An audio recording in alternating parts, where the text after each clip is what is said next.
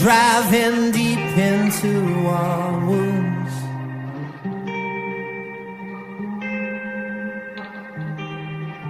Yet I will be ripped apart before I choose a side.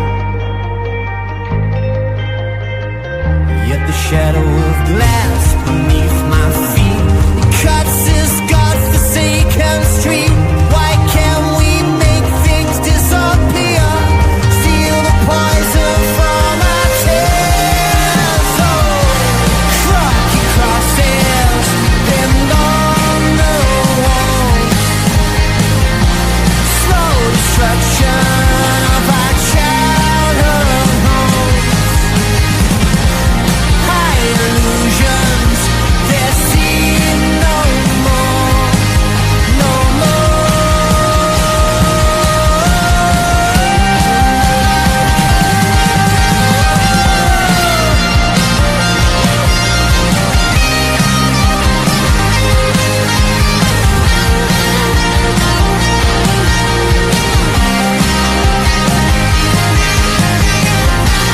Rocky crosses pinned on the walls. Slow destruction of our childhood homes. High illusions, they're seen no more, no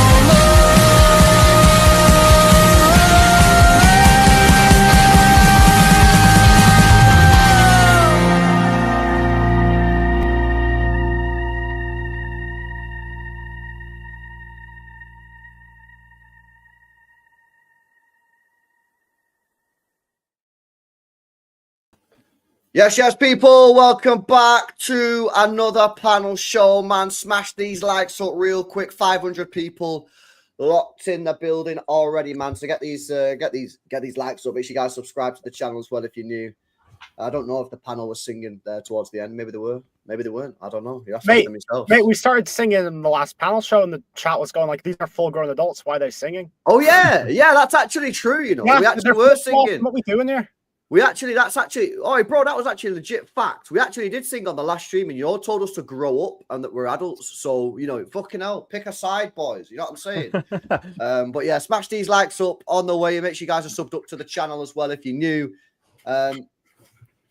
Trophyless, but Champions League secured for another season, 15 years in a row. Manchester City have been playing Champions League football. We are there again. We can't use that as an excuse for not signing players. That's the main reason I wanna get in there. But it's a big up the panel as always. Danny, let me start off with you, man. What did you make of today? And then we'll fire around the chat, man. Fire around the panel. Yeah, for once this season, just a win that was professional and not much to write home about. You know, we came in, we controlled the game for the most part, did our job. Of course, Ederson was forced into action a couple of times. I thought he was very good. I thought this was one of them Nunes performances where he didn't make a mistake, where he was just solid throughout, got forward well, won his duels. Gundogan rolled back the years. I mean, I think he's been getting some over-the-top hate all season. He's been put into dysfunctional midfields, and today he was put next to Nico, who was incredible, and he was able to express himself, scored a very befitting goal. Just one of them goals, you just don't know how he did it. And, you know, I'm glad he gets to sign off on a high, and I'm just glad that we get to sign off on a good performance. That's about it, really. Just professional. I'm very, very pleased with it. Well, I don't know, man. Listen, I don't know what the guy's saying. I've not spoke to him about the performance, but I don't know what happened, man. But yeah, listen, it was I say it again, Pulpy. I think it was a professional performance, bro. Just got in there. We needed a point. We got the win. Got the job done. It wasn't amazing, but it wasn't shit. And quite like a lot of our performances in the last couple of months when he's played this system, it just gets the job done, doesn't it? Yeah, it's just efficient. That's all it was, man. All we needed today was just no shit, no mistakes, no messing about. Get the job done, get the 3 points, and just get shit done. That's all we needed to do. You know, it was just, I don't know. These are the sort of games in the past where this season, especially, you expected us to get something and end up getting beat or, you know, conceding a couple of goals. But it was just solid, man. You know, it's just like, it's kind of what our form's been like since January. It's what we've needed to get over the line. Yeah. You know, just get the 3 points. Doesn't matter how it looks, how functional it is. You know, everyone's going to be pissed off about the lineups every time. There's always going to be somebody miss out, somebody not in the squad, somebody starting he shouldn't. And it's just, I'm sick of it, man. Just get on with it, get the 3 points. Season's done. We'll move on. I thought Ederson was mint today.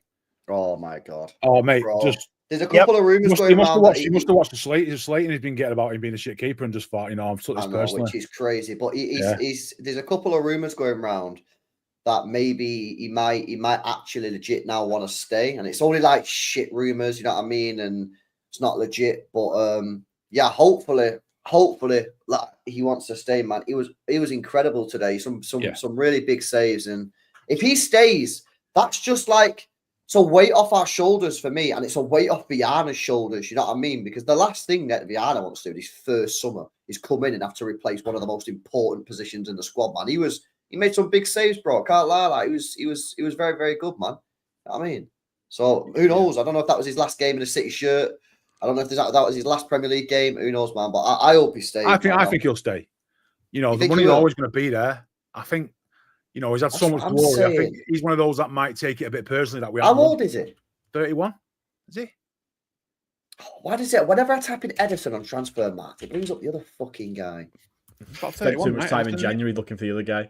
Yeah, it's not 6 months. That's actually true. That's actually so true. Like Google's like, oh, you want this guy again? I'm like, nah, that's like shit, not that guy, the other guy. I think it depends if Saudi come back in for him, doesn't it? I think if Saudi are going to come in and offer him like 400 grand a week or something stupid, he's going to think, you know what, like I can't turn that down, can I? I think it'll be as simple as that. And if they're not interested anymore, I haven't. Obviously, it's been kind of, it's weird. It's kind of been like slightly accepted that Ederson is going this summer just because he wanted to go last summer, but I haven't really seen the same like Saudi rumours of interest that there were going into last summer sort of kicking up again. That's not to say that they won't, and that it won't be a case that he does end up going. But it'll always be interesting. Any player from any Premier League team who's leaving, who's in a decent part of his career, will always get an offer from Saudi at some point. You know, like if Ederson decides to go, he'd go there. If De Bruyne wanted to go, he'd go there. You know, even players like Callum Wilson end up going there. Yeah, I know, but Ederson's still so young for a goalkeeper. That's what I mean. That's what I'm saying. He knows the bag will always be there. He can. And if he gets a pay rise at City, he could go in 3 or 4 years, isn't it? Yeah, have another couple of 2-3 years here, win a couple more titles, get a big payday. Is the Saudi bubble still going to be there in 3 or 4 years' time? Though that's the only thing. I think so. Yeah, it's not. I think it will be. I think Saudi is serious, man. They had like China in it. China did it for a couple of years and then just fucked it off. I think Saudi is serious. I think they're serious, man. Yeah. I really, really do. But yeah, he was class, man. But yeah, like to be honest with you, a little bit. I've seen a lot of people not been on Twitter much after the game, but the bit that I have seen is like just people asking why we could play this system for the final and why didn't Haaland say, because this system's been working. This system's been getting us across the line. This system's been getting us wins, and I don't think it's like great football, but it's efficient. It's been getting us the victories, man. And I think we've actually won more games in the Premier League this year than Arsenal. We're the second highest team in the table if you go by January. So since January, it has got a lot better. And yeah, this system has been working, man. And Nunes again today, I thought was very, very good. And there's a lot of talk, and me and Syed about a bit of a chat about it in the player ratings. We had a little chat about it at the end of the watch along, and people are obviously talking about it on Twitter. Like Nunes, man, like that guy's putting in some serious work at the moment, and he's trying to tell Pep, don't sign a right back, bro. I'll be the guy next year, man. But yeah, Bevel, what you saying, bro? Yeah, first of all, nice to be back in the Champions League again. When there was that one win in 14, it wasn't looking good for us. But we got the job done. I got a little bit nervous today, I can't lie. When Gundogan went for that bikie, I thought he was going to pull a hammy. But fair dues to him. Fair dues to him. 34 years old and can get his leg that high. Decent. Cracking little goal. All round, just decent performance. There wasn't one sort of standout player. I think everyone was equally just as good. I thought Nico, when he came in, looked really, really good. Obviously, got some minutes for your boy as well, LB. Nice to see That Echemasti getting a touch, few. how good was that touch though, Bevel? When the guy played the ball over the top and he brought it down with that first, fucking unbelievable, man. How good was the tackle? He crunched the guy in half and won the ball as well. But nice to see him get minutes. I think he's going to be pivotal in this Club World Cup. I think going into next season, hopefully, providing if Pep puts trust in him, that he'll actually get some meaningful game time, because I don't want to see another wasted talent sitting on the bench. I really do hope that he gets game time. But overall, great performance, great win. Nice to get into the Champions League, but also nice to finish the season off. Like, this season has been grueling. It's been long. Nice that we can actually turn around now and say we've got 2 weeks off. Just forget about football. Nah, it's mad. And to be fair, try 2 months. I'm not looking at that Club World Cup once. Me try 2 months of not even worrying about it. It's going to be bliss. I'm looking at it because of the money that it brings in. Yeah, it is a lot of money. I'm looking at it. If we can get a couple of players through the door, I'll get excited. I said it on the watch line. If we can get 2 or 3 players in, I'll get up for it. Yeah, but if we're taking the same squad there, mate, then it's gonna be pretty grim, man. But if we can get Reinders, maybe we can get a wing back and maybe another one. I think I'll get up for it, man. But if we go in there with the same squad, we don't sign anyone. It's gonna be pretty long, isn't it? To be honest with you, man. Yeah. But welcome, Kelpster. How you doing? Hello, gentlemen, boys, whatever you want to be called. What are you saying? Champions League? Are we winning it next year or not? No, I never predict us to win the Champions League. Why do we qualify then? Yeah, we qualified. Yeah, I'm excited. Hey, that's good. It's good to qualify, just because I think it'll help us get our targets. But it seems like a lot of them we might have gotten anyway, because the biggest one relating to Johnny Reinders was out of Europe completely. So I'm sure he would have been quite happy in the Europa League versus no Europe whatsoever. But yeah, team, they got done today, man. It wasn't the most exciting game, but I thought it was a good performance. I enjoyed it. Gundogan, wow, I thought he had a really good game. And I have to point this out. Every time Nico G and Gundo play together, Gundo has a really good game. I think he just needs those legs around him. So Gundogan plays well when he has somebody that can actually move next to him. And when he has someone that can move next to him, he plays well. Funny enough, he played well in the game where Grealish played next to him. I think it was Forest or Inter Milan or not Inter Milan, Juventus. One of those 2 games he played with Grealish and he played well in that game. Gundogan is a good player. We said this at the Bournemouth game last week. Yeah, he played really, really well against Bournemouth and he had this really good technical ability. That's not left him. The only thing that's left him is the legs. So if he can get a player near him, it's fine. I'm not advocating that he stays, by the way, because the guy's 35 years old in October. I still think he needs to go. But I'm just saying for this season, that's the reason, isn't it? He's been good, man. I think he's been one of the better uncles too. I guess we'd say RIP that name because we're probably not going to say it much next year. Oh, I think we're probably still going to say it a little bit next year. He's the best pushing forward. I don't know. Have you seen Pep Guardiola's comments? I don't know. That has me really nervous. Because I think that when they says players, everyone's like, 4 or 5 are gonna go. I'm like, okay, who's gonna be Walker? It's gonna be Grealish. It's gonna be De Bruyne. It's gonna be McAtee. I'm like, this is not really gonna be a rebuild unless these players who play every day start leaving. My biggest fear is next season that Bernardo's gonna start every game again next season, and then whoever we bring in has to sit on the bench or sit in the stands. Nah, that can't. That's not really a rebuild to me. That's just more of the same. I can absolutely see that happening. Sadly, I can see it happening with Bernardo and Akanji. I reckon he's waffling. I feel like Bernardo and Akanji is cool to be. I don't mind him being in the squad. Before that Gundogan should be the one who sits in the stands, and I think he might actually accept that, but I don't think Bernardo or Kovacic would. Yeah. I don't know, man. Let me do the super chats and see what these guys are saying. Smash these likes up as well, chat, man. Get these likes up, innit? Yo, big up Lackship, bro. I didn't forget, bro. I seen it, man. It was star. Big up for becoming a member, man. I appreciate it, bro. Big up to you, bro. W's in the chat, man. LB says y'all need to apologize to Pulpit right this second. Look at the way he sat there. Wait. You need to get his little name up on the screen. It says Pulpy the Third. So earlier tonight we recorded the City Report, City Ramble podcast, and they went through the three word match reviews that came in, and one of them was Pulpe saying I was right. Now, obviously, in the recording of the podcast, we had no idea what he was referencing, like what he was right about, so we couldn't really do anything with it. But now it makes a lot of sense. Now you've got. You were here, Joe. You were one of those that absolutely slaughtered me. It was L take Pulpe, L this, L you on what you want, Pulpe, L. There's too many of them. I can't remember all of them. It's just like it's. There's been a lot, mate. There's been a lot of those. But, yeah. It's Pulpe Vindication. It is Vindication, but it was a shot in the dark because we were shit. So. Yeah, it was. We also needed a lot of teams to stumble it. We needed a lot of teams to fumble it, didn't we, on that last day? I still haven't heard an apology from anyone, like just The thing is, though, bro, like I would apologize, but you was also like saying we nah, bro. You said, you know what? That does not cancel it out because you said we should keep Walker for next year as well. That's what you said. No. Yeah, you did. You did. No, I remember at the time I was saying he was getting hung out to dry, and this was like September before his head completely went. And then I went back and I did say I've handed in my notice at the Kyle Walker Defence League. I did.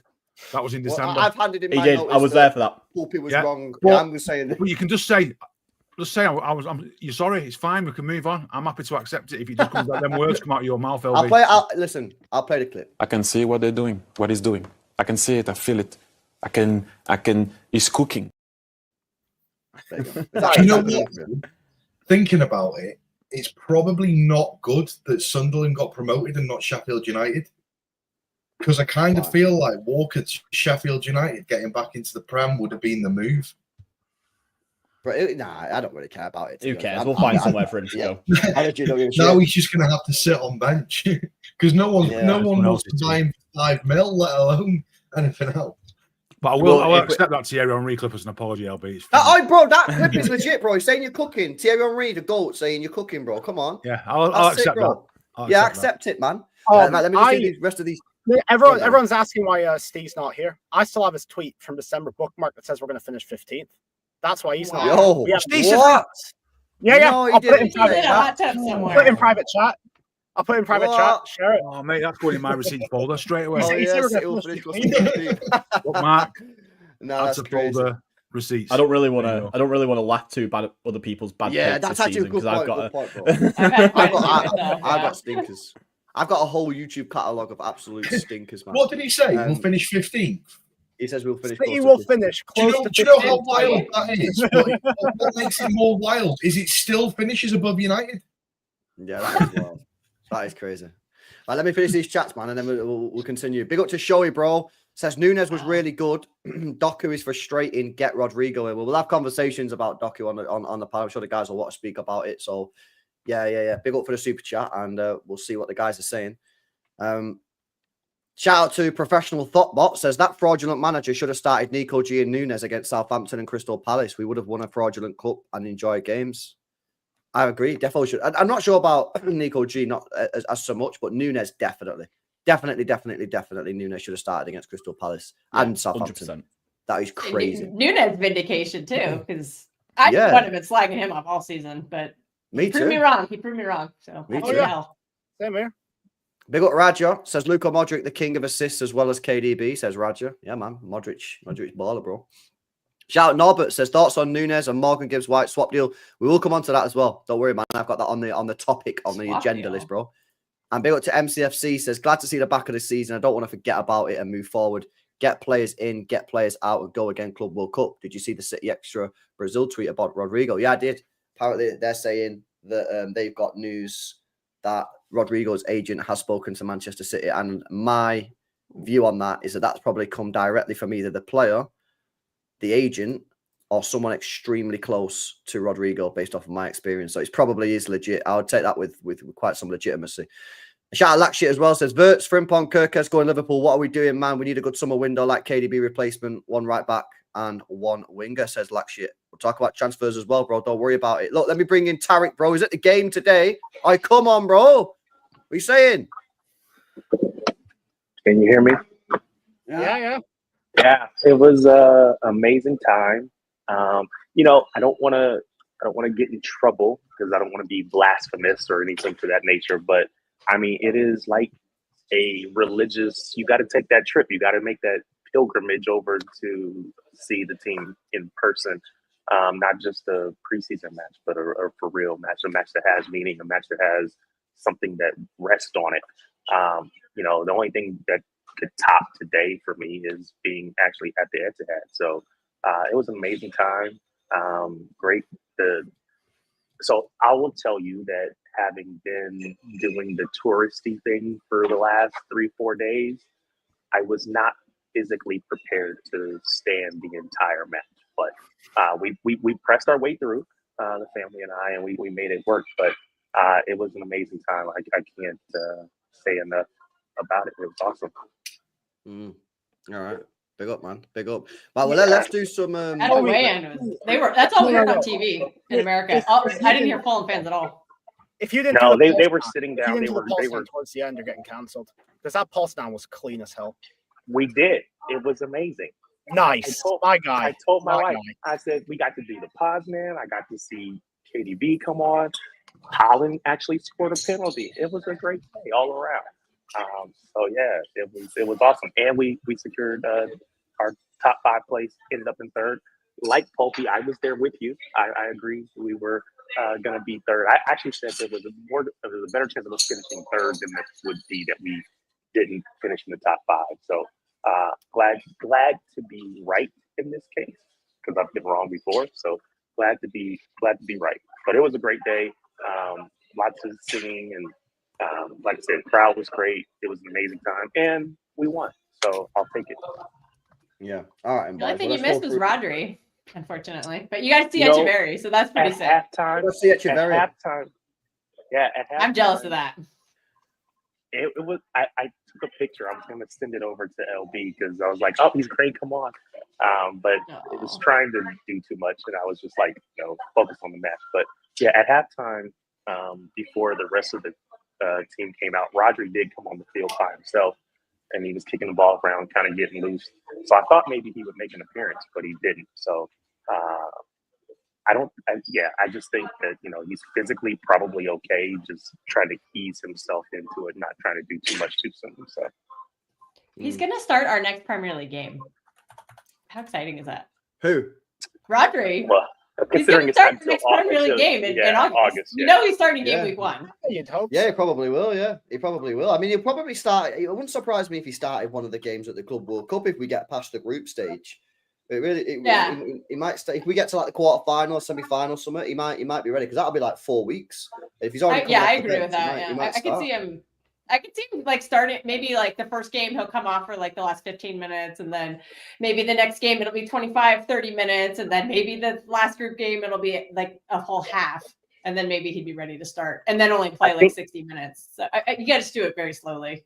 I think the thing that stood out to me today is, and again, I assume, watching on TV, it's a little different perspective, different viewpoint, but the good thing is we don't have to have him start. I think he will. I think he'll be ready. I think he will start, but he doesn't have to because we do have a Nico G who played really, really well today. And so I think that was my biggest takeaway is, yes, Rodri is here. Whereas before we had to play him a lot of minutes in every game. We don't have to do that now. And so that's really cool. No, facts. All right, let's go through some of the talking points, man. Let's start off with Nunes. Kelkster, I'll come to you. You said you've been slagging him off all season. Yeah? What are you saying now? Are you saying sell him? Or are you saying keep him a squad rotation? Or are you backing him now to start week in, week out going forward, Matthias Nunes? What do you make of his performance recently? Or Cafunes, as we should call him. Yeah, I've changed my mind completely on him. I think he can stay as squad rotation. I think he's proved he's versatile. I'm not even disappointed if he's starting a lot of games next season at right back. Maybe not all of them, but if he's like the substitution and if he starts like 10 to 15 games at right back next season, I'm not going to complain. I think there's certain games that you definitely can use him in. It's a valuable weapon against a low block, which I think we're going to see a lot of next season. So I like that. I like that bullet in the chamber for that. So yeah, at the beginning of the season, I was like, get rid of him. When we were having that stretch where it was really awful, I think the lowest point with me with him was that United game where he just completely gave them the game at the Etihad. I was like, get rid of this guy. But he's improved a lot and he's changed my mind. So I don't mind if he stays. Yeah, I keep him, man. I keep. He's I actually definitely fought keep for his place, hasn't he? He's actually one of those Yeah. players that actually think that, you know what, he's actually fighting for his place in the team, and he's actually wants to stay, and that's all you And can in ask a for. season where a lot of people, I think, didn't, he definitely stands out. That's a really good point. And so I think agree, he's earned it but because of let's that. not glaze too much. Like, you look at the last game that we played against Bournemouth, and he was the one that gave the goal away at the end. So there's still a bozo in there. Facts. So I'd like to see him sharpen up on that, and then if he can do that, then great. I'm all for having him as a sort of rotational right back. Otherwise, if this is just part of his game, then I'd rather not have him in the squad. I think a large part of why he's looked so good this season is because we've been playing with Kyle Walker for most of the season before this. Like, it's just a case of, I think that's not to say that he hasn't still put in some good, some legitimately good performances, but I think if we saw like an actual serious right back come in, we'd be back to thinking, what is Nunes doing at right back again? Like, I think that someone who comes in who's an actual right back who can actually get up and down that right hand side of the pitch in a way that Kyle Walker used to, and maybe even give us some attacking side of things as well, which, as for everything that Kyle Walker was great at, that was never really his strongest suit. I think we'd go back to looking at Nunes and thinking like, all right, well, we don't really need you anymore then. So I don't know. I mean, for me, like, obviously, like you've mentioned there, the Gibbs White and Nunes swap deal, I wouldn't hate it. Like, I wouldn't be against it if he's going out so that we can get Gibbs White in, and if it means that we're definitely bringing in a right back who can come in and replace him, who is more of the sort of mold of a type of right back that Nunes is, whereas like a more wide sort of like up and down. I could just see it right now. back. Gundogan replacement was Gundogan. The Kyle Walker replacement is going to be Kyle Walker. You can just see it happening. If that happens, I'm Nunes looked better than Rico Lewis did at right back. I'll say that. Well, this is what I was going to come, because I think I mentioned this on the panel that I did last night with LB and Pat, but I think that we need two right backs, and we currently have two right backs in the sense that we have Rico and Nunes. So you have to realistically keep one of those to be the backup. Now, I would personally prefer that we have two different profiles of right backs. So obviously, what Rico does is the thing where he comes into midfield, and what Nunes does is the thing where he'll just bomb down the right hand side of the pitch, chucking across, and just be quite athletic going the other way. Now, that's going to come down to for me, it's going to entirely come down to the kind of right back that we do sign, to which one of the two that we then keep. But I don't really know. But then obviously, on the other hand, if you've got Forest saying that they'll give us a pretty decent deal for Gibbs White if we do something for them with Nunes, then maybe that just doesn't even become part of the conversation anymore. Maybe it's just as simple as we can get rid of Nunes, who, he's been able to come into the squad and fill in a job at right back this season. But I think ultimately we all know that he's probably not.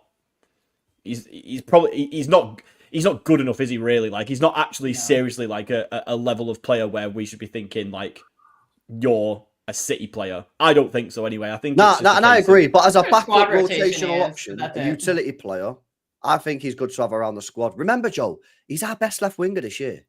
Oh yeah, if he's fine with that, then cool. But is he going to be? If Forest are offering him like regular football like elsewhere, and he's going to still be in Europe, even if it's not the best European competition, like maybe he's all right with that. Maybe he's fine with it. Yeah, he'd be a starting midfielder for them, and I don't think he'll ever play midfield for us. But he's shown worth in some other positions, so squad rotation's fine. But yeah, I totally starting agree. in Southampton, that kind of game, yeah, that's fine. I think he's got some great assets going forward. There's going to be times early in the season when you're playing David Moyes' Everton at 3 p.m. on a Saturday, and they're going to be sat back. You're going to want to get crosses in. You're going to want to get overlapping runs. And as well on defense, he's not a great 1v1 defender. I'll stand by that. I've thought that for months, and I still stand. He's improved. He's not a great 1v1 defender.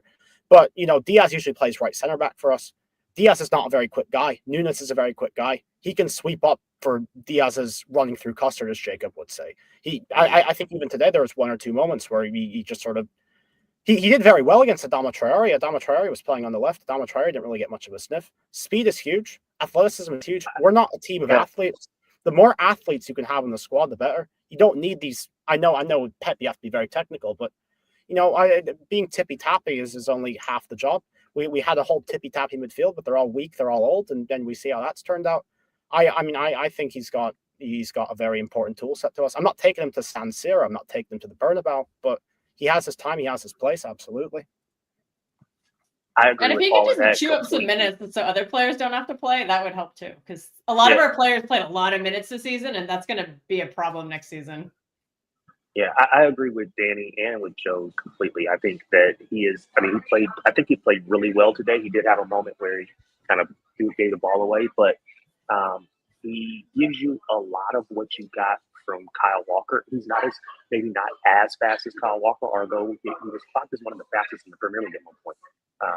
Maybe he's not as strong as Kyle Walker, but he's strong enough that he was battling with Adama Traore, who is a huge physical presence. But he held his own. He did not, get bullied at all. And I thought he played really well. And seeing him in person, because again, I do give him a little bit of grief at times, but seeing him in person, I thought he played really well. And I would not be opposed to,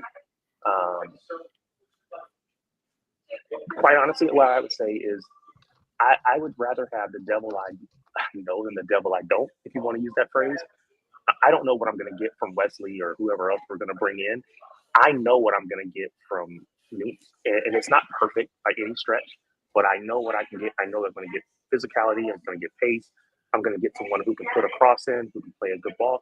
So unless you tell me Wesley's going to be better than that, I don't even have a problem with him staying around. But, again, if he goes, I'm not going to complain about it. But I've kind of come around on him. I think he's right now our best, without question, our best option at that right back position. And we should have given him more minutes down the stretch of our Tarek, the thing is for me, Tarek, I think you've got an option, yeah? And big up HSK for the donation, bro. Appreciate it. Big up HSK. You've got an option, yeah? For me, you either sell Nunes or you sell Rico Lewis. I really struggle to see how both of these two players stay in the squad this year, because if we're buying a new right back, you don't need 3 right backs. You need 2. So you've got a decision to make, and you got to make that decision yourself, chat, like yourself as a person, your own opinion, yeah? And for me, I'd rather have Nunes at right back than Rico Lewis. So then you say, okay, would Rico Lewis get enough minutes in midfield? And I'm sorry, the answer is also no, because Rodri, Nico G, Morgan Gibbs-White, Tijani Reinders, Foden, Bob Echeverry, like you got all these players.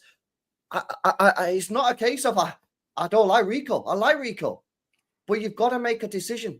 And unfortunately for me, the decision that I get is that I don't see Rico getting minutes next year, because I prefer Nunes at right back to Rico. And then I say, well, okay, Rico, is there enough minutes for you in midfield? And I don't think there's going to be enough minutes for Rico Lewis in midfield next year. So that's why I think you've got to make a decision on Rico Lewis. And from a financial point of view as well, we spoke about this recently. If we are going to spend 200 to 300 million pound, that's straight profit on the PSR for Rico Lewis, because he's an academy player. So that, the club might look at that and go, you know what?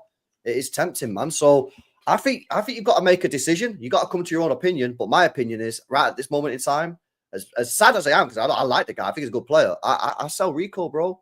I sell Rico and keep Nunes right now. I think Nunes is miles better at right back. I can't lie. The only thing that might save Rico is English tax. Yeah, so I was going to say, well, the English squad, the squad limits. Not on my list. It didn't. It was fine. Then does Rico come out of the exemptions for being? You've got homegrown, and then you've got players that just don't count because they're too young. Yeah, he was born in 04. He was born in 04. He's going to be 21 this year. Yeah. So I think my worry about keeping Rico is it's like a picture boy of the academy success. And those sort of players, they'll always be hard to get rid of internally. That's just because they are. They show that there's a route to the first team, and when they've actually affected the first team, he's arguably the one that's probably had the most impact on the first team since Foden, I guess. And I just think there's a reluctancy, for me at least, to ship him out because of that. I think he's kind of like he's the poster boy for getting through. I know, but you accept though, Pulpy, you've got a difficult decision to make this. Of course, yeah. Who would you rather keep, Nunes or Rico? I'm with you. I see that there's more value in keeping Nunes, but it's what the club think in it, man. At the end of the day, if they're happy, I'm keeping Rico personally. Another name. I won't be against either. I just think there's more. What Nunes offers us is more of the sort of player who's happy to be second fiddle all season and not kick up fuss. You know, and eventually the season after he might leave and he might actually get a bit pissed off then. But these are sort of players that you just have to cherish because they don't kick up. They're not world class. They're not expected to be playing every week. But when they do, you hope that they make a point of it. And I don't think this would. Where would Rico go? Where would he play? What's his position though? You know what I mean? I think he's a midfielder. I agree. He's never really played in midfield for us. He's always been inverted right back for most of the No, time. he's played a few games. He's played a few games. In terms Some of of his bringing best value to other games he's teams, played in midfield. Some of his best games he's bringing played in value to other midfield. teams and stuff, I don't think he's going to go straight to the top of somebody's list because it's available. Because nobody plays like City. No, but Really? is that not a reason why he'd want to leave? He wants to play midfield elsewhere. I think we're going to learn a lot. I don't think he'll want to leave though. So I think he's one of those that will just happily sit about. we're I going to learn think a lot about Rico guys. has more versatility than Nunes Do we does. want someone who's going to just sit and be happy on the bench? Yeah, we need those players. I think you're more likely to get an academy kid who's happy to sit on the bench than you are Mateus Nunes. Well, to be fair, Nunes has done it for nearly 2 years now, and he really suppose so maybe. But I think Yeah, like he's here for the I just think Rico, if he's happy to stay, I would keep him because I think that a lot of people are forgetting that at the start of the season when we were genuinely good, Rico was as much a big part of that as anybody else, and I think that when City are actually good and at our best, that's when Rico. It's a bit. We've said this a couple of times there before, but Rico's a bit like a luxury player where when we're good, he really excels. And obviously next season we're hoping that we're good again. In which case, having Rico is going to genuinely make us like even better than we were. But I think that whereas I kind of think it's the opposite with Nunes, where he's looking good because we're shit. And I think that it's just a case of like he's kind of the best of a bad situation at right back. Whereas I've seen Rico come in during the treble season, during the beginning of this season when we were good, during plenty of times last season where we were actually genuinely good, and Rico came in and was just as good as everybody else around him, and genuinely looked like he belonged in that team. So I'm not gonna get rid of him unless he's desperate to leave personally. If Nunes is used as a make weight to bring somebody in as a first team target, then I'm all for that. Yeah, absolutely. Yeah, I wouldn't complain about that at all. Well, that's the rumor. So I don't know if everyone in the chat's seen it, and I don't even know if anyone on the panel's seen it. But about an hour ago or so, a reporter who is close to Nottingham Forest is reporting that I don't know if they're actually saying they want Nunes. I think it is. I think they are saying they want Nunes as part of a Morgan Gibbs White swap deal. Obviously, it would be Nunes plus cash, you'd imagine. So obviously that would be a way of getting out a player because obviously we do need to cut down players. We need to get rid of some players. That would be a way of getting rid of a player quite easily and getting a player in. But I reckon you'll be surprised if that's a straight swap, mate, and not even in the money. I was going to say, well, no, definitely. There'll be some cash involved. Purely because of the position on the way pitch, I think would be the same. Just the way of finance works and stuff. They'd happily swap one for another. Nah, no chance. No chance. Gibbs White brings in like 70 mil. Like you're valuing Nunes at 70. You're valuing Nunes at 70 mil. I think he's there. No, he don't. Mate, you talk about the English tax a lot. It's there.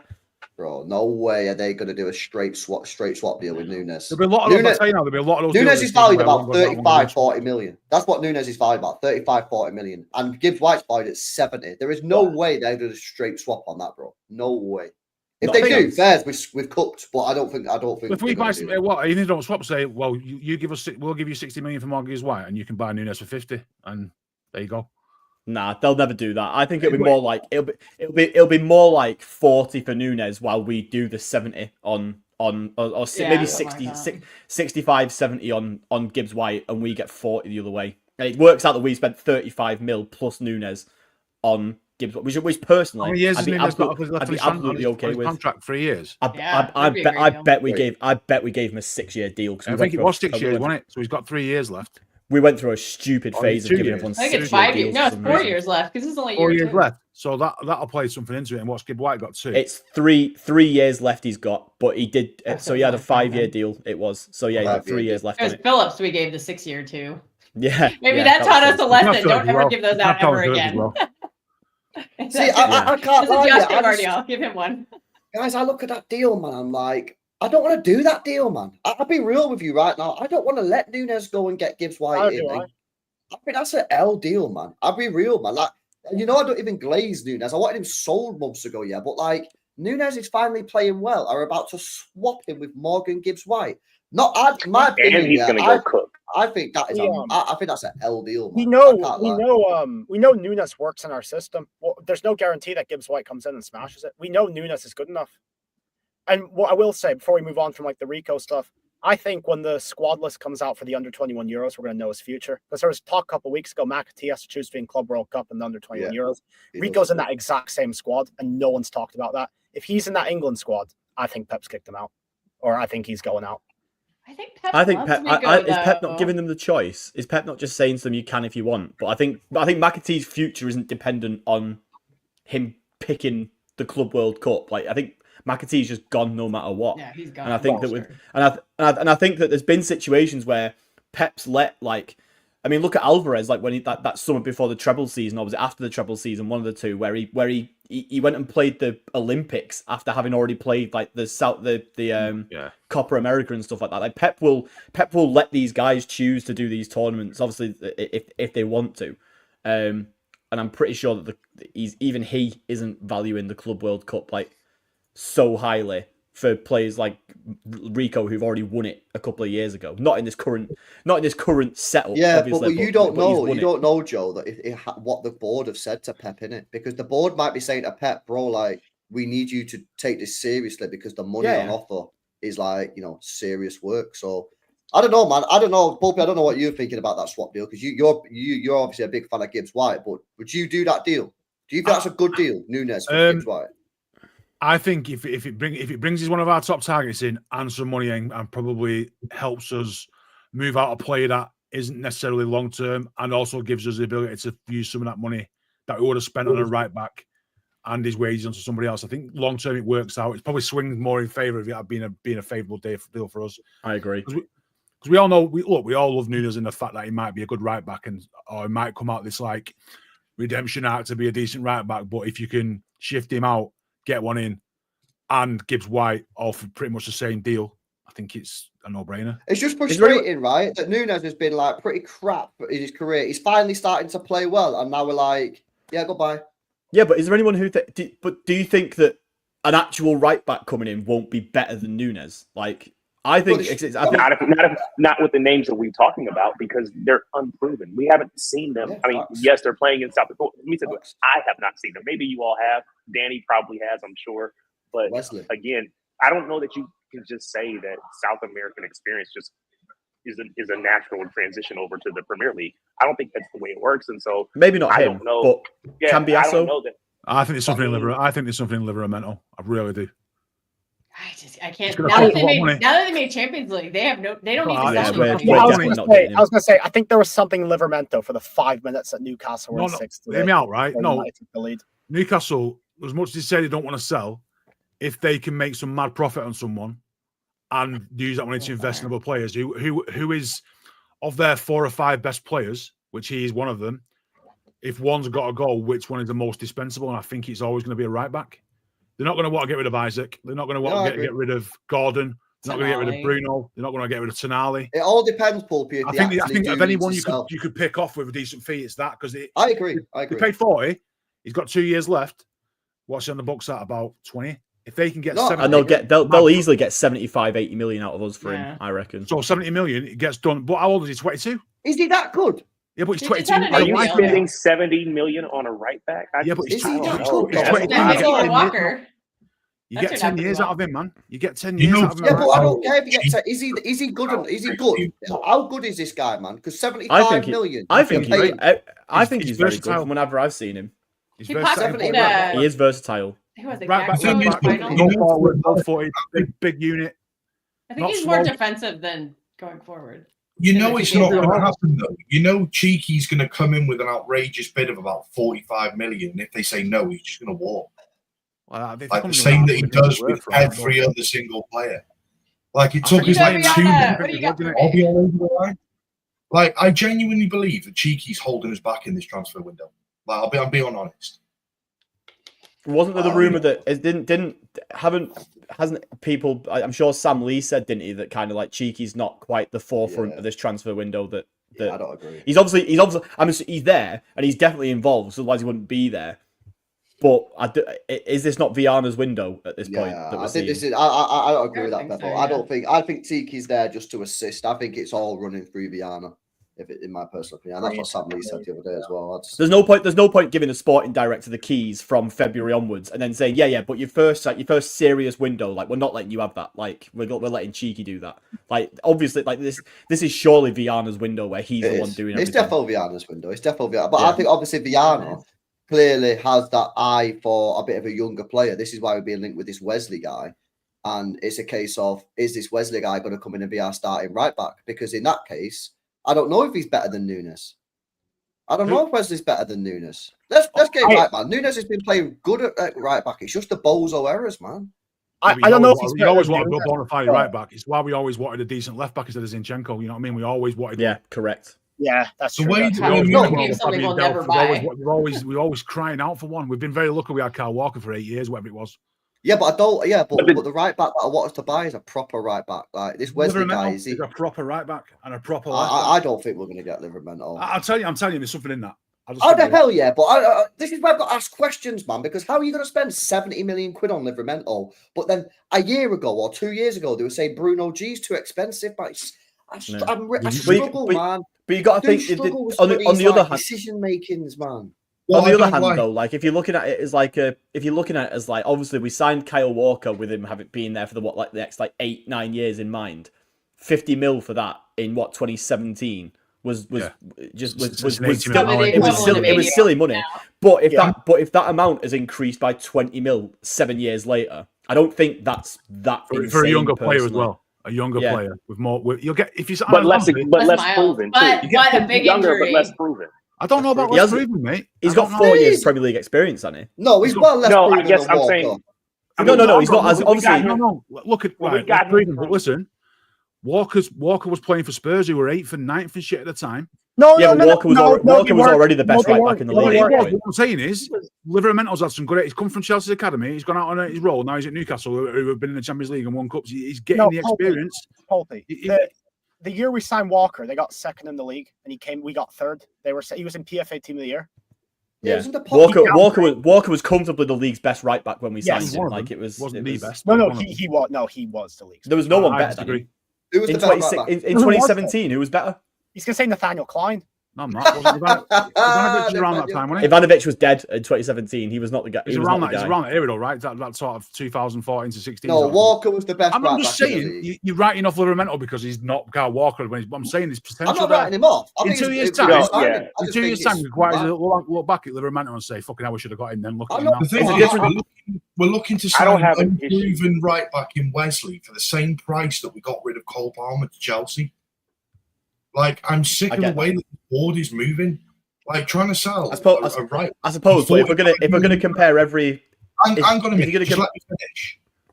You're trying to sign a right back for 45 million quid for the same price that you've sold Cole Palmer to Chelsea for.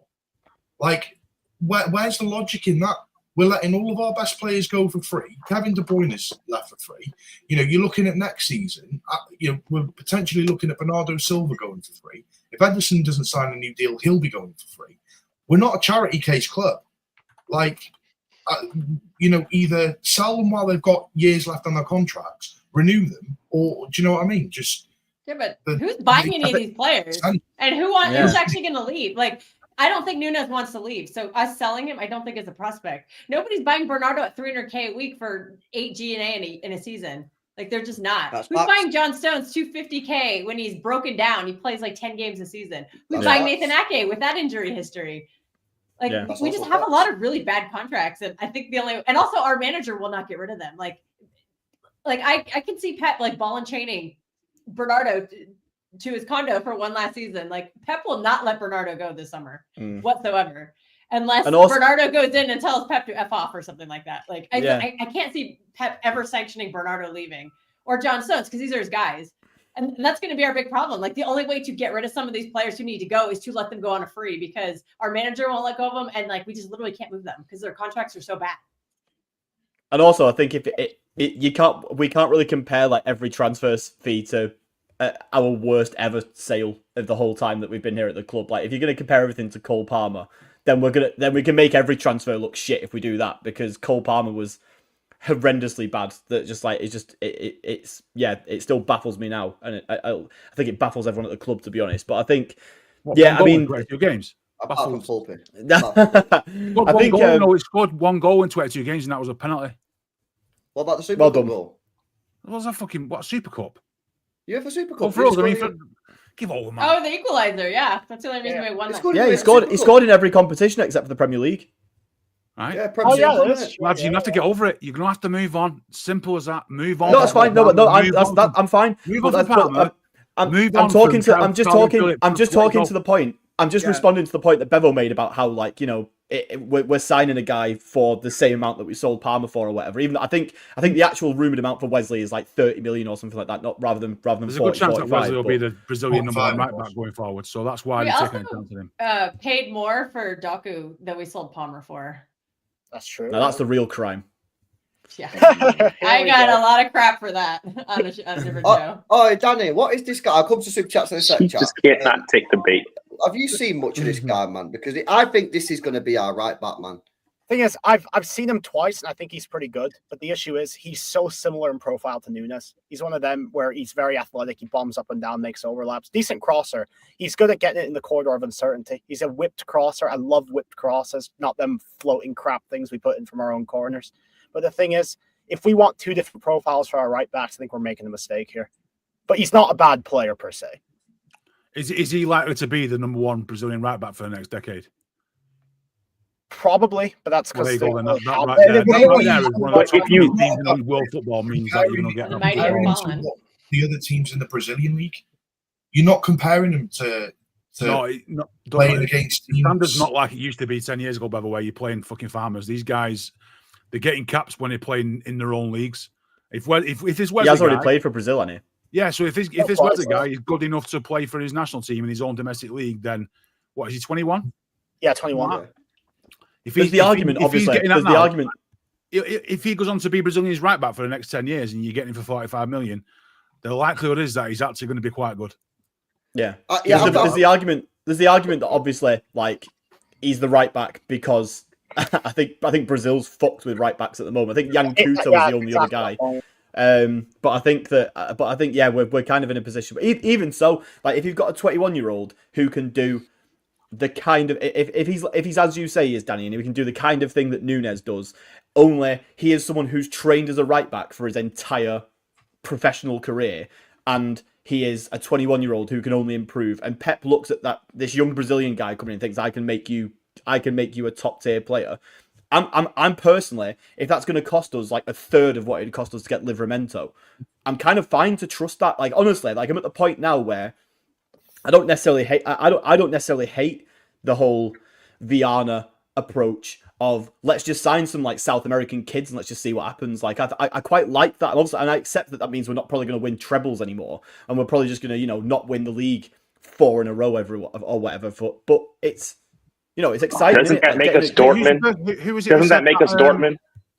No, well, it would if Dortmund had just won 4 in a row and had Pep Guardiola in charge. But it doesn't matter what we've done in the past. It doesn't matter what we've done in the past if our future looks like Dortmund, where we're bringing in a bunch of kids, hoping that they become something that is quote unquote city level, city quality. That's fine. If all of our transfers were like that, then yeah, absolutely. But we are signing like Morgan Gibbs-White and Tajani Reinders and potentially like whoever at left back, like Cambiasso or whoever it is. Like, we're bringing in actual like established quality players with a sprinkling of the youngsters.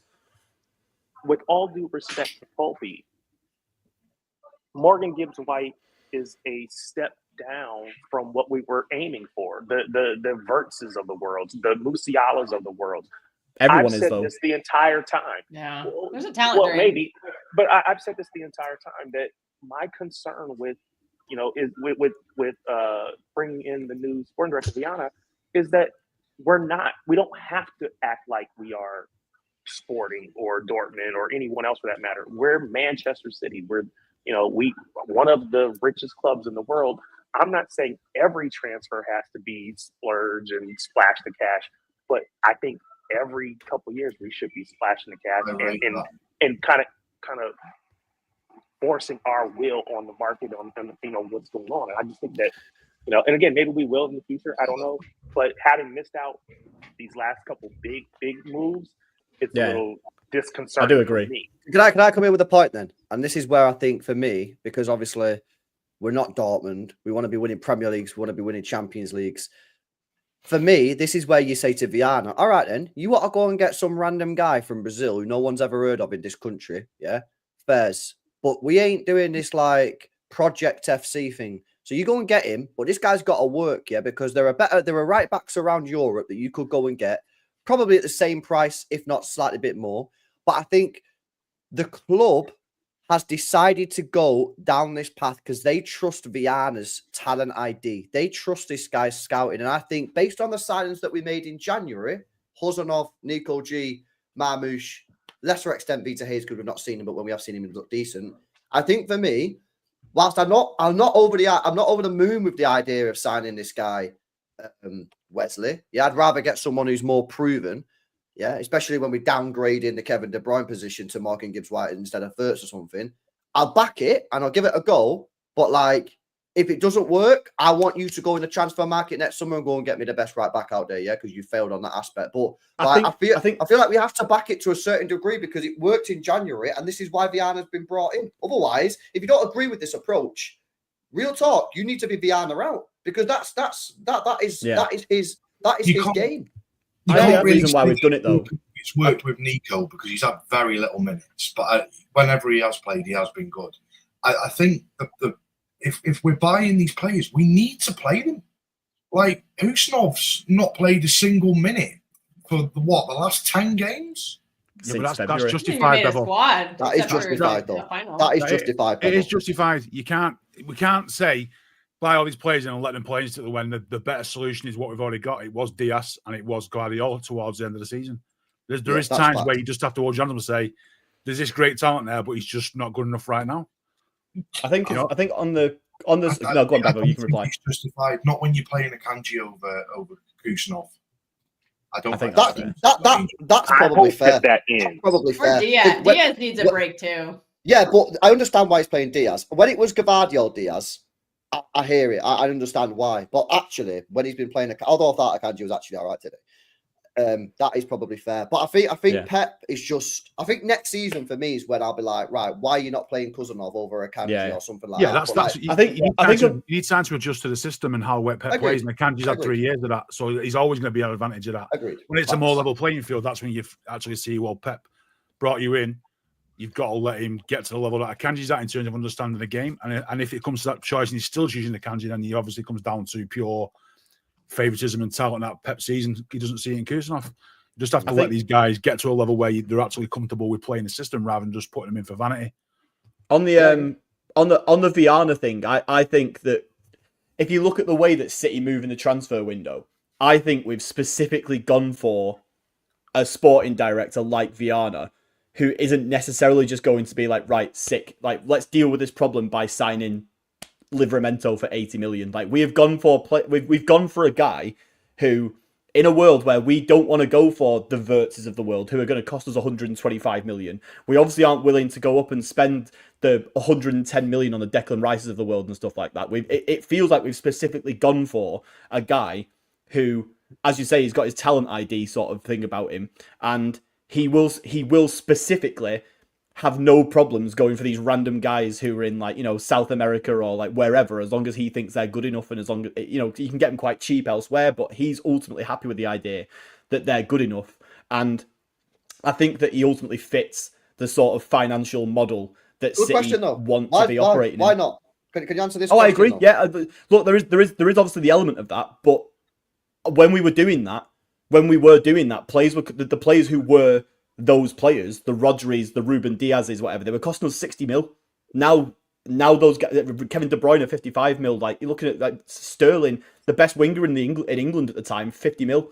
John Stone's the best young centre-back, 50 mil. Now we're looking at 80, 90 mil for these kind of players. And I think City are just not comfortable operating. So you saying the in market that kind of... made them change their approach? Pretty much, yeah. I think the market's been insane. I think we've got to a point now where 100 million plus for like the top level players in Europe is just becoming normal, and I don't think City are ever going to be comfortable spending that kind of money. So we've specifically brought in a sporting director whose MO is to not spend that kind of money and still get a quality team put together. Obviously, we're going to be targeting players who are better than what Sporting did. Like Sporting wouldn't have got Kusanov or Marmoush or Nico G, but he's bringing in players who are in an affordable range for us, who are still actually good because he's identified that these players are good enough. And I think that's why the club's going down this route. So, like as you say, like it comes down to, if you don't like that, then start calling for Viana's head. But I don't think it's going to change anytime soon. I think that's specifically why he's been brought in. I think there's some PTSD also from the Jack deal, because that was 100 million, 100%, yeah, 300K a week, and it hasn't really worked out. So that might be why they're reluctant to really throw the cash at certain players. Yeah, no, I definitely and agree. Also the $25 million pound players are now like 40 to 50. It's just the inflation is just going way up and up. We've got the money to go out and buy Gucci suits and stuff, but we've also quite happy to go out and buy some Sports Direct socks because they make you feel comfortable. Well, they know they work for 3 years. You know, that's what we're at. We can do the big stuff, but we also like to go to the middle in between. So. For me, I think it comes down to Viana. I think we got to see what this Viana's scouting talent ID is like, because like we're putting a lot of trust. And to be honest with you, like Tiki's job, real talk, was kind of easy, man, because we had the cash and the market was okay. Like we were going out picking the Kevin De Bruyne's 50 mil, Haaland 50 mil. We got lucky on some of these players, right? I think he had an easier job. I think Viana's come in. I definitely think the market's more difficult now because everyone's more expensive, but they're obviously trusting his talent ID. This guy's clearly plugged in to South American football, 100%. Yeah, like me and Danny. And and maybe he's going to go and pull out some of these players, and that's all well and good. And so far, I think it's looking all right. But if you get these Wesleys in and that, and they just turn out to be shit, I think questions are going to be asked real quick. I think as much as whether they're shit or not, it comes down to whether Pep will ultimately trust these guys to start games. Because I think if you're bringing in, look at Echeverri, like you're bringing in Echeverri, who like is obviously very, very highly rated, has absolutely smashed it in the Argentinian league and then smashed it for the under-20s in South America as well. Like he's done everything right to potentially be someone who you can consider for the first team. But Pep ain't picking him over Bernardo Silva on the right wing, and he ain't picking him over, whoever over all the unks in midfield. Like this is the thing where Pep's maybe going to have to change his approach to sort of work with Viana as well. If Viana's solution to the problems that Pep is raising is to sign these 20, 21, 22-year-old prospects, then Pep's got to help those prospects get to the level where they're actually City players and give them game time from a young age. I think Joel, that's where I think, just quickly, sorry, I think that's where the sporting director, Viana, and the board and Pep have to be on one page. Because there's no point in the club saying, right, we're going to go spend 100 million on all these South Americans. Yeah, we bring them in, and then Pep's just like, I'm not playing. My hope is that this season is just literally this season's gone to shit. I'm sticking with what I know until the end to get to the end of this season, and then after the summer we will see much more of a right. Now I can give now I can give Kusanov minutes. Now I can give Nico G some serious time. Now if he signs Wesley as the right back guy, I will play that guy, like kind of thing. I think that when a new season sort of started, that might hopefully change a bit, but I kind of understand why it hasn't at the end of this season. Yeah, I fully expect to see those January signings really hit the ground running, starting with the Club World Cup, and they're going to start getting a lot more minutes now going forward. But I just wanted to go back because we were talking about kind of the change of philosophy, or whether we should change philosophy and kind of bring in more of those prospects. And I don't want us to forget our academy, which is one of, if not the best in England. We've got players there that have all of the ability, all of the potential that these players that we're going out and spending 30, 40 million on, they do. So we've got that already built in. Let's make sure we give those guys a chance too before we go out and spend 30 on a quote unquote prospect. If we're going to play prospects, and I think we should, then I think they should be the ones that are right there already built in that are quote unquote free. Yeah, Yeah, I agree. But Danny, what are you saying? I would say I kind of like this approach, but I get how some people in the chat are disagreeing. Like, is this really the time to be gambling on these players? Do we need more proven players? Like, you're seeing Liverpool get proven commodities. Like, in a rebuild, should we be going for more proven players? Because, like, I sort of harken back to Madrid about 5 years ago. They had a solid core, solid squad. They're bringing in Vinicius, Rodrigo. The vibes are great over there because they already have a good squad. We have sort of a dysfunctional squad, for lack of a better way to put it. The fans are going to be upset when you're taking these gambles. So I kind of see why people are a little bit 100%, bro. 100. I mean, let's just simplify this, yeah, before we move on to the next topic, bro. We're replacing Kevin De Bruyne with Morgan Gibbs-White, mad risky. We're replacing Kyle Walker, the greatest Premier League right back of all time, with a guy called Wesley, who plays for the Flamengo. Like, that's just the facts. Alternatively, we're replacing Kyle Walker, the greatest right back of all time, with Mateus Nunes. Like, it's not great no matter what we're doing. No one wants. Well, not a lot of people want Nunes as the starting right back. People are saying keep him as a backup right back. You know what I mean? But like Livramento for me, like would probably be like, yeah, that's you're trying to like for like the Walker replacement. And listen, no one knows. Maybe this, bro. I was gonna do a fucking Wesley scout along tonight. Guy's suspended. Yeah, can you believe that? What are the chances, man? Guy's suspended for the game. So listen, I'm there, man. I might have to get on this Flamengo watch along, man. When's the next time these guys are playing, bro? They have Libertadores. Did the season just start recently? Yeah, Libertadores this week. They play on Wednesday. Fucking hell, Thursday. One match Thursday. suspension or Thursday night, 3? 1:30, man. Bro, I might have to do that, man, because the fan base is panicking, man. And if I can try and solve that by doing a scout along with this guy at 3 he's going to have an absolute stinker, isn't he?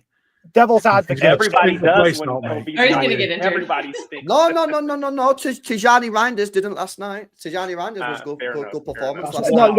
But devil's advocate though, they're playing at home against Deportivo Táchira, who are probably a bottom 3 team in that competition. Right. Well, he should be cooking then, isn't it?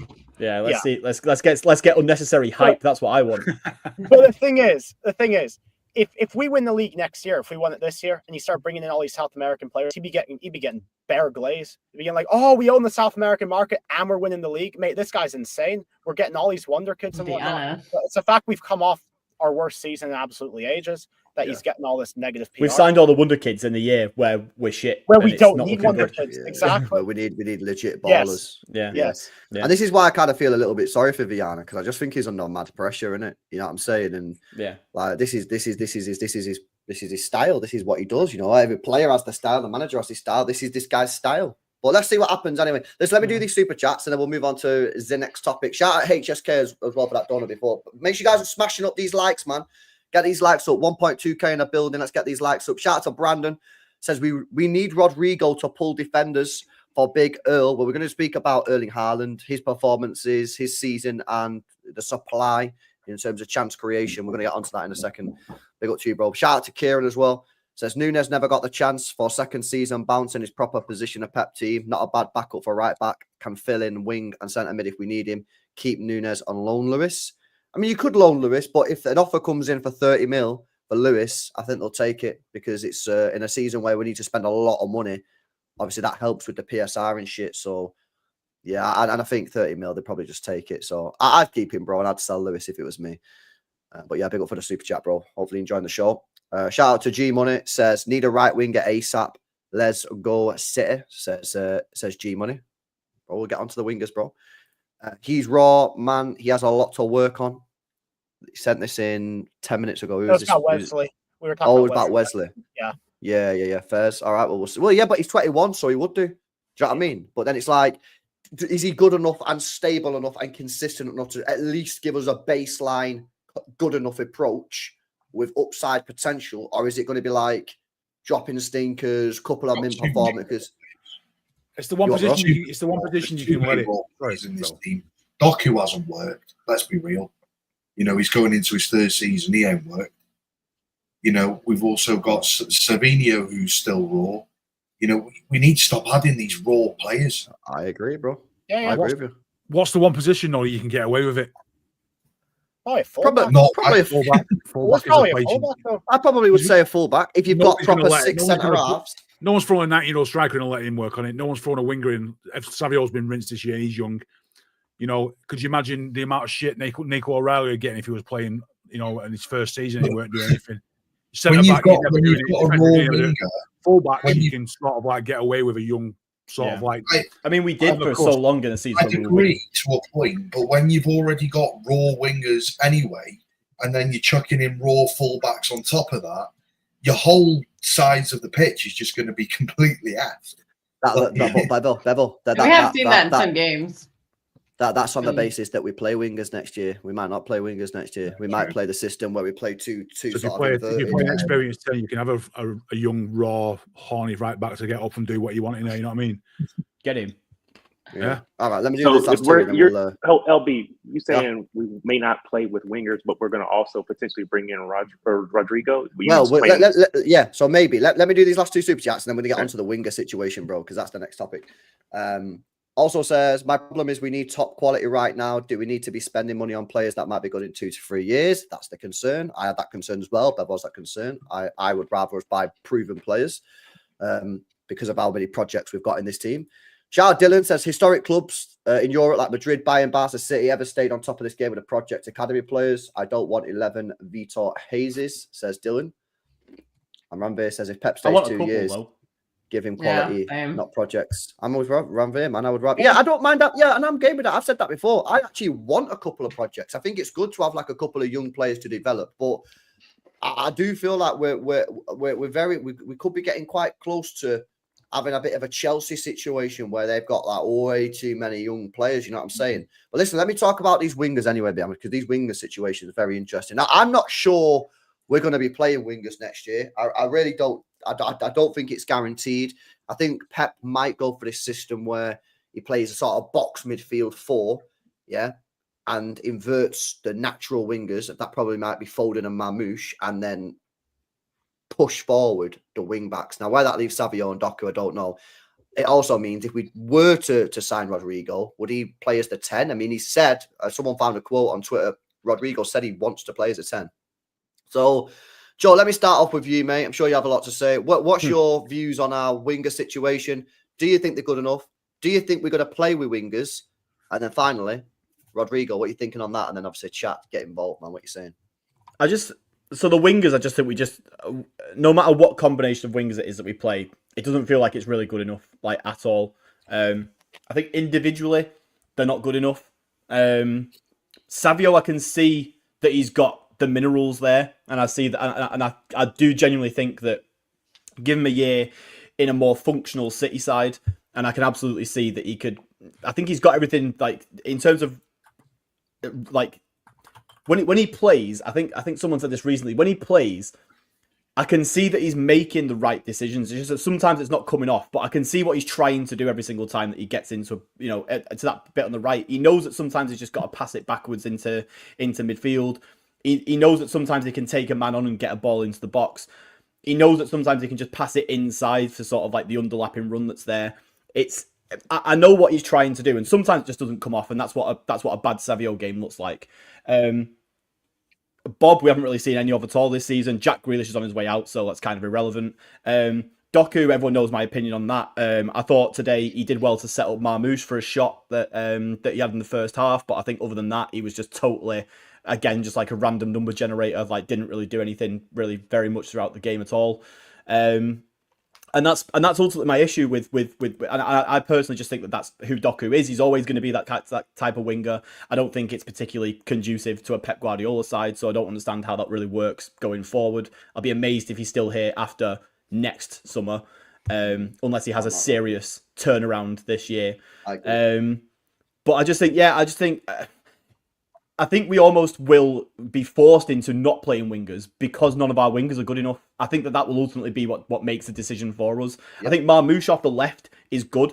I like it. I think we saw today off the right, and we've seen it a couple of times the second half of the season as well off the right. I don't think it really works off the right as well as the left. But the problem is that Doku only really works off the left, or at least, mostly only works off the left as a thing. I personally would be quite happy to see him just sit out and have Marmoush play there instead.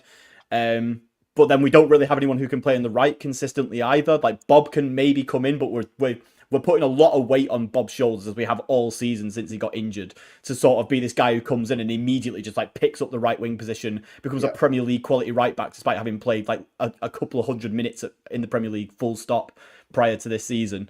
So I think maybe that forces us to, as you say, just play a wingerless system. Maybe we just slowly phase out the wingers. I think having Savio in there as an option for out wide, and having, you know, the players that we've got as options to do that, great. And I do think Savio is more likely to come good than Doku, for example. Bob as well, he can obviously play more of that inverted thing that you're talking about. And Rodrigo, obviously, if he's wanting to play a 10, then he can do that sort of more inverted thing as well, where he's not necessarily wanting to be out wide all the time. But I think the biggest problem that we've got ultimately at the moment is, like, we've just been talking then about how I quite like the approach of Hugo Viana getting these projects in with our entire wing options, like every single one with the exception of Jack Grealish, who obviously is just been, you know, for whatever reason, he's just been binned off and he's going out the door. Every single remaining wing option is a project, and I'm fine with having one project in the midst of some senior players, but having all of your available options in any position be projects when some of those projects aren't working out is a serious problem. So, yeah, I mean, I wouldn't really care one way or another whether Pep decides to go ahead with wingers or not. But if he's going to go ahead with wingers, then Rodrigo's a must, I think, because we need someone who's actually serious to come in that position. Agree. Completely agree with you. Anyone got a differing view on that? I have, surprisingly. So I think what you'll see, for me, what you'll see is for every winger we play an attacking fullback on the other side, and it'll be one winger, one attacking fullback, and whoever's on the right hand side, for instance. So it'd be a left winger and a right attacking fullback, and then the right wing would then be the extra 10. So you'd have your inverted left back into midfielder free there, and then you'd have them in the other side. I don't think you'll get two flying wingers.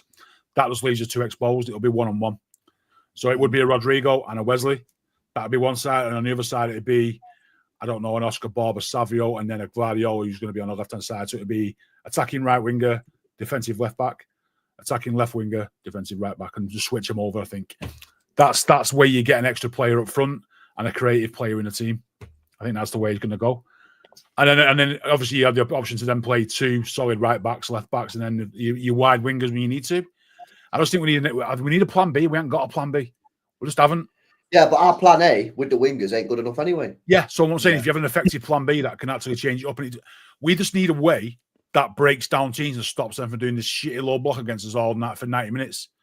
And once we get that, once we get a way around getting that in our attacking foot numbers, then we'll just blow the league wide open again, because we have two ways of getting round you. You can sit back all day, but we'll just bang crosses in and spam crosses in, we'll get goals, or it falls to the edge of the box and then somebody there can take advantage of it. Or you then well, if we can't defend against that, teams will have to come towards us, and then we'll just hit them on a counter attack with width and strength and pass and creativity to get through the Highlands. So we just need a plan B that is effective. The problem is, not have to rely on plan A so much, which has been shit this season. The problem is, we've obviously talking there about like playing against like low blocks and stuff like that, and we've definitely seen that this season. But we've seen plenty of games this season where we haven't played against a low block, and our wingers have still been shite. Like, in all the time and space in the world, I've seen Doku make the wrong decision so many times. I've seen Savio make bad decisions a lot as well. I've seen everyone make bad decisions, but it's just a case of like it's like someone said that Bob was good enough to start. How do we know he's played like 9? We don't know exactly. We have no idea. I think it's just a case of we're in a position where it looks like because.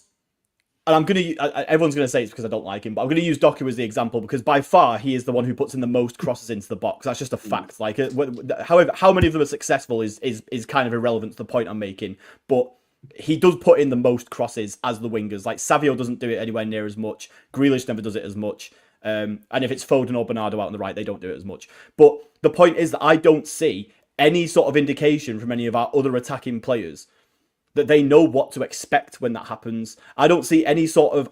There's no sort of patterns of play that suggests to me that any of the players know what is going to happen once it gets out to the wings. And that's just, when it was Riyad Mahrez, it's almost as if it's like, oh, fuck knows what he's got the ball. Who knows what the fuck's going to happen? What's going to happen? Like, players can't make runs to make. And I always use this as an example, though, Joe. Mancini, right? And I used this on a stream the other day. I can't remember who was on the stream.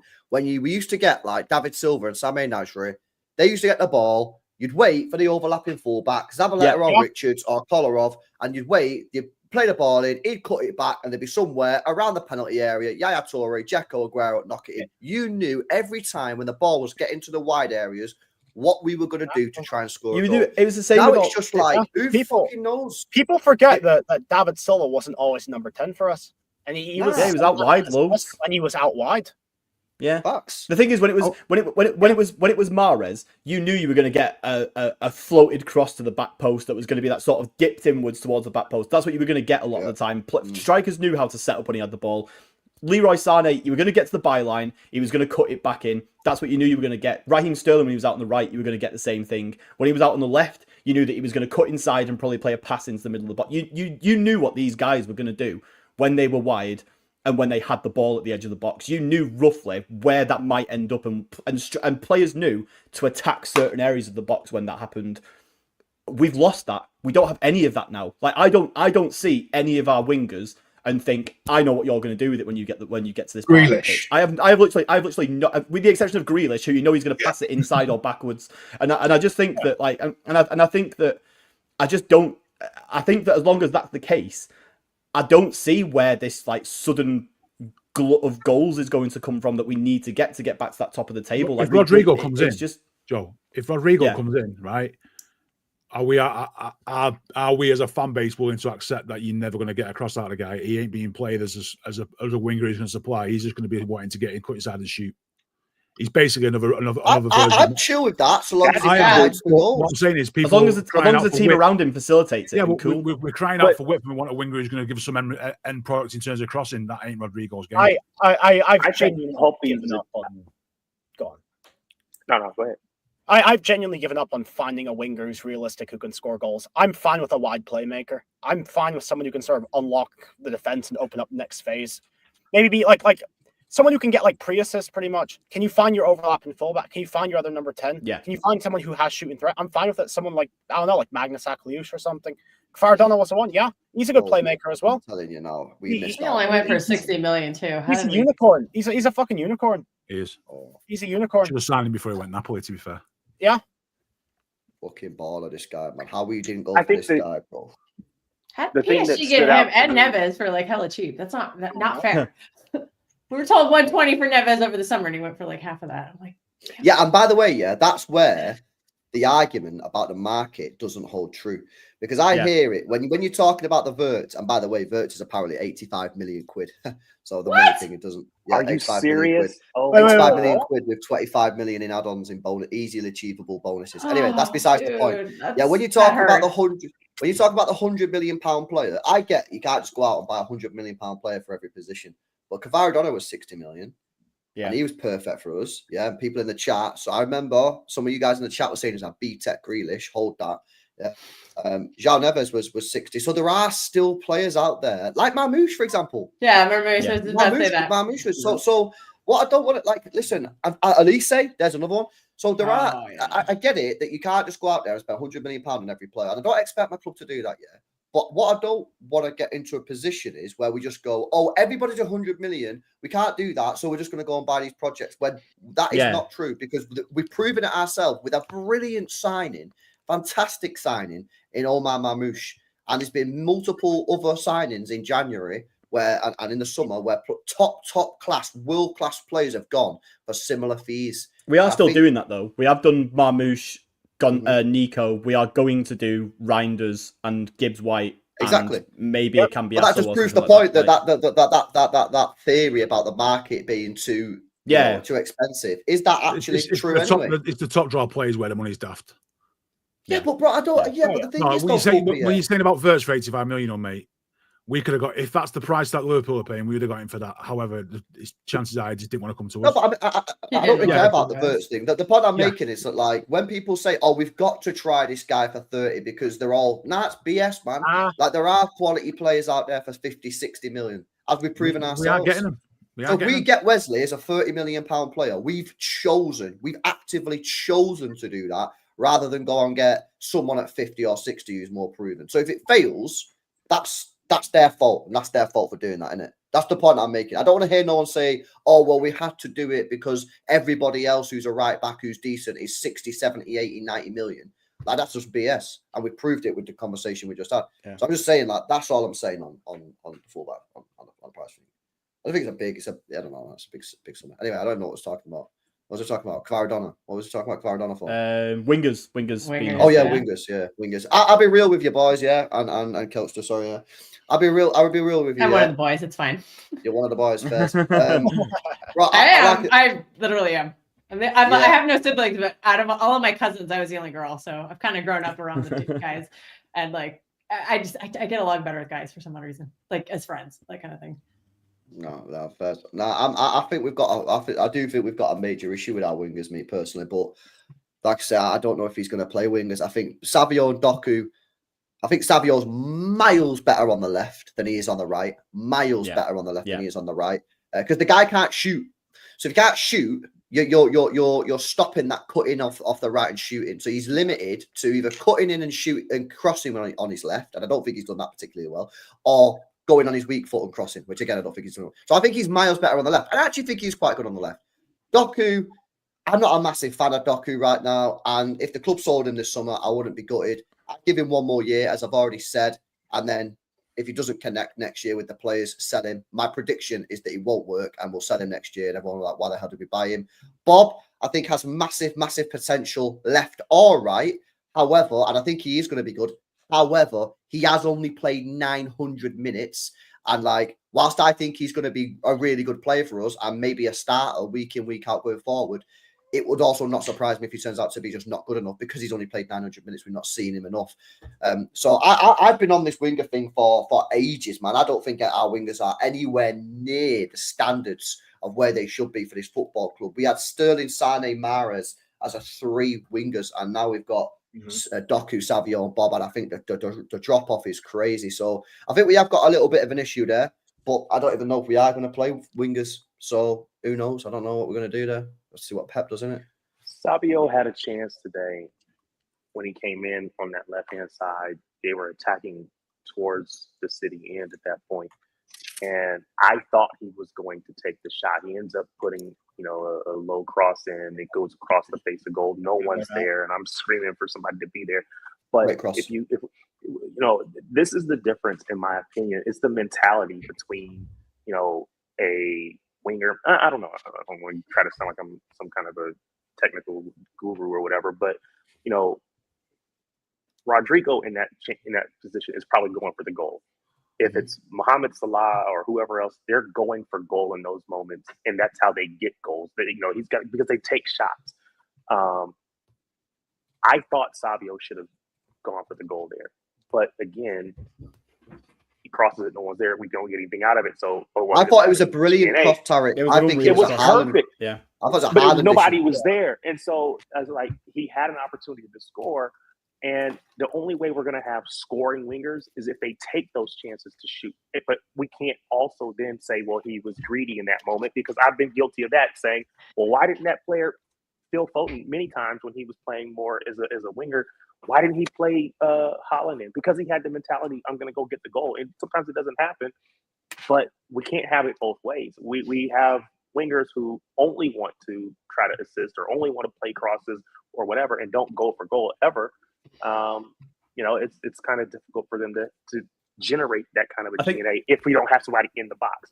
And on the whole Bob thing, I saw him in the summer, big time Bob advocate. I was devastated when he got injured, but to your point, he doesn't have a lot of minutes. What can we really say that we've seen from him? That Savio was like in the team of the league, team of the season in La Liga last year. So if I'm going just off of history, I would say, well, Savio should be the better player. Now that doesn't mean he is, but I think we put a lot of weight on Bob's shoulders that maybe isn't fair to put on someone who hasn't had those minutes to really.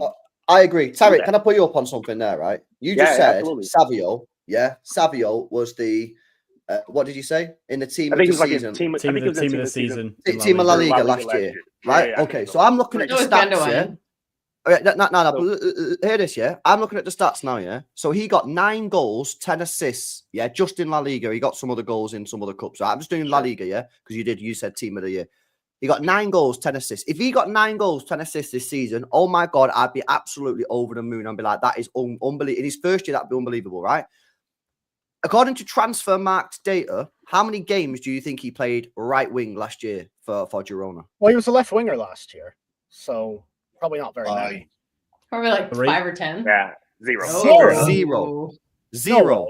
According to way. Transfermarkt data. This year, so it's on my so we signed a left winger who, according to played him on the right. Transfermarkt, didn't start a single game last year in La Liga on the left-hand side, right? And he got 9 goals, 10 assists, and he was in the La Liga team of the year. So this year, we buy him, Savio, first season, yeah, Premier League, yeah.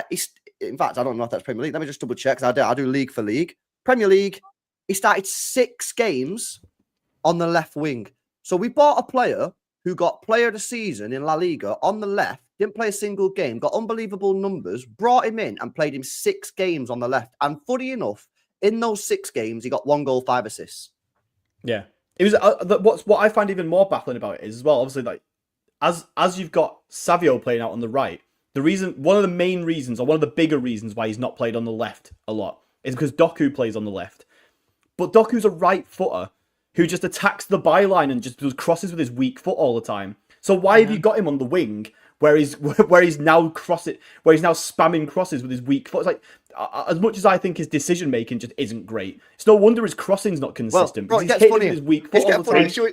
Right, Pep is all over the pitch, though. Like, Pep plays everybody out of position. Like, Yashko's not a left back. Of course he does, yeah. But Kelso, let me just play the game. Marmouche should never be on the right. Marmouche should be behind Holland at all times. Like, you know, I get it. Nico O'Reilly's playing as a left back. Nunes playing as everything but a midfielder. That's just what Pep does. He just like puts everybody out of position. Yeah. No. Let me play the game, yeah? Because we've just played the game on Savio. So what we've just done, yeah? We've just bought a left winger and stuck him on the right wing, right? We bought a left winger who got player of the, in the La Liga team of the year on the left wing, never played him left wing, yeah? Yeah. Then I look at the right winger, Doku, yeah?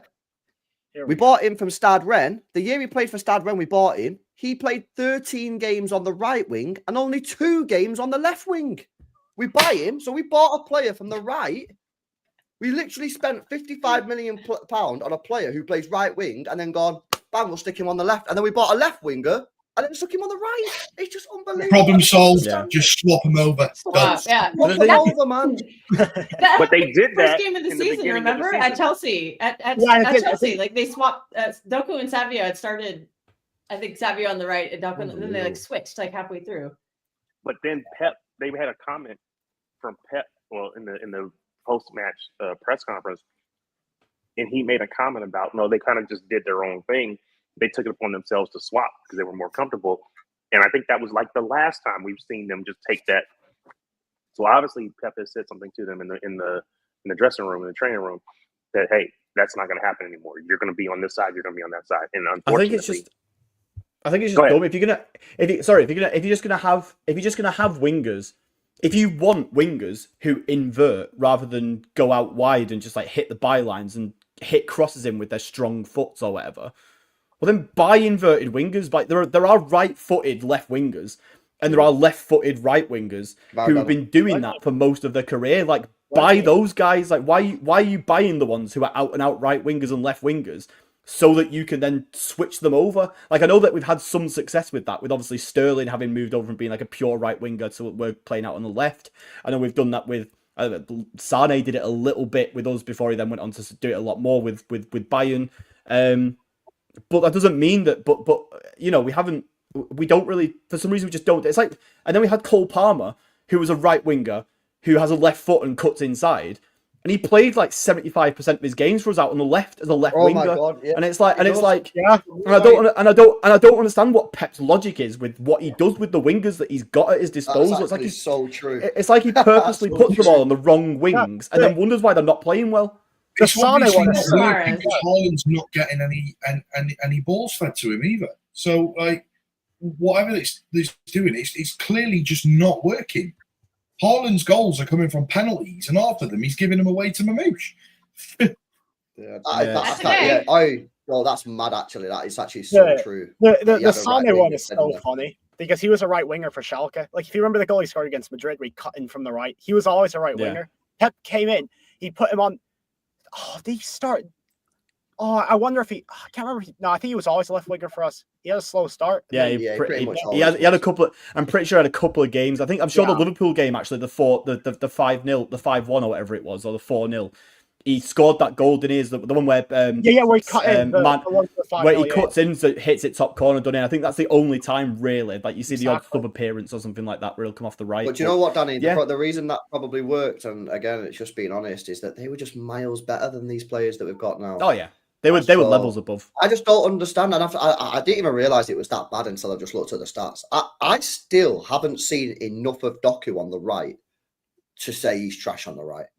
Because, like, it seems to me that Pep just don't rate Doku on the right-hand side. But, like, for me, I always said this about Sterling, when Sterling was out of confidence, I always said, get Sterling on the right wing. Because if a right-footed winger is out of confidence, stick him on the right, because then all they have to do is take the player on and just whip balls in. Whereas on the left, they're cutting in and trying to whip it in top bins. Can I ask you a question? That game where Doku got 5 assists, what wing was he playing on? Well, actually, he was all over the gaff. I watched the highlights of that recently on a stream. He was off the left one, because I remember he was off the right for a lot of them. Yeah, I actually watched the highlights of that game recently when I was doing like a Why is Doku Not Cooking stream, and 2 of them come off the left, 1 of them come off the right, 1 was in the middle. He was all over the gaff in that game, left, right, everywhere. It was crazy, freaky game. Yeah, but then again. You gotta look at like game state and whatnot. When Bournemouth were sitting back, he was on the left. When they opened up, came to attack us when we were 3-4-0 up, then he got to move around a bit more. The question is, when we're facing a low block, when he's not gonna have space to move around, where is he best? And I still think it's the left, but I don't know. I don't know, man. I'll just say this to give you my part on the wingers. I don't think these wingers are good enough. Yeah, however. And I've said this pure times. I do think Pep is not getting the best out of these players, man. I'll be real with you. That's just my opinion, isn't it? The fact that we had Savio having that seriously good run of form out on the left wing, and then we've just not seen it since. It's like how could you have a winger like when we've been struggling for output, and obviously maybe not so much with Marmouche having come back. I actually think Marmouche is quite good out on the left personally, but you still have the other side of that, which is. Well, if you've got a winger who you only played out there for what was it 5 or 6 games? You said. So I've got the stats here. I've got the stats here, right? So he played left wing against Leicester, got a goal and an assist, and he was mint that day. Yeah. He played the next game left wing against West Ham. He got 3 assists.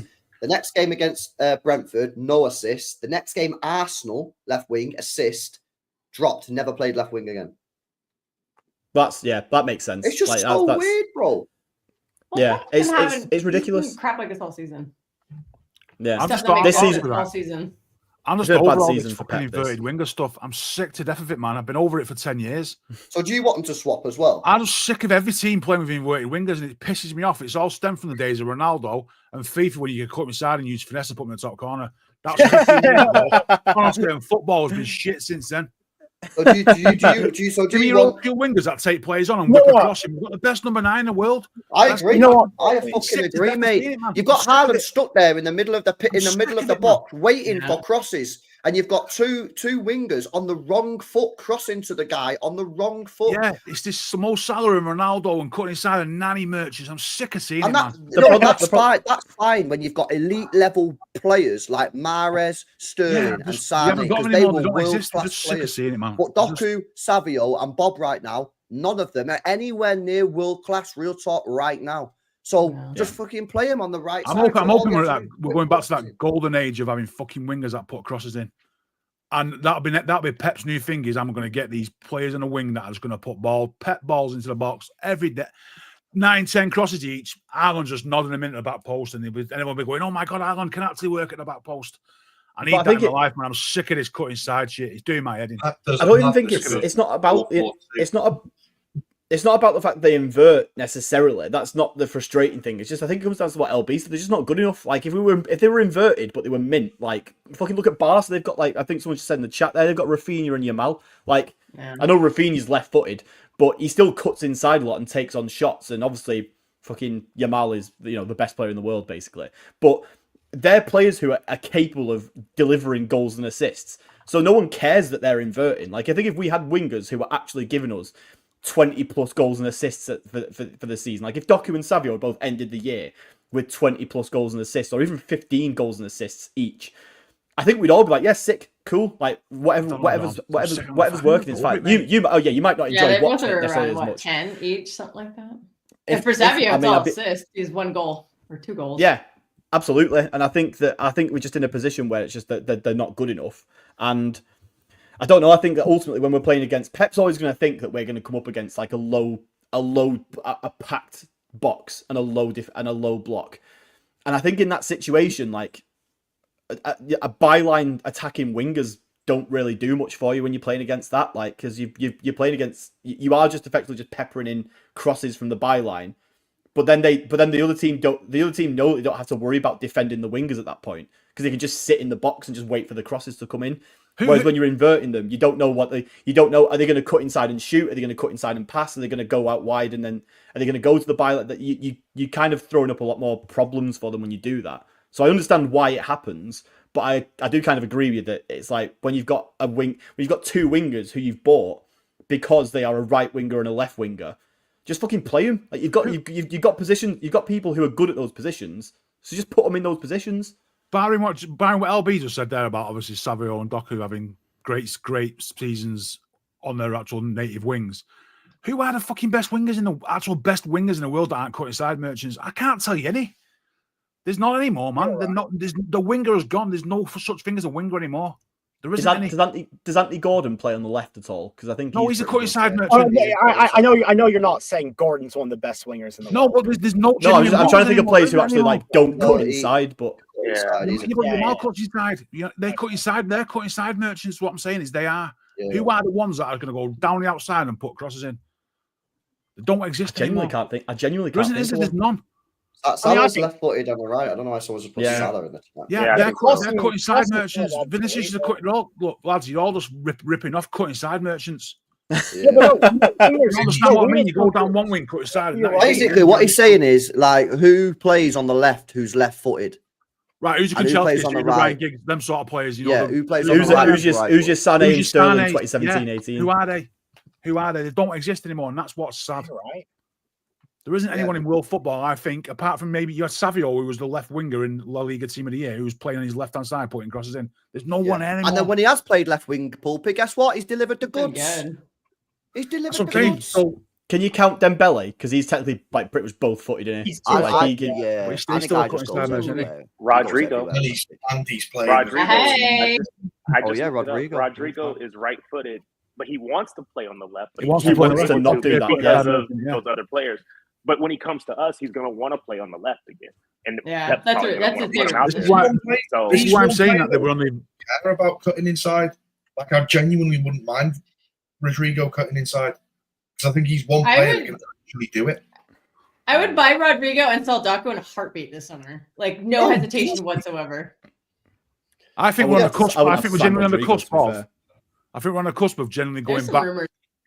Pep has that thing where he sort of like dictates the next new trend in football, right? He did it with inverted players. He's done it with what we've done now, which is having everyone turn into a low. But he does this sort of thing. I'm hoping we're on the cusp of having something new and exciting where Pep's going back to having just. The only thing because no one does it in world football, and I think for Pep, he's the sort of guy that would say, everyone's doing everything they can to combat me. Let me come up with something new. And this will be it, and it'll just be. But would you not have thought he would have ran it a couple of times just to test it? He doesn't. No, I don't think he would. You reckon he's just going to full send it? I think he's just going to go right. He's going to send it one day in work and just be like, right, boys, sit down. I've got something to tell you. World Cup.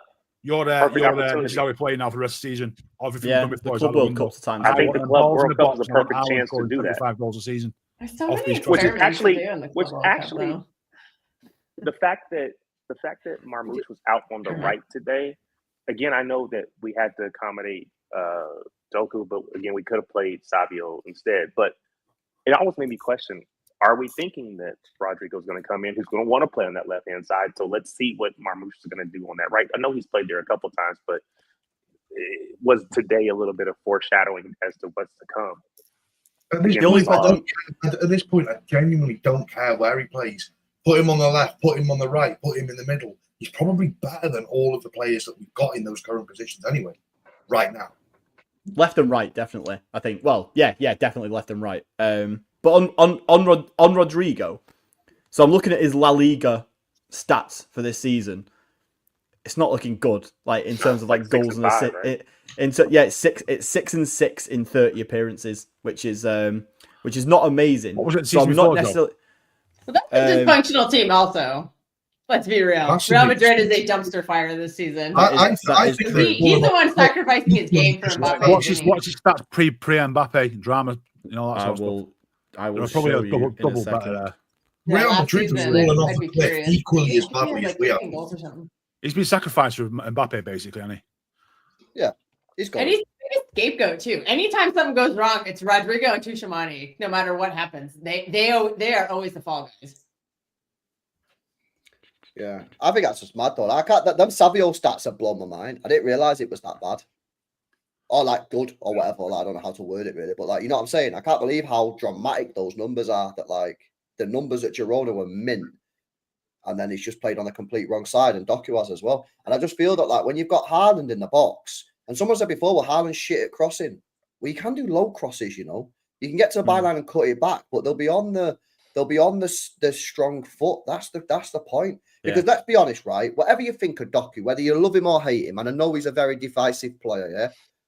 This guy does not work with Haaland at all. Yeah. Like even if you and chat, I'll know straight away if you're a Doku stan here, because if you love Doku, fine, yeah. But if you tell me that he does work with Haaland, I know for a fact you've just like completely lost it, and you've just got a full-on Doku agenda. So the question is, yeah, how can you get the best from Doku creating for Haaland?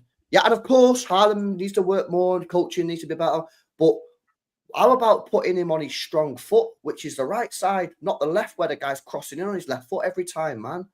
Come on. The only time so last that season worked is when you had a player in the middle like Cav. So say like Savio on the right used to invert. You used to have Cav that floated out to the right hand side, and then obviously crossing that was on his strong foot. So in a way, that's the only time it ever worked. But I can't. We haven't got a player that can play the ball like how Cav does. So I think moving forward, we're just not going to see that. Yeah. So on Rodrigo, so last season, 10 goals, 5 assists in just La Liga. I'm not looking at the rest of the competitions. And the season before that, it was 9 goals and 9 assists. So is that just potential? Better numbers. That's just La Liga. Yeah. So I mean, the season before last, fair enough. Last season, all right, and then this season, just like not great. But I understand. If we get that in our team, if we get that in our team, that's 10 and 10. That's a title-winning contribution. We need that. Mm-hmm. Yeah. But Pulpy, wait a sec, because Savio did 10 and 10 on the left for Girona. And he's proven with the 6 games he's played in the Premier League on the left that he can hit those numbers again because he was averaging it on the left. Doku, I've not checked Doku's stats on the right. Should I check Doku's stats on the right for City? What's he saying? Yeah, I know he played in that Aston. I know he played there in the Aston Villa game, not last season. Last season was it, or the season before? Last season, he assisted the goal in that game. Yeah, because it was him and Grealish playing together, we actually played really well, and Doku was actually really good on the right, I thought, but we haven't really seen much of it since. So this season, Doku's played 3 games as a right winger, 1 goal, 1 assist, and then last year, he played 10 games as a right winger, 1 goal, 1 assist. Oh, so it doesn't really match up too much with Doku, to be fair. But with Savio, it definitely does. The stats on Savio are much more compelling for Savio. Yeah. However, if you put Savio on the left, which you get the best out of Savio 100%, the eye test tells me that and the stats tell me that, then you put Doku on the right and you just say, right, Doku, you're not working on the left, as we all agree. We all know he's not working on the left. You're on the right. You're on your strong foot. There's no excuses now not to find players more. Yeah. And just run it for 5. But then you got to run it for a number of games. You can't just run it in one game and go, one game he was shit, he's dusted. You've got to say, right, you've got 5, 6, 7 games here on the right, starting every single game. You're on the right, Haaland's up top, Savio's on the left. And at the end of the 6, 7 games, if it's not working, then we've got a problem, innit? Like, that's what I want to do, man. Because the thing is with Doku, is the way he goes past players is unbelievable. And listen, I don't think it's going to work, and I think he'll get sold at the end of next year. But I do think Pep and I do think the club, and the coaches should try everything possible to get it to work before we just go no. Because I'm telling you, if that guy goes to another club and he can connect with the striker, it's lights out, mate. Yeah, because the way he goes past players is crazy. It's not working for us right now on the left. Get him on the right and see what's happening. Let me do these. Let me do these supers, man, before we move on. Shout out to Ramveer, says Rodrigo gives you guaranteed chaos and G&A. Pep will utilize him. It's up to his potential. We'll open low block for fun. Get him in now. We need to make a statement, says Ramveer. Big up to you, bro. Shout out KP who sent in 3. Let me go through these 3. It's People tiring. like Joe. It's tiring hearing people what Joe, are people man. like Joe like? That's what I want to know. I don't know. Let me go through, see what he's saying, man, because he's done 3. Let me see what he's saying. It's tiring hearing people like Joe bang on about players like Doku, for example. This is beyond the players. This is on the coaching staff. We don't utilize the qualities of our front players to the max. Haaland's best strength is running in behind. The midfield doesn't support him. Doku possesses qualities that very few teams in the world has. We don't play to his strength. Stop picking sides. These fuckers aren't being coached. And I think, have we not just proved that point, though? I think you said this in before with the stats. Surely Doku needs to go on the right. Surely Doku needs to be tried on the right. I think, but so with I get it, I totally get it on the Haaland thing. Like, not enough is being done in the team to get the ball to him in his favoured positions. We are literally in a position now where because Kev's not been available for most of the season, and every game that he doesn't play, it feels like it's just, can someone get across to Haaland? That's kind of the only real way that we can try and get a goal out of him at the moment, since he's come back from injury, it feels like, anyway. And I do take, but for me, it's like, if I'm picking a player who I'm going to play to the strengths of, I'm picking Haaland. Like, I'm not going, well, we've got a winger who is capable of running past a man, so let's work out what he's going to do when he gets past the man and make sure that we play to suit that. Like, no, like, your job as a winger is to get the ball to the striker, who is the best striker in the world, by the way. Like, I'm not having the best striker in the world change his game to suit Doku when it should be the other way around, in my opinion.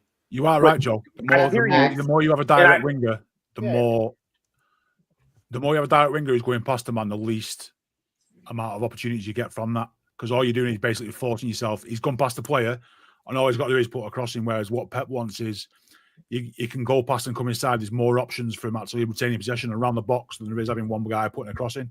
I think that's basically that's why we've suffered this year. Pep wants control of the ball around the 18-yard box, and that basically resulted in inverted wingers, and it's just not working. We're just not getting past the man. It's just what it comes down to for me. Have you seen what? Don't you think? Don't you think Doku does get past his man? My issue though is that we play, and I don't have percentages, it's just gut feel.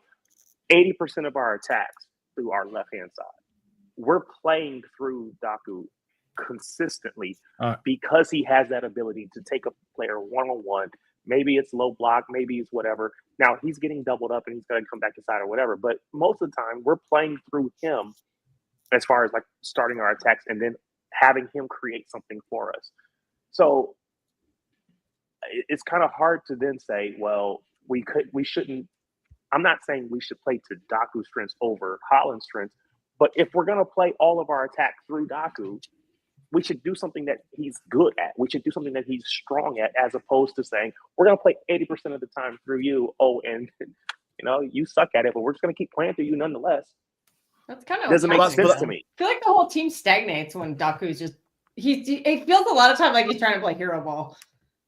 And then the overall team just kind of suffers from that. See, I gotta stop you because I don't think Doku is great.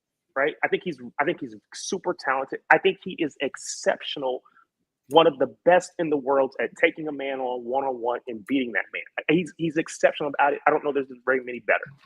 He's not an all-around, winger or whatever, right? I can give you that. But I don't think it's fair to say that he's playing hero ball. I think it's, hey, our offense, our attack, let's say it that way, our attack is set up to give you the ball and hope you do something for us because we have nothing else. We're going to ticky-tacky the ball, move the ball around, but at the end of the day, we're going to play the ball out to you and hope that you can get something into the box before you get doubled up. I think that's a failure on our coaching. If we're going to complain about what he's doing, then tell the coaches to change it up. I agree. Yeah, I think it should be a case of if Doku's, it baffles me that at no point, well, it appears that at no point through the season has Doku been told to stop doing this or to change what he does, because he hasn't ever changed what he does. At the end of the day, what he does is run past a fullback, either cut inside and try something, and he just passes it into a defender because he's been doubled up on, or he gets to the byline and just puts his head down and just hits the ball with his weak foot, and then it goes into the box. And I don't think he knows where it's going any more than anybody else does, and that isn't particularly conducive to getting a lot of serious chances either.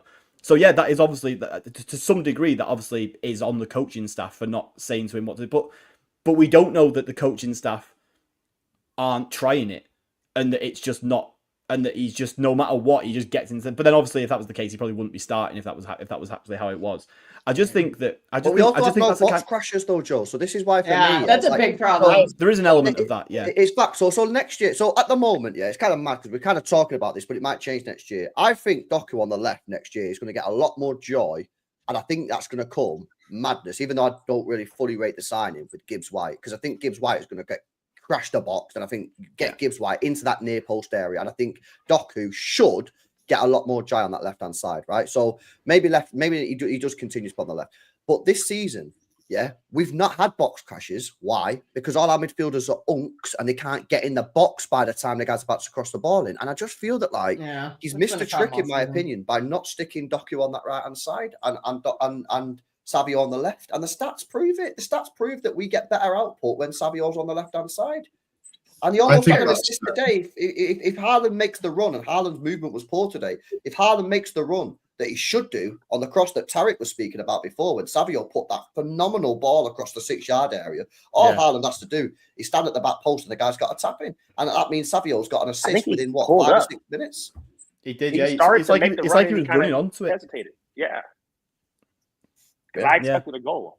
I think let me just quickly address this, Bevel. Yeah, I'm not shitting on Doku, bro. Yeah, I'm analysing the situation.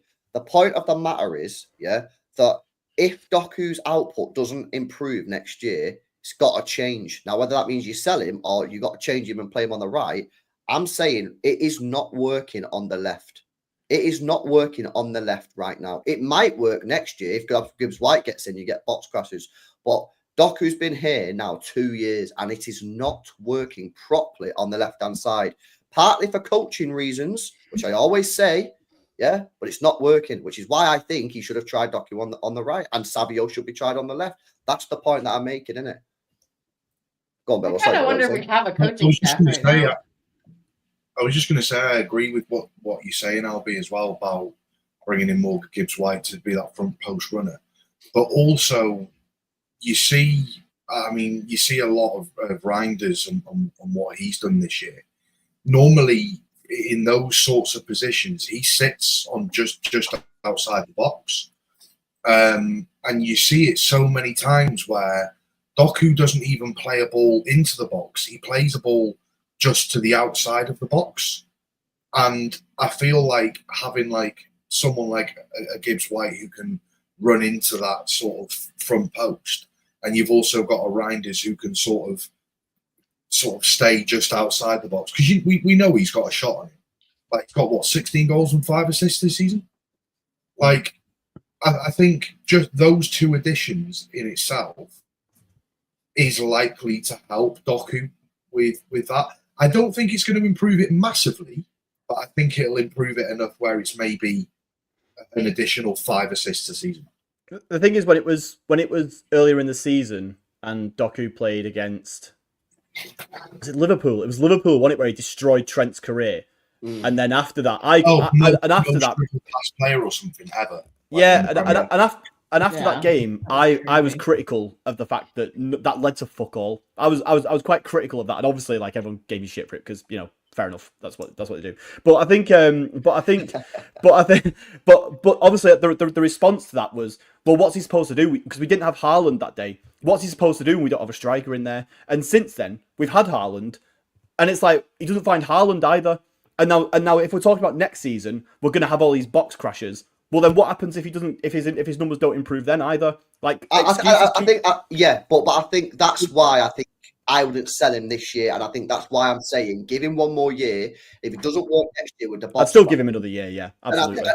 Even you, who's not a fan of the guy, wants to give him another year, because I feel that, like, even the people who are mad backing Doku, I feel like if next year we are getting grinders in the box and we are getting Gibbs White in the box and it's just not working, then fairs, right? Or you say, this guy isn't a left winger, he's a right winger, which is where he played at Stade Rennes when we spent 55 million quid on him, and Pep's just refusing to play him on the right side of the pitch. But that's a Pep issue. Like, what, you're going to sack Pep over one player? Maybe some people will, I don't know. I think that's why, for me, I think you've got to give him one more year, because as much as he frustrates the life out of me, and I don't rate him as much as other people, I also recognize that if you can get a connection between Doku and attacking players in that penalty area, you are gonna clean up.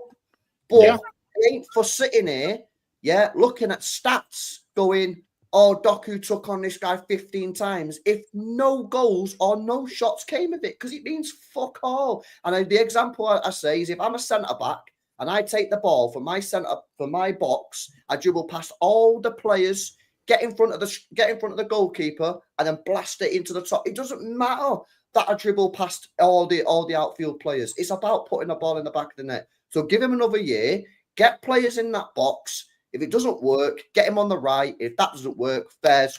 We'll say, see you later. We'll cash in and say that didn't quite work out. Maybe it was a risk that we needed to take because of how easy he goes past the players. But for me, and to be fair, there wasn't that many people in. I did a poll today on the watch along. I said, we've got three options with Savio. You got three choices. You either think he's mint, you want to sell him now, or you give him another year. And the majority of people in the watch along, I think it was like 72% of people said give the guy another year. Was it Savio or Doku? Doku, yes. Doku. It's kind of crazy how Savio gets at least more than 1 year. I mean, So but it also shows that there's a lot of City fans who are like, they see the vision, they see what it could be, and that's why they want to give him a third year. And there was not that many people who wanted to sell him like here and now. I think it was like 10%, and then the rest was like, yeah, he's mint, what are we even doing here? But the large majority of the City fan base on that watch along was saying, give him one more year. Sorry, Bill. You are getting into the territory though, where if he doesn't perform next year, like, he'll be going into his fourth season with us then. Like, he's got to go. He's got to go. Then it becomes a Grealish situation where you're kind of coping. Then it becomes a Grealish situation. And then all the Grealish stands, like Joel, will then become Doku stands. Yeah, we'll have the. That's not happening. It's fine. Don't worry about it. Not you. I mean, like the Joel version of the Doku guy. You know what I'm saying? No, I agree. Give him one more year. Yeah, get players into midfield. Yeah, get him crossing in and see if it works. If not, try him on the right. And if it doesn't work, as Bevel said, that's 3 years. It's not worked properly. You've got to get rid of him. Let me just do some more of these chats, man. KP came back in again and said, Joe, it's not one or the other. Both can work together. For Pep, the success of our system, possession, always trumps the success of the team to win. Thoughts on that? Is this about Doku and Savio, or is this about? Yeah, I think it's still about the wingers. Yeah, I mean, look, I'm fine with the idea of having a. This is why I thought the Aston Villa game last season that we referenced earlier, where it was Grealish and Doku both together. You have on one side a winger whose job it is to basically just keep control of the ball and like set the tempo and stuff, and just make sure that we keep possession, ball carry, all that stuff. And on the other side, you've got a guy whose job it is just to be a bit chaotic and just try and just spam, like, you know, create chances over and over again, attack a fullback, blah blah. I think it's absolutely perfectly fine to have a bit of both in that situation. I don't think we should have both wingers being like kind of like Pulpy was saying before. You don't need both your wingers to invert. You don't need both your wingers to do the same thing and be mirrored on both sides. You can have one where it's like an inverted guy with an overlapping fullback, and have one where it is like a Savio on the left or a Doku on the right, where they are just attacking their favoured side and playing it in. But yeah, I think that Pep's always going to want possession more than anything else. And to be honest, given the success that it's brought us, I think I'm kind of more inclined to go that way than the, attack a fullback, question mark, and then see what happens at the end of it kind of thing that we've had coming for the last couple of years. No, big up. I hope that answers the question, KP for and Joel. Let me just finish off these couple. Big up to Russ. Says, don't be surprised if you see Savio play as a 10. I think that'd be a disaster because the 10 needs to be able to score. I'd be surprised. There's this one game we played against Spurs. We lost 4-0. Did he come centrally a bit? I can't remember. If It did a little bit. He played inside off the left, but it wasn't central. It was just more sort of. It wasn't all. Was he on the right at Spurs Stadium where he had a pretty good game? Yeah, he was. You're right. Okay. Yeah. I think if you're playing as a 10, I think you need to be able to strike the ball extremely clean because you need to be able to score some goals like Kevin De Bruyne. And I don't think he's got that in his locker. For me, just get him on the left, man. Big up Jamie says, Wolfie, hold that, you little grass. Relegation next year. Facts, bro. Yeah, cook this guy. Where's Wolfie? Has he been? Did he show his face at all? I'll come clean. I had Forest 18th on my start season predictions, so that's a real horrible stinker from me. Wow. No one expected this, though. To be fair, no one did. But, They shocked everybody. A big swing and a miss. Yeah. Wow. Who thought Forest would do better than United? Did this shock everyone though? Really? Forest? Spent an absolute fortune the last few years. So well, they're about when they rebuilt their team, they finished what? They barely. Yeah, and then they brought relegation. FFP, went And that was in absolutely the ham points and deduction, spent a too. shitload of money, and then they finished 7th. I think that's about right. Nah, bro, like they spent a lot of money, but let's not cap yet. They've still got like Elanga, Chris Wood, Hudson-Odoi. Yeah, a lot of random players that you've never heard this of. This is not a 7th place. This is not a 7th place in the Premier League team. Like you'd have put it look at the it's teams like a beneath 14th him. place team or You'd something. have put a Brighton ahead of him. Like United and Spurs, those who've had a shit season, but you'd expect them both to finish above him. They're like a mid-table side, really. It is a surprise, Pulpy, bro. 7th to 12th is mid-table, right? Ish. It's around that. Not 7th. I wouldn't say 7th. 7th is Europe. You can't be mid-table in Europe. It shouldn't be. Okay, what's the 8th is mid-table then? Yeah. Anything outside of Europe? Tottenham says you can. Tottenham says you can. Oh. You can go to Europe. Yeah. How embarrassing or is is that? it 16th or 17th? Yeah. But let's not glaze. They have spent 400 million. Like, I'm saying that is also true. Yeah. But and the owner wants to spend more. That 400 million. I mean, I think if you look at their team when we drew 1-1 against them, it's like 10 different players to how it is now. I mean, they had Keylor Navas in goal, and they had Andre. Oh yeah, I remember that. Yeah. I'd also just add another point. They might spend 400 million, but like all these promoted teams spent like 120 million and have got relegated without even a chance. So they've only spent an extra 300 and got European football and were one game away from getting champions. They broke FFP to do that, though, didn't they? Yeah, they got blind. Or they got a point The person got away with it, yeah. They are criminals. Yo, Bill Carlos says, I'd like to apologise for Pulpit for doubting him about third. Yeah, but I said the guy. What did I say? I said you're weirdo, innit, on the WhatsApp chat. I apologise, and that was pure fluke. Yeah. All due respect, mate. Get some I'm going to find out to it.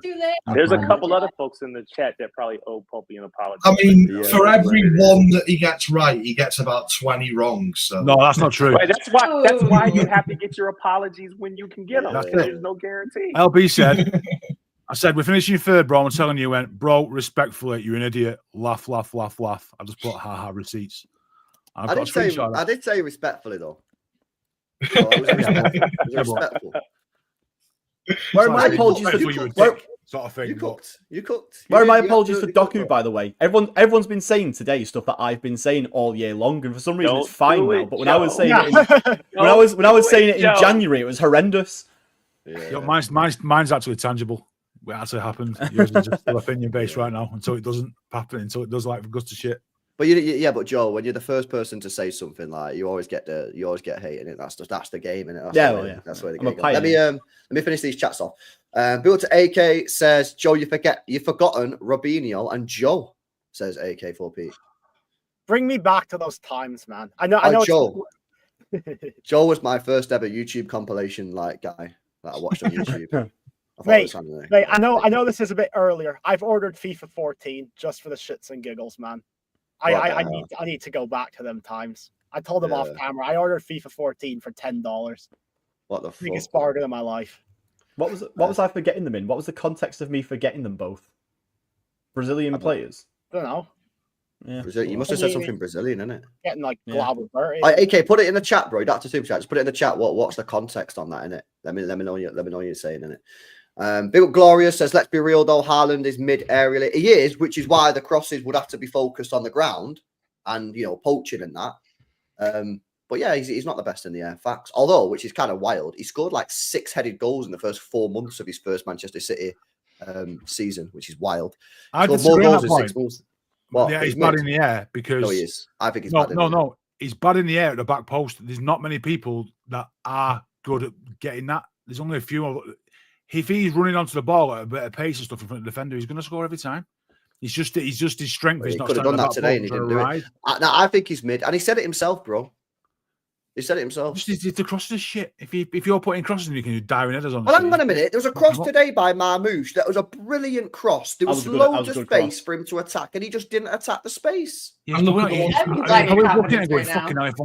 he's probably looking at it thinking that's not what we're supposed to do. Look at the one the other day against Bournemouth. Beautiful cross played right into him. He decided to get his foot above his head and try and kick it in. So just put it there. He's good in the air with his foot. It's probably a good way of someone more of a threat in the air with his foot above his head, isn't he? At the minute. No, but I think the super chat's right.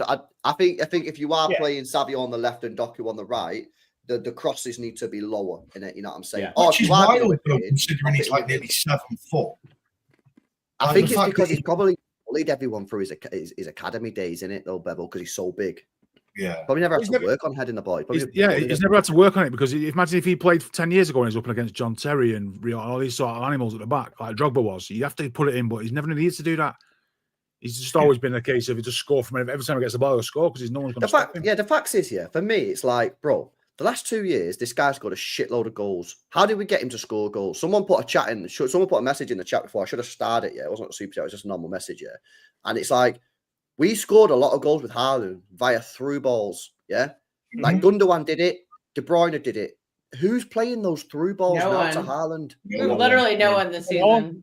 No one's done one or two, and Gundo one or two. Yeah, Kovacic. That's where we missed Rodri. That's why we wanted to so bad.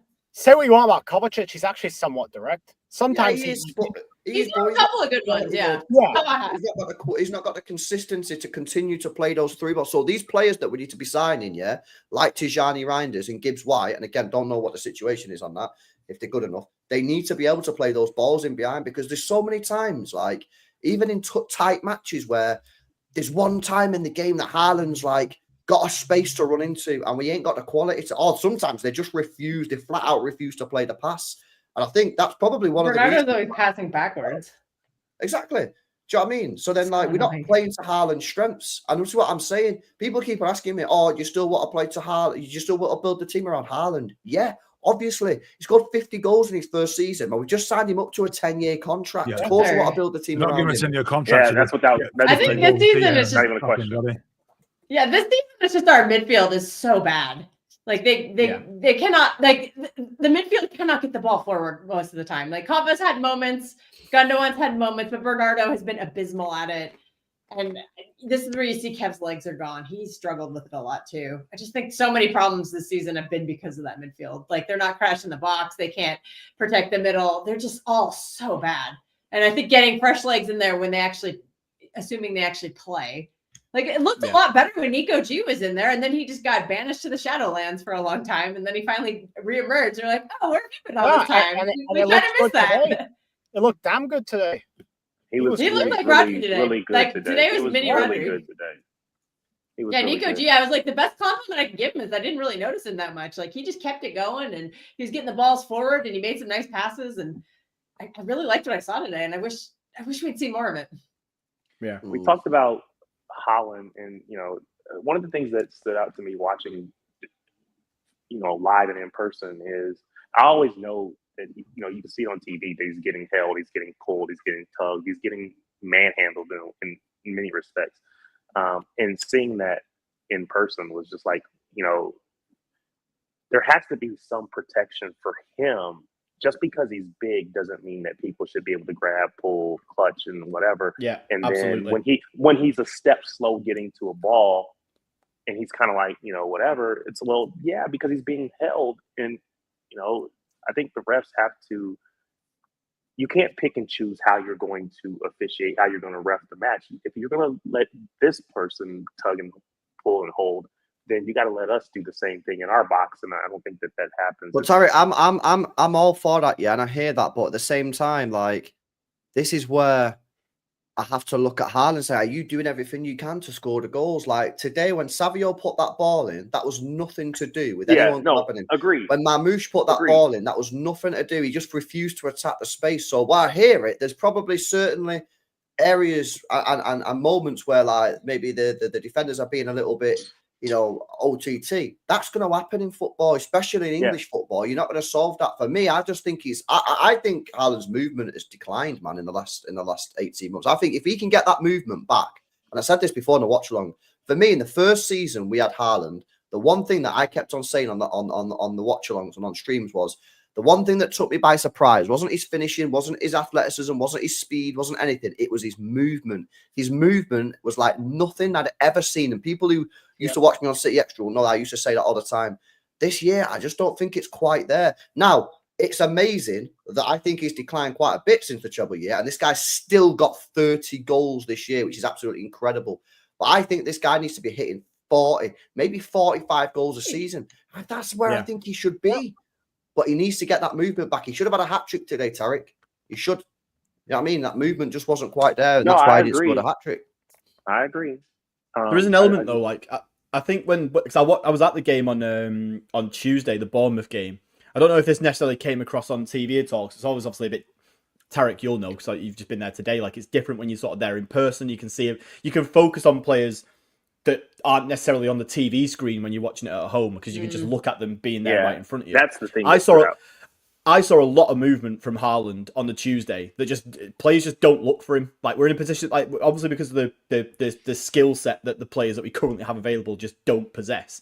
Like, there was so many times on Tuesday. Well, I can't speak to today because I wasn't at the ground. But like on Tuesday, it was so obvious that Haaland is still peeling off, and still, like, when someone in midfield has got the ball, he's sprinting, like he's on the shoulder of the last man, and he's making that run. But obviously, nobody in midfield is picking it out, so it goes out wide.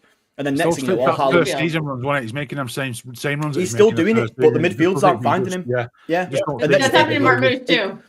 It goes out wide, and then Haaland's got no choice but to then just make his way into the box and just gamble on a cross. And it's like that's the position we've put him in now. And obviously, I still, there's still elements of he can do a little bit more in certain situations here and there. But I think this idea that maybe you're right that on the whole his movement has declined a little bit, but he's still, from what I saw on Tuesday, he's still very much making a lot of the runs that we loved. I'm not saying his movement's completely died. I'm just saying I don't think he's making I don't think he's doing the same movement that he was in the treble year. Yeah. However, he is still making a lot of runs that we're just not finding, and I think this is where these midfield. Tijani midfield has to change. Yeah. Morgan Gibbs-White, and obviously Foden when he gets back onto form, are going to be absolutely crucial, mate, because we can't just go into next season and have a midfield that's not able. So I think this Morgan Gibbs-White deal, Pulp is obviously a big defender of it, a big backer of it. This is such a big transfer, and it has to work, man, because we have to have players in that midfield that have the quality and consistency to play that ball in behind for Haaland, man. We can't just live off like Haaland living off scraps or penalties like Bevel said before. That's not a way to have a £500,000 a week striker. You need to be creating him chances and chances and chances. And at the moment, how many games this year have I done player ratings? And I'm looking at the stats. Haaland, no shots on target, no shots off target, no block shots. And people are in the chat cooking him. I'm like, hang on a minute. You've got a fucking $500,000 a week striker and you've created him nothing, not one chance. That's not on Haaland as much as I think like he definitely needs to improve stuff, 100%. Like you've got to have, and this is why obviously it was amazing when KDB was in his pomp in the treble year, because he was getting 4, 5, 6 chances a game and he was just fucking cleaning up. Whereas now Now he's getting one chance a game. Yeah, half a And chance, if you isn't it? think- It's half a chance. Oh, isn't half it? a chance. Yeah. Do you think part of it could be because he's lost the confidence in the servants? Yeah, Could be. definitely. Also, Yeah. the time frame you're talking about, we kind of forget last season. Our midfield had a lot of problems last season too. There was like a big hole. There's no Gundo there. And so I don't think the midfield was as fluid last season either. So that's where kind of where the decline started. And then this season, it just fell completely apart without Rodri. But Rodri did patch up.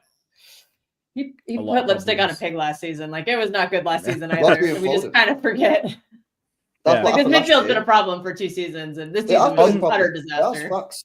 On the frustration with his service, did anybody hear, like, on the TV footage you could hear it? I think there was one point where Doku had the ball and he took it wide, or he took it to the byline and then tried to do something. It just didn't come off, and he just heard Haaland just scream like Jeremy, like as it happened. Yeah. And it's like I bet and obviously we know this because he doesn't score any goals that have been assisted by Doku, but I bet Haaland fucking hates having to like deal with the complete. Yeah. I have no What's he idea what's done? going to happen with Jeremy Joe, he's Doku. been here 2 years, yeah, Doku, and I know this is Doku slander, yeah, but it's just the facts. And I One believe assist? Doku was assisted. Is it one? One. I think it's ChatGPT one. One Yeah. sing. And it was like one. it was recently too. It was It like was 0 last season. Ipswich away, I think it was. So if you're Haaland and Doku's got the ball on the left hand side, you'll just go in. I'm not scoring here. Yeah. He Because could you move know a for little a fact more if you're though. putting the ball. Now I think part of that is a coaching issue and a Haaland issue because Haaland's always at the back post when Doku's on the left. But Yeah. like again, but you can't just blame Doku. Like we need to get more from the midfield. Yeah. The midfield ain't good enough. The right's not good enough. And this is why I've said build the team. I don't know why anyone would disagree with me on this one, by the way. Yeah, build the team around Haaland. Every player on that pitch, bar the centre backs and maybe one fullback, needs to have in their locker the ability to create a chance. The left winger, the right winger, the 2 midfielders, the DM, and a fullback. If you look back at the treble year, yeah, we had Cancelo for the first 6 months, could create a chance. Rodri could create a chance. KDB could create a chance. Gundogan could create a chance. Foden could create a chance. Bernardo, Mahrez, and then Grealish on the left. Now, Doku don't create. Savio don't create when he's on the right. KDB's finished and is leaving. Foden's not been active this year. Gundogan's 35. Kovacic is a DM. Rodri's injured. Rodri's been out. I think, that Rodri being out is like the root of so many of these midfield problems because everyone has to play further back where they're much weaker. And if they're further back, they just can't get the ball forward. And hopefully he has a good recovery because he fixes so many problems in this team. Yeah, I think if you've got Rodri back, and then you know that like even Gundogan, like if Gundogan had been playing, like we've seen in this sort of back end of the season, he's playing a little bit more advanced, and it's made him play a lot better, really. But he's obviously not been able to get into any of those positions because for most of the season, he's been playing a fucking double pivot to accommodate for the fact that there is no Rodri. So yeah, you would hope that next season with Rodri back, even a 35-year-old Gundogan might still look good enough to create some chances for Haaland when he can actually move a little bit further up the pitch. And obviously, you factor in that we're going to have Reinders and Gibbs White, and well, hopefully we'll have those two.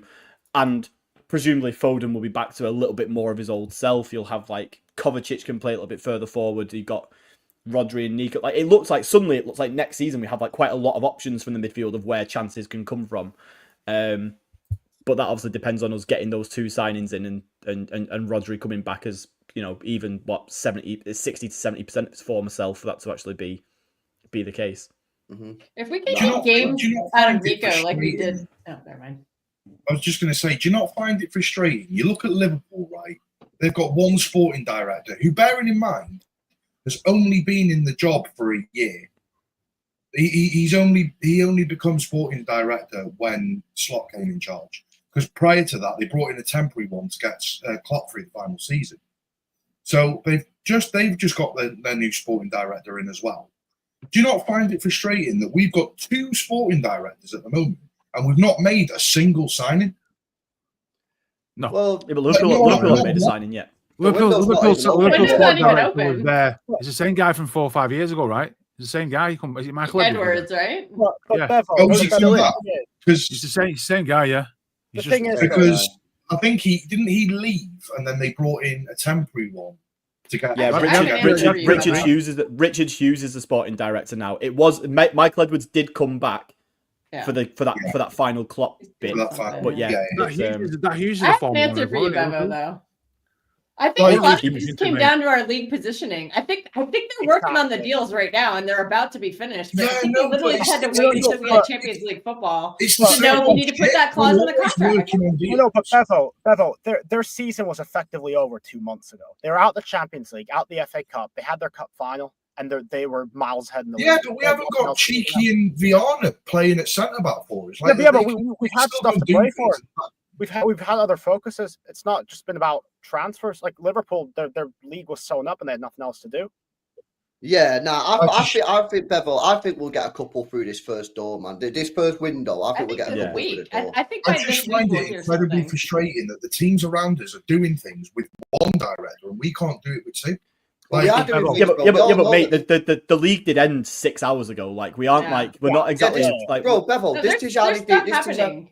Yeah, go on. If you watched that game yesterday, Tijani Reinders, he looked like he was saying goodbye to Milan yesterday. He looked like he was saying goodbye to the fans, the players. Like, I think we're going to hear about that very soon. I literally just think they had to know about Champions League because that's like certain clauses in the contract, like bonuses, add-ons, whatever. I think they just had to confirm Champions League football, and they're probably working on it right now.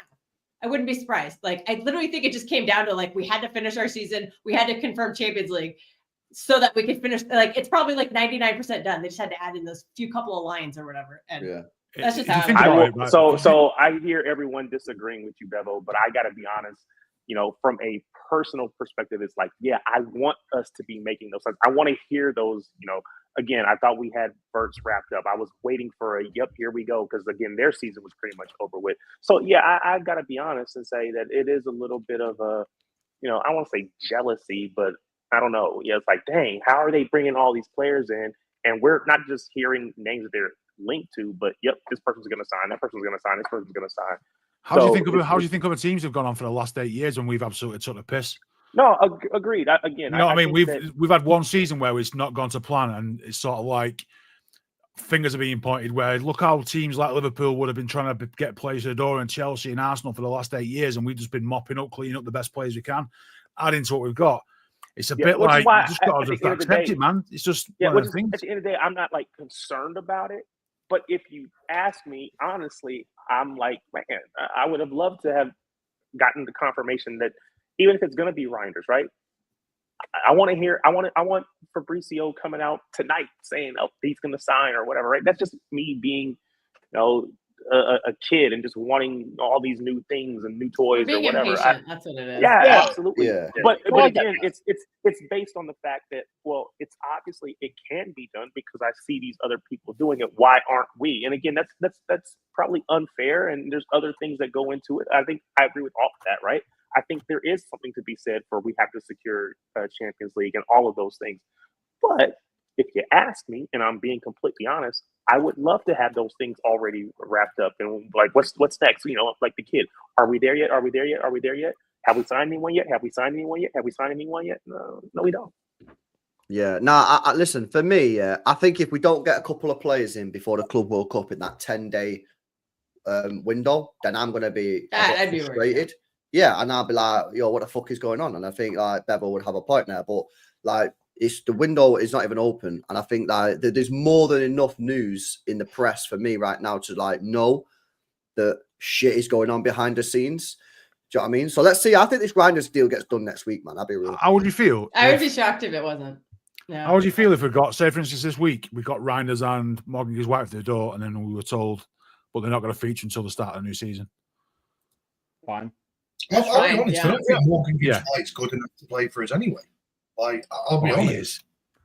He is. He's better than what we've got now.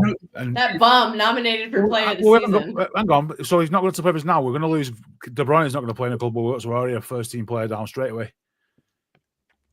I'd say. I think Morgan Gibbs White is better than any of our midfielders right now because our midfielders have been that poor this season. In a Nottingham Forest system, it's playing a completely different system. Cole Palmer didn't work in our system that well. He's gone to Chelsea and absolutely cooked. You can't just write a player off because he plays in a different system. Last season they built it around him. This season they didn't, and he didn't look as good. Listen, you can't write a player off because he's playing in a different system for a club that doesn't play the way we do. You just can't. Otherwise, you'd never sign anybody. No, Yeah, I completely agree with you. But I'm just giving you my personal opinion. I don't think he's good enough. Yeah, I mean, to be fair, I don't like people. I think people are, we won't know until he starts playing for us. I think people are fair to have some kind of like wariness he over might whether turn he around. actually I does. absolutely could, but yeah. If he wasn't English, personally- if he wasn't English, he was signing from somewhere like, I don't know, pick a team in Europe, and he was. Yeah. I don't base it on whether they're It'd English. be all over him, man. It'd be ridiculous. Gibinho Bianco. I don't base it on whether it's English. Morgan his Blanco. Morgan his Blanco would be all over him. Mate. Oh my god, look at this guy. Emotional support helper. Like to me, I don't base it on any of those things. I base it on what I see. Now, whether he was Brazilian, Argentinian, English, Spanish, French, whatever, I don't think that he's good enough for us. Like, that's just my opinion. Listen, I've already said I think it's a mad risk, but it wouldn't surprise, like, not to just sit on the fence, but honestly, like, it wouldn't surprise me if he cooks. So some of his deliveries into the box for Wood are fantastic, and like it's very KDB-esque, especially off that right hand side. But at the same time, like, but you're playing to a guy who's actually really good in the air. Good point. Like, Fantastic point. Chris Wood's really good in the air. It's a great point. It's a great point. Yeah. We'll see, man. Listen, like I say, for me, there's a lot of pressure on it being right. But let me go through some of these chats because we've got quite a lot. Guys, make sure you're smashing up these likes if you've not done so already. Shout out to Russ. To get the best out of Haaland, we need to play with 2 10s who can feed in the ball to run onto. Use overlapping fullbacks to create width when needed. Yep, that's fine. That's the system that Nobbins put on his Twitter. Mhm. Yeah, if you've seen I don't know if you've seen the Nobbins starting 11 that he put on Twitter. I've shown it loads of times. You mean the one that he stole off me? Oh, did he steal I that off said you? about Yeah. the Arrowhead. Ooh. Yeah, that was me. Oh, you got to start. You got to start your own. Yeah, well, literally built that team on here, and then he's put it out there. Yeah. Statistical analysis, and I've like, he does it better than me, but Yeah, but I like that system, Russ. I'll be interested to see, but that would mean your wingers are finished. Big up for the donation, bro. Big up to Thoughtbot with the 10. It says, remember when I told you guys he sets these players up to fail at times? This is it. Just do a simple tactic and let your players play the game in their position. At times, you don't need complex tactics. I agree. Play Savvy on the left, Doku on the right. See what happens, bro. Like, there's no reason to overcomplicate it. 100%. I don't think many people disagree with that. 100%. Shout out to Russ. Says, what would City really accept for Jack and Doku? I think City would accept 40 for Jack and Doku, maybe 40 again. But they're going to end up loaning Grealish out for the next 2 years. Yeah, I think we're going to be stuck loaning Jack It won't out. matter. Yeah. Shout out Ayanda says the game is changing. Not sure control and possession will cut it next season. We need more direct play. Low risk leads to low reward. I think you're going to get that with Tijani Reinders, Gibbs White, and then maybe some fullbacks. We have a ton of direct players too, like Doku, Savio, Holland, Marmouche, Kovacic, Foden. These are all they're more direct players. So. And listen, I'll just say this as well, right? Pep's got a lot of shit wrong. And Nunes. He's not a fucking idiot, mate. Like, he's won a lot of stuff. He's won a lot of stuff. He's not, I guarantee you now, he's not sat there at the end of the season going, ooh, that's not that. Great job. We got kind of unlucky. Same again next year. We'll be a lot better next year. It was the injuries. He knows, that these players are not it. He knows that we need new players, and he will end up changing the system, man. And if he doesn't, then fair's cook him next year. If you think that after every time we've won the league and it's looked mint and it's looked unstoppable, he's then gone into the next season and changed it for no reason. He's definitely not coming off the back of a season where we've been shit and going to continue doing what we've just been doing. Like, it's gonna change. It changes every year, even when we're good. So I think that there's no risk of, a similar kind of style being. And I don't think he will play the Youngs next year. I don't think he will play the Youngs. I think the reason he's played the Youngs this year is because he just wants to play him because he trusts him. He don't trust the new guys yet. I think next year you ain't seeing the Unks, man. I can't lie. I think you'll see Bernardo, but probably not as much covered Gundo. But he'll start Bernardo till he's off the team. Like I think until that contract ends, Bernardo is going to be playing most games. I think the fact we'll have more legs to stay and play most games next season. Yeah, well, there you go. I mean, the fact we've got more legs in midfield going into next season, hopefully, will mean that there will just be an inherent. That opens us up to playing a completely different way of football because we have legs in midfield, which we just haven't had this season. So there's less sort of we've taken less risks in the midfield because we know that and we saw it in that horrible winless run. Every time we gave the ball away. One pass got the opposition into the edge of our penalty area because we had no one to chase it down. So I think that next season when we've got more legs, we'll definitely see a more risky style of football than we've had this season. And these guys can press too. We've had no midfield press like the whole season. Facts. Yeah, no counter. And that's why Nico Gonzalez has been such a revelation for us. Because in all this video, he talks about how his counter pressing metrics are so good. Our system has always fed off of how quickly can we win the ball back. We did not win the ball back super fast. The ball would get through our midfield. There you go. If the midfield can't win the ball back, that's a free counter attack. Nico Gonzalez wins balls back. Rodri wins balls back. Counter pressing. It's huge, especially in the system we want to play. That's why we look so much better with Nico. Absolutely. We say this is revelationary speed, but he's hardly played. Like, that's what's been frustrating. Yeah, it's because he hasn't played a lot. Oh. I mean, he started games, but he's just disappeared for so long. It is weird. I think basically, I don't fully know the reason. Maybe again, just that want to sort of just trust the unks and trust the guys who we already trust, Bevel. But I also think, bro, that I think he stumbled across a system that was working, and it just so happened to be without him. But I think next year, I think he will play a lot more next year. I think he likes him. I don't know, man. It's a weird one. I think it was that comment where he said he was inefficient. His running was inefficient. He was moving too much, and that's what basically Pep didn't want to see that. So you have to just sort of like practice on it until you get it right. I think that's what we're seeing now. He's probably learned a bit more about the tactics and how to play. He might have, yeah. It's just frustrating to see him have like one bad game and then just get dumped for like an entire. He played because we were desperate. We had no choice but to play him like with Kusanov. And then when we had options, it was more a case of going with trusted methods. And I think that's what it's just come down to. Yeah, I've also just done the maths. Yeah, Nico Gonzalez has been here for 14 Premier League games. He's only not started 5. So it's not that many. It's just, yeah, it's like if you had it. No, I've got it up here. It's 5. Yeah, weird. Wow. It's just weird when he got dropped in that United game. That to me, I was just like, what? That didn't make any sense. Well, it was like Newcastle won it. He played really well against Newcastle and then got dropped. Like, for absolutely no reason. But Pep done that to we had that bad game. He wasn't that good in the Everton game. Bro, I don't think that's a Gonzalez thing, bro. I think it's a Pep thing. Mahrez scored hat-tricks twice in his City career and got dropped for the next game. So I think that's just a Pep thing, bro, to be honest with you. But I think next year, I see everyone worrying about the unks, man. I don't think Pep's going to play the unks next year if they do stay. Yeah, I think he's just done it this year because he trusts them and he just wants to get over the line. You know what I mean? And I think Pep knew full well that we weren't winning fuck all this year. Obviously, we could have won the FA Cup, kind of fucked up with the start of 11.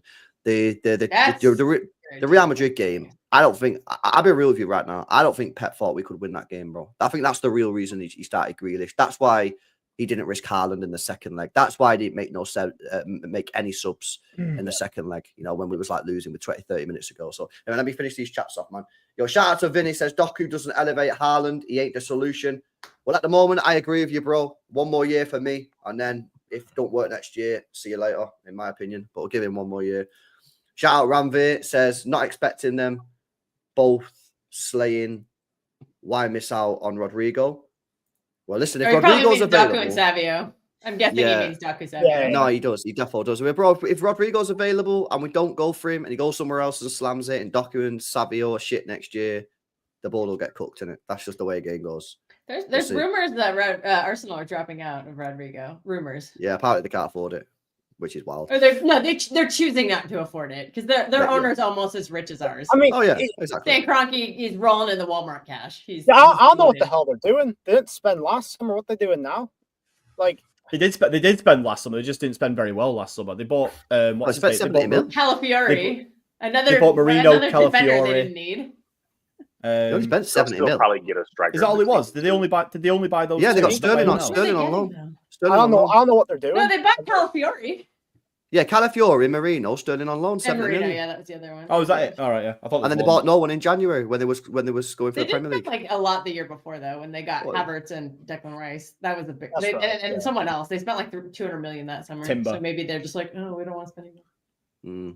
I think that's kind of a cash cow for the owner. I don't think they're. Yeah, it is. It is. Like FSG mostly are, but FSG occasionally splash. Like FSG will do the splash this summer, and then they probably won't spend for like the next 3 or 4 years. Yeah, and the fact is, FSG managed to find fucking Van Dijk. Well, not find him. It's quite obvious. Like they bought Van Dijk, who turned out to be one of the greatest centre backs we've seen in the Premier League, and then Salah. So they landed. Mane, they won the lottery. They won the lottery, man. Whereas Arsenal haven't really. Well, bought then that they guy. have have a lottery, though. have Hold some on, very I- good players. Saka's an call it a academy lottery. player. Saliba was cheap. Gabriel was cheap. Like those are Nah, very good but we're players. talking In about the- no. I get they have some good players, but when I'm talking about Liverpool, I'm talking about Liverpool have some players which have written their names in they're all the timers, history aren't books. And They're all about timers. half. But of you them- called it a lottery, though, LB, and I don't think it's a lottery. I think at the end of the day, they are willing to pay what it takes for the players that they've identified and said that person is a game changer. I don't care what it costs. Go get them. We should have had Van Dijk when he was coming out of Celtic, I think it was. We should have had him, but we didn't. Again, like you said, hey, it's too expensive. We don't want to pay that much. And then they go and they pay, and then he becomes world class, maybe best in the world at center at his position for 7, 8, 10 As soon as years. it comes to We But should at have the same had that time, player. how many times did we beat them? Yeah, but They we're won 2 quibbling Premier over- Leagues and we over won 6. small amounts. We're quibbling over small amounts. If we're willing to pay 70 and they want 80, 85, it's a small amount in the grand scheme of things. Pay the 85, get the first top level player that you've identified, bring him in, and stop fooling around with second best substitutions, all that crap. Go get the best player and pay the. I think you got to do that by a And this is the case by same case thing. basis. But this Yeah. is Yeah, the same look thing at that I- Maguire. We've This had is a the lot same of He good wouldn't tell you what he choices wanted that from won this Maguire. league. Ruben Diaz, third choice. Rodri, nobody. Rodri was Again, nobody's first choice. again, Walks away from Harry that Maguire. has happened.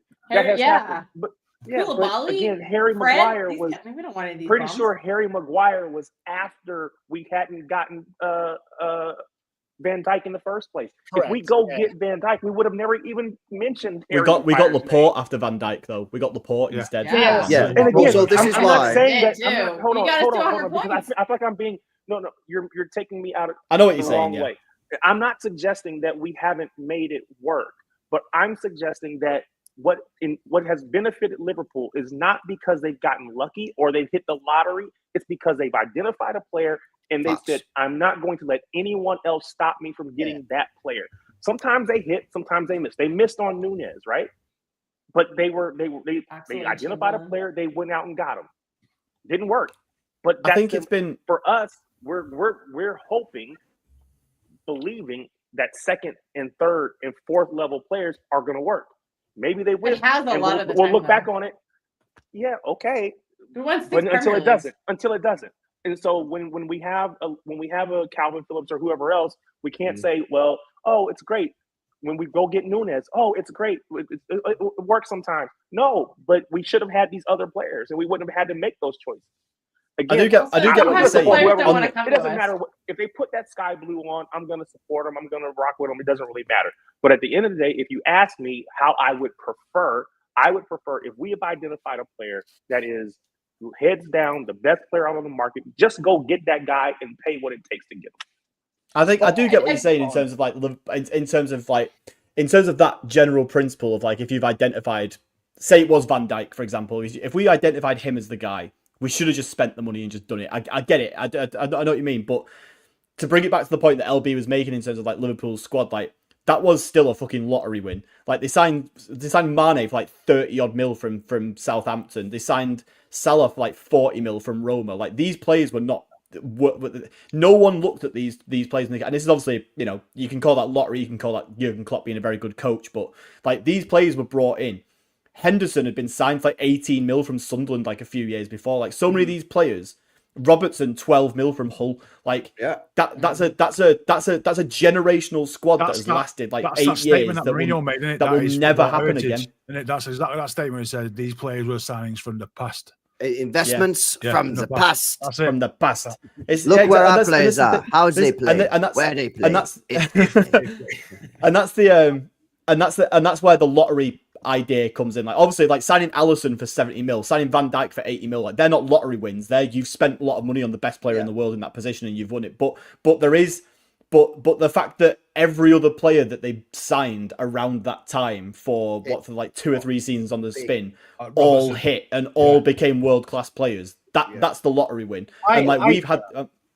We've kind of had that with, like you say, our second, third, sometimes fourth choice signings turning into like a Ruben Diaz, for example, like a Rodri instead of Jorginho, like a Laporte instead of a Van Dijk. Like we've had these second and third choice players hit in the same way that the Salahs and Manes of the world have done. But we've had so many more good like our miss rate is so much lower than Liverpool's that it's difficult to look at Liverpool's recruitment going forward and being confident that they're definitely going That's to why we've won so many leagues, get that mate, right them, again. we've If got that it right. makes sense. If you get 7 out of 10 right, you win a lot. If you get 4 out of 10, you don't win much. Yeah, we no, usually get that's 7 correct. or 8 out of 10 right. Pulpit, that's correct. Yeah, but the point that I was making, right, to going back to Tarek, yeah, is that like for me, when you talk about paying up, right, because obviously I'm all for paying up, yeah. For me, you do it on a case by case basis. So if you're looking for a specific player to do a specific job, like 6-8 hybrid, where you need to play every game as an 8, but then when Rodri goes, you need to be good enough to get me through 2-3 months of a season, just like Gundogan did in his prime, yeah? And you identify a player like Bruno G. I'm not saying he is the only one. I'm just using him as an example. And then he would have been a perfect for Manchester City, and then you pull out because you don't want to pay the cash, and then you go and get the cheap option in Nunes. For me, that's fucking awful. You've got to pay up. Now, there's other scenarios, like with the Van Dijk situation. Yeah, obviously it would have been great if we signed Van Dijk, right? But when there's so many centre-back options out there in the market, which there was at the time, I kind of understand why City at that point go, really want Van Dijk. He's a top player, but is he worth an extra 25 when Laporte's available for 20 million less? When these players, and that's where I don't think you needed Van Dijk necessarily. So for me, it's all about like, you got to pay the cash sometimes, yeah, and sometimes you've got to just pay it because you need that player. But other times there is room to negotiate, and there is room to go, you know what, that is too expensive. Let's walk away and go and get this other player. And we did that, and we've done that a couple of times. But like this season, for example, and I've spoke about this summer, yeah. This summer, I do think the club are just going to have to pay up on some of these deals because the squad is in such a depleted state right now because the last 2 summers have been shocking. They are just going to have to pay up on some of these deals. But I do think you've got to take it on a case by case. And also, some of these big name players we've been chasing lately just don't want to come here. So even if you're willing to spend the money, that doesn't mean the player's going to come. Bellingham was never coming here. Rice was never coming here. And Wirtz apparently has been Liverpool pretty much from day one. So yeah, I mean, it's what can you do with those? Yeah, I don't even know. Maybe Bruno G didn't even want to come. Maybe that's why we never offered. Bruno G was on social media, sort of like parading the fact that he loved Newcastle and wasn't going anywhere. Wasn't he? So like, he was never going to join. No, but João Neves. João Neves should have. João Neves isn't even like a. João Neves is such a weird one because that wasn't even like a just pay the money. That wasn't like that was even then he was 60 mil. That's so like affordable for us. Like I don't understand how that wasn't just even. I've not seen a single report that suggests that we were even involved in that conversation for that transfer. Like that's the most weren't we told we had to pay the release clause, which was 120 million euros? And at that price for his experience level at the time, 100%. That is a risk. Of course, you're not going to pay that. Something shady would happen with Mendes. Something shady was going on there. But that was because those were the rumors in like sort of February, March time, weren't they? And then next thing you know, it's fucking July, and he's gone for 60 mil. And it's like, well, at what point when did we find out that 60 mil was the asking price, and why did we not do it? Like, did we just find out when PSG signed never him? Found out. Like, I don't understand it. I'm guessing we never found out because if it had been 60 million, I think we would have been all over that. Sure. Well, I can say I did a scout along of him in the Europa League, bro. And he played as a lone 6 and he bossed it. And I was like, yo, this guy's a fucking sick player. Let me finish off these super chats, man. Shout out Russ says Kirkes and Wesley would be sick with their pace. Says Russ. Well, Kirkes is definitely going to Liverpool, isn't it? And I think we are getting Wesley, so fucking hope and pray that he's fucking good. Rambe says Rodrigo, adverts, kinds. I think he means and. As a Wirtz type threat. He's adding a Wirtz kind of type of threat. Yeah. All right, cool. Well, I've not really seen Rodrigo play in the middle, man, so I can't lie. I don't really know. I only seen him play in the wing. Shout out Norbert Bro says, agree with LB. Despite the team's creativity issue, Haaland's movement has slightly declined. No, it has, bro. And anyone that says it's not is just lying because it definitely 100% has. But then, you know, the quality of the pass and the chance creation, the quality of chance creations also declined. So he says he scored 12 goals in 25, right? Yeah. Recently, right? 10 years ago, that'd be an amazing record that you would probably fucking bite your hands off for. Yeah, 100%. That's an Alan Shearer style record. Mm. And now look at how disappointed we are that that's what his output is at the minute. It's mad. Oh no! Listen, Yeah. there's levels to this. Yeah. Haaland's been off it, but let's not get it twisted. He's still put up mad numbers, 30 goals this season. There's not many strikers in the Premier League this year who've got 30 goals in all competitions, no? So, but what we're saying is, like, I'm talking about Haaland not just being an okay or good striker.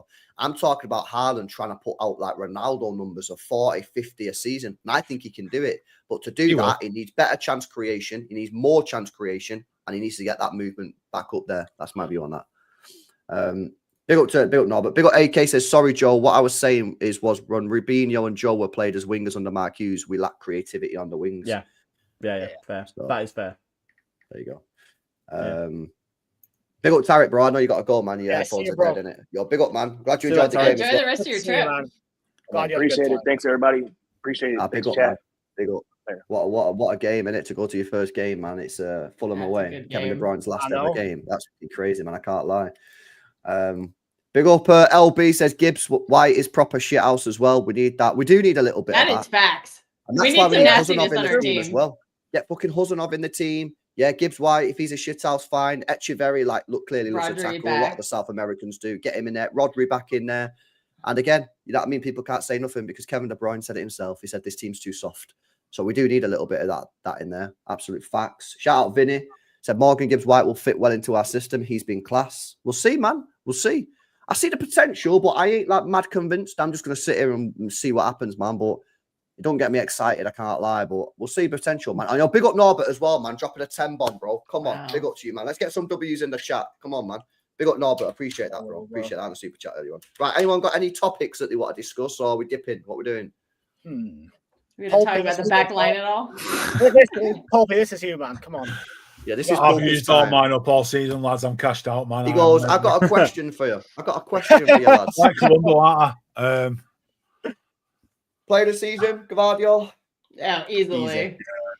I got into a fight the other day for saying we had no second player of the season because I think everyone's been terrible. For me, it's Marmoush, player of the season. He changed our fortune in January. What? You can't have Marmoush. Yeah, genuinely serious. Marmoush changed our season when he came in January. His input is all-round attacking play. What's he got, like 9 has goals? To coincide with the way our form picked up and has picked up for the rest of January. 10 or 10, yeah, no comps.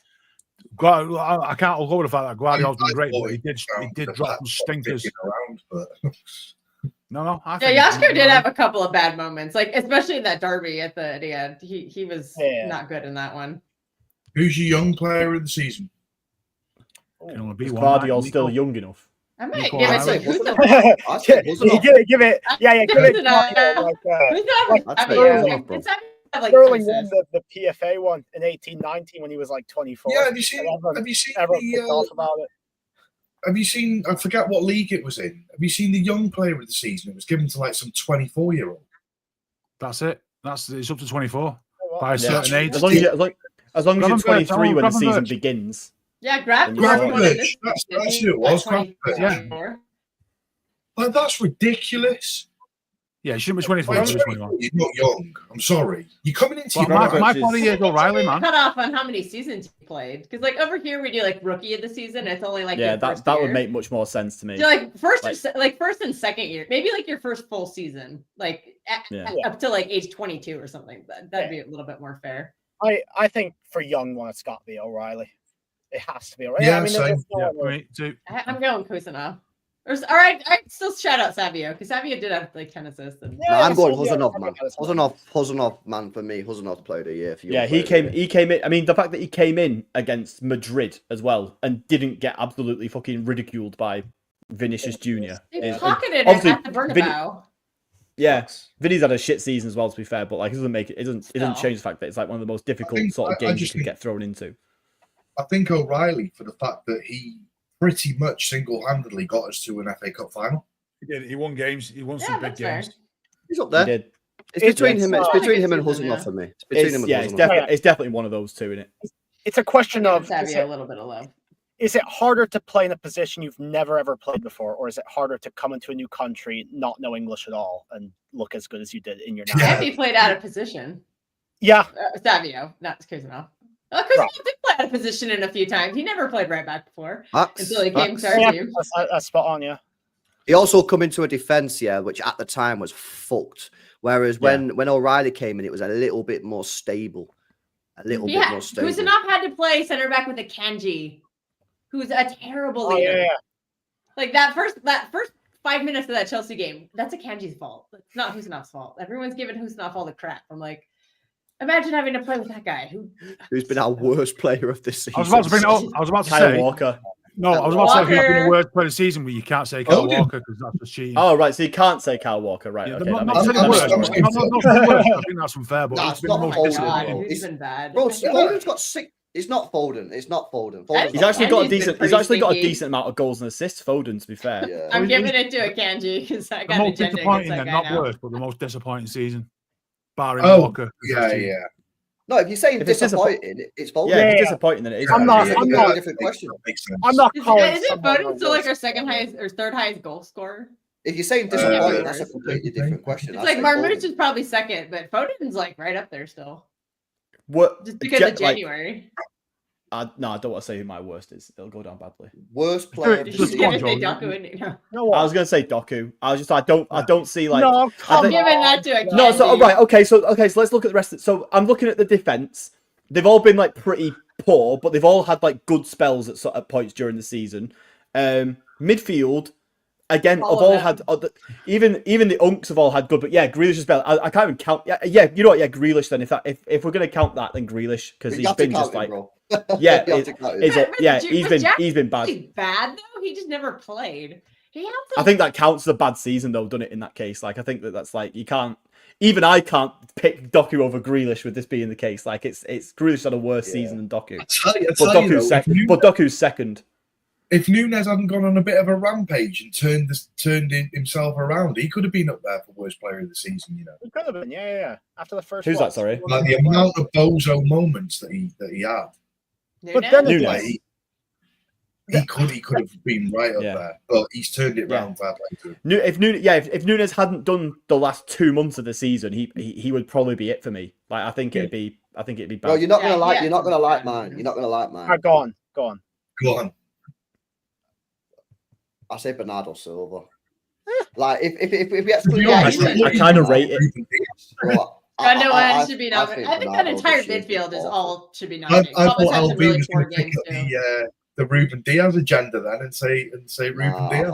I think Bernardo's been so bad this year. I think that he's looking at this last month, he's been decent, but like over the Yeah. course of the season, oh my god, bad. Akanji, fuck me. Kanji's been terrible most of the He's season probably he's cost us so many goals at times. You know what I mean? He's been bad. Difficult to say who's the worst. For me, obviously, again, if we get him rid of like Grealish and that, it don't really count because he don't really play for us anymore.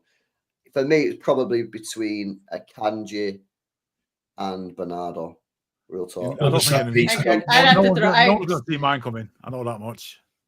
Go on. Pope is going to say The most- Haaland, didn't he? No, the most disappointing one for me is based off the fact that his first 2 seasons he was fucking brilliant and we had a lot of high hopes for him. Is just Rico Lewis. This season he's just been Oh. absolutely fucking exposed as an absolutely shit defender, and there's no way that anyone would have him on a sale list if he'd have a decent season. LB, if this season exists, you wouldn't want to sell him. I just think he's been so disappointing. That the fact that he's just kind of like all the good work he's done for the last 2 and a bit years is kind of been all wiped out by just how shit he's been defensively and got caught out and not been able to like keep the momentum. And I was kind of like hoping that this year he would probably step up and go that next level. That's because he got an England squad, man. He's been playing, you know what I mean? I think that's so far away now. You know, and the obvious choices That's are not fallen. bad. It's not, I don't hate that shout, to be fair. I like him, but I don't think you can really, like, apart from that first month of the season. Disappointing, like, not angry, just disappointed sort of thing, yeah. I think there's generally 4 or 5 players that you could put in the conversation for it.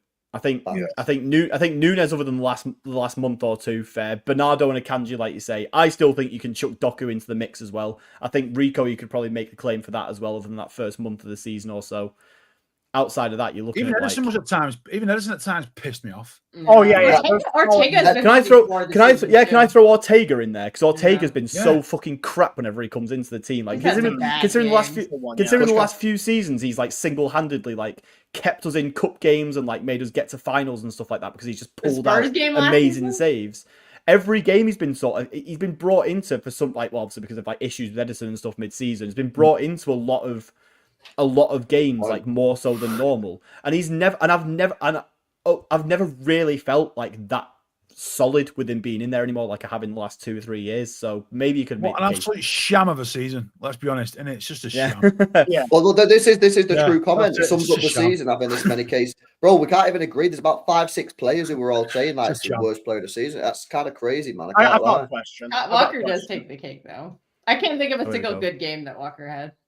Whereas everybody else who we've talked about, we can say they've had some good games. It's funny that we've had to say except Walker because we all know it is him. Yeah. Who do you reckon's likelier to like return to prime form next season, Foden or Diaz? Who's likelier to have a bounce back season? What do you reckon? Diaz. I think Diaz. But the caveat with Diaz is he needs a partner. He needs to have a consistent partner. If he's with Kanji, it's not going to happen. But if he's with Yashko, I think that can happen. I don't think Diaz is that far away. But I think I don't think Diaz is that far, whereas Foden's like massive. Foden has that health issue that we don't know if he'll ever recover from. Yeah. Foden has that health issue, but Diaz has been sort of neither here nor there for 2 seasons now. Like, is this just his level now? Diaz's best stretch this season is when he had a consistent partner. I think he feeds off of a good partner. We always say Diaz Stone's best partnership. It's like we kind of saw flashbacks of that when it was Diaz and Gavardiol. They looked really good together, and that's when our defense was cooking. And then Kanji comes in, gets shoved in, and he immediately looks crap again. I don't know, man. Last, the chat's 50-50, so it's a very good question. I'll tell you that. Obviously, Foden, it sounds like if he's got some sort of health issue, which it sounds like it probably does, like, can he solve that? If not, then maybe Diaz. But, bro, I'm being serious, man. I want a full send Huzanov and Gavardiol, man, going into next season. I really do. So we stand to gain more from Foden being on top of his game. I think that's going to take. Agreed. I think in 2 or 3 seasons, we'll see Yashko and Kusanov. My biggest fear with Yashko is he's going to get so annoyed with playing left back all the time, so that like I don't think he cares. To be fair, I think he might. I don't know if he'll sign a new contract. I reckon Guardiola would play a game every day if he could. He's just that sort of guy. He's just fit and plays and just don't. He's fucking mint, bro. Yeah, I know. You can see you see the dramatic difference. Him and Diaz versus now that Akanji's come back in, it looks a lot shakier. So we need to remove these players that are blocking Yashko from being a center back and bring in a fucking left back. Yeah, when was the last get a time left back? bought a left back? I used to say I used to think of a right back is more important, and now I think a left back needs to be like number 1 priority in the summer is an 8, and then number 2 for me is now a left back, and then another 8 after that. Like we need a left back. Get Yashko back as center back. Like stop playing because he'll run less too, so he won't die next season because he's approaching 5,000 minutes, or he might have surpassed it by now between club and country. Like that's going to have a big effect next season. He's going to be tired. He's going to have to start the season slow. I've just realized as well. I've just remembered. I don't know why this has randomly come to mind, but like Guardiola, like because he's such a goal threat. I've just remembered he scored against us in the Champions League for Leipzig. Oh yeah, in the first. The 1-1. We should have seen it coming, really, shouldn't we? Yeah. But, I'd love to. I want to see him. I want to see him at centre back. I want to see him just locked. Like I said, I like kind of mentioned earlier. I just want to see him to lock down a position. He's locked down left back for the last couple of years, and that's fine for the sort of time being while Pep refuses to have a single serious left back. But I think if we're going to buy a left back in summer, then I want that guy to just do that job and just give Gvardiol that left centre back position, and then who he plays with, whether it's Diaz or Kusanov or whatever, fine. I don't really care who it is, but as long as Gvardiol's actually given that consistent spot and is just told, right, you are now a Manchester City centre back for the next 5, 6, 7 years or whatever, and then you can just do it. Nah, facts. Just get him at centre half, get a left back in, and then play. You know, give Guardiola and Huzanov a go, man, and see if that works. And if it turns out that Huzanov's shit, or if it turns out that we're lacking Diaz's leadership, then change it. But I think you'll be much better off with the pace of Huzanov than the leadership of Diaz, especially when Rodri's back in. Especially if we're gonna play a high line too. Yeah. That's it'd be good to have two ace in the hole against a high line. Like he could good to actually have come two back and defend, centre-backs. and we've missed that this season. That's why we're getting roasted on the counter so badly. Yeah, if we have Kuznov and Gvardiol as well, you've got two centre backs who have like actually legitimately good recovery pace as well. Imagine how good that would be, bro. Just a quick one on this one. Like, I don't know what Alan said in it, but I previously said that he's better as a left back than a centre back because we've not seen him be played as a centre back for a number of games. Yeah. And now that I've seen Gvardiol at centre back for like 5, 6, 7 games in a row, I'm absolutely convinced that his position going forward should be a centre back. I'm absolutely convinced of it. Like, even though he's been mint as a left back, I just think in those 5 or 6 games, I thought he was class as a centre back. I really, really do.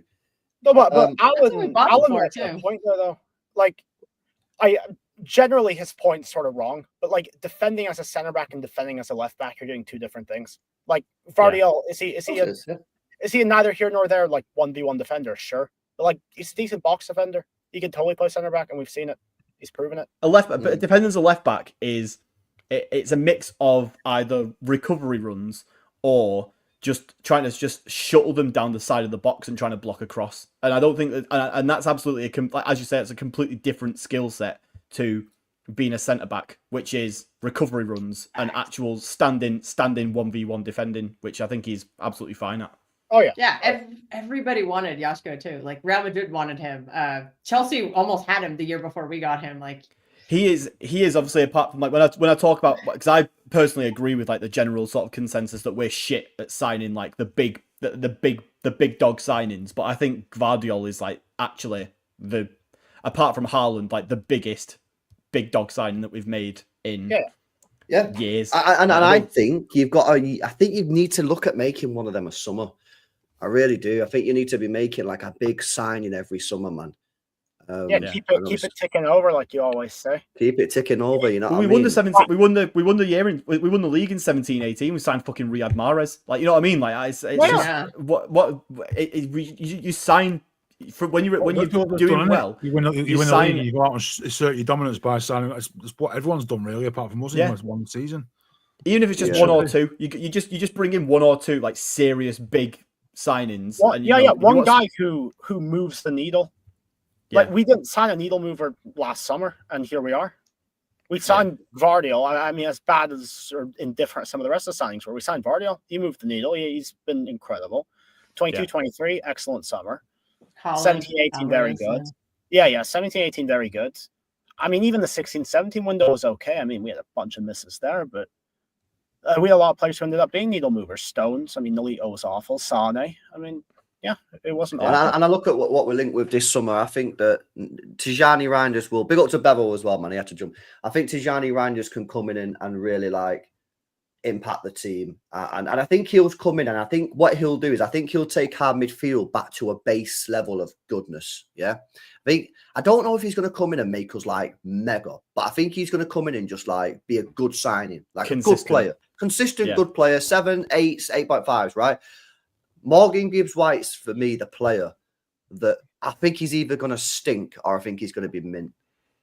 I just struggle. I think he's going to be the 7 or 8 out of 10 a week player. Can I tell you why? Can I tell you why I think he is? Because and I'm interested to hear from Pulpy on this one as well. Because I think Morgan Gibbs-White is going to be the player that's going to be making a lot of the passes and creativity in this side, and therefore I feel like it's either going to work and he's going to get a lot of success and he's going to be creating a lot of chances, or he's just not going to be good enough and he's just not going to be that guy. And that's why I think that Gibbs-White for me is just going to be like, so like this is what I'm saying. Like, he can pass well. I like his bot. So if this works, he's going to be a good player and he's going to be really good and he's going to create a load of chances and Haaland should get a load of goals and him and Haaland should have some great connection, right?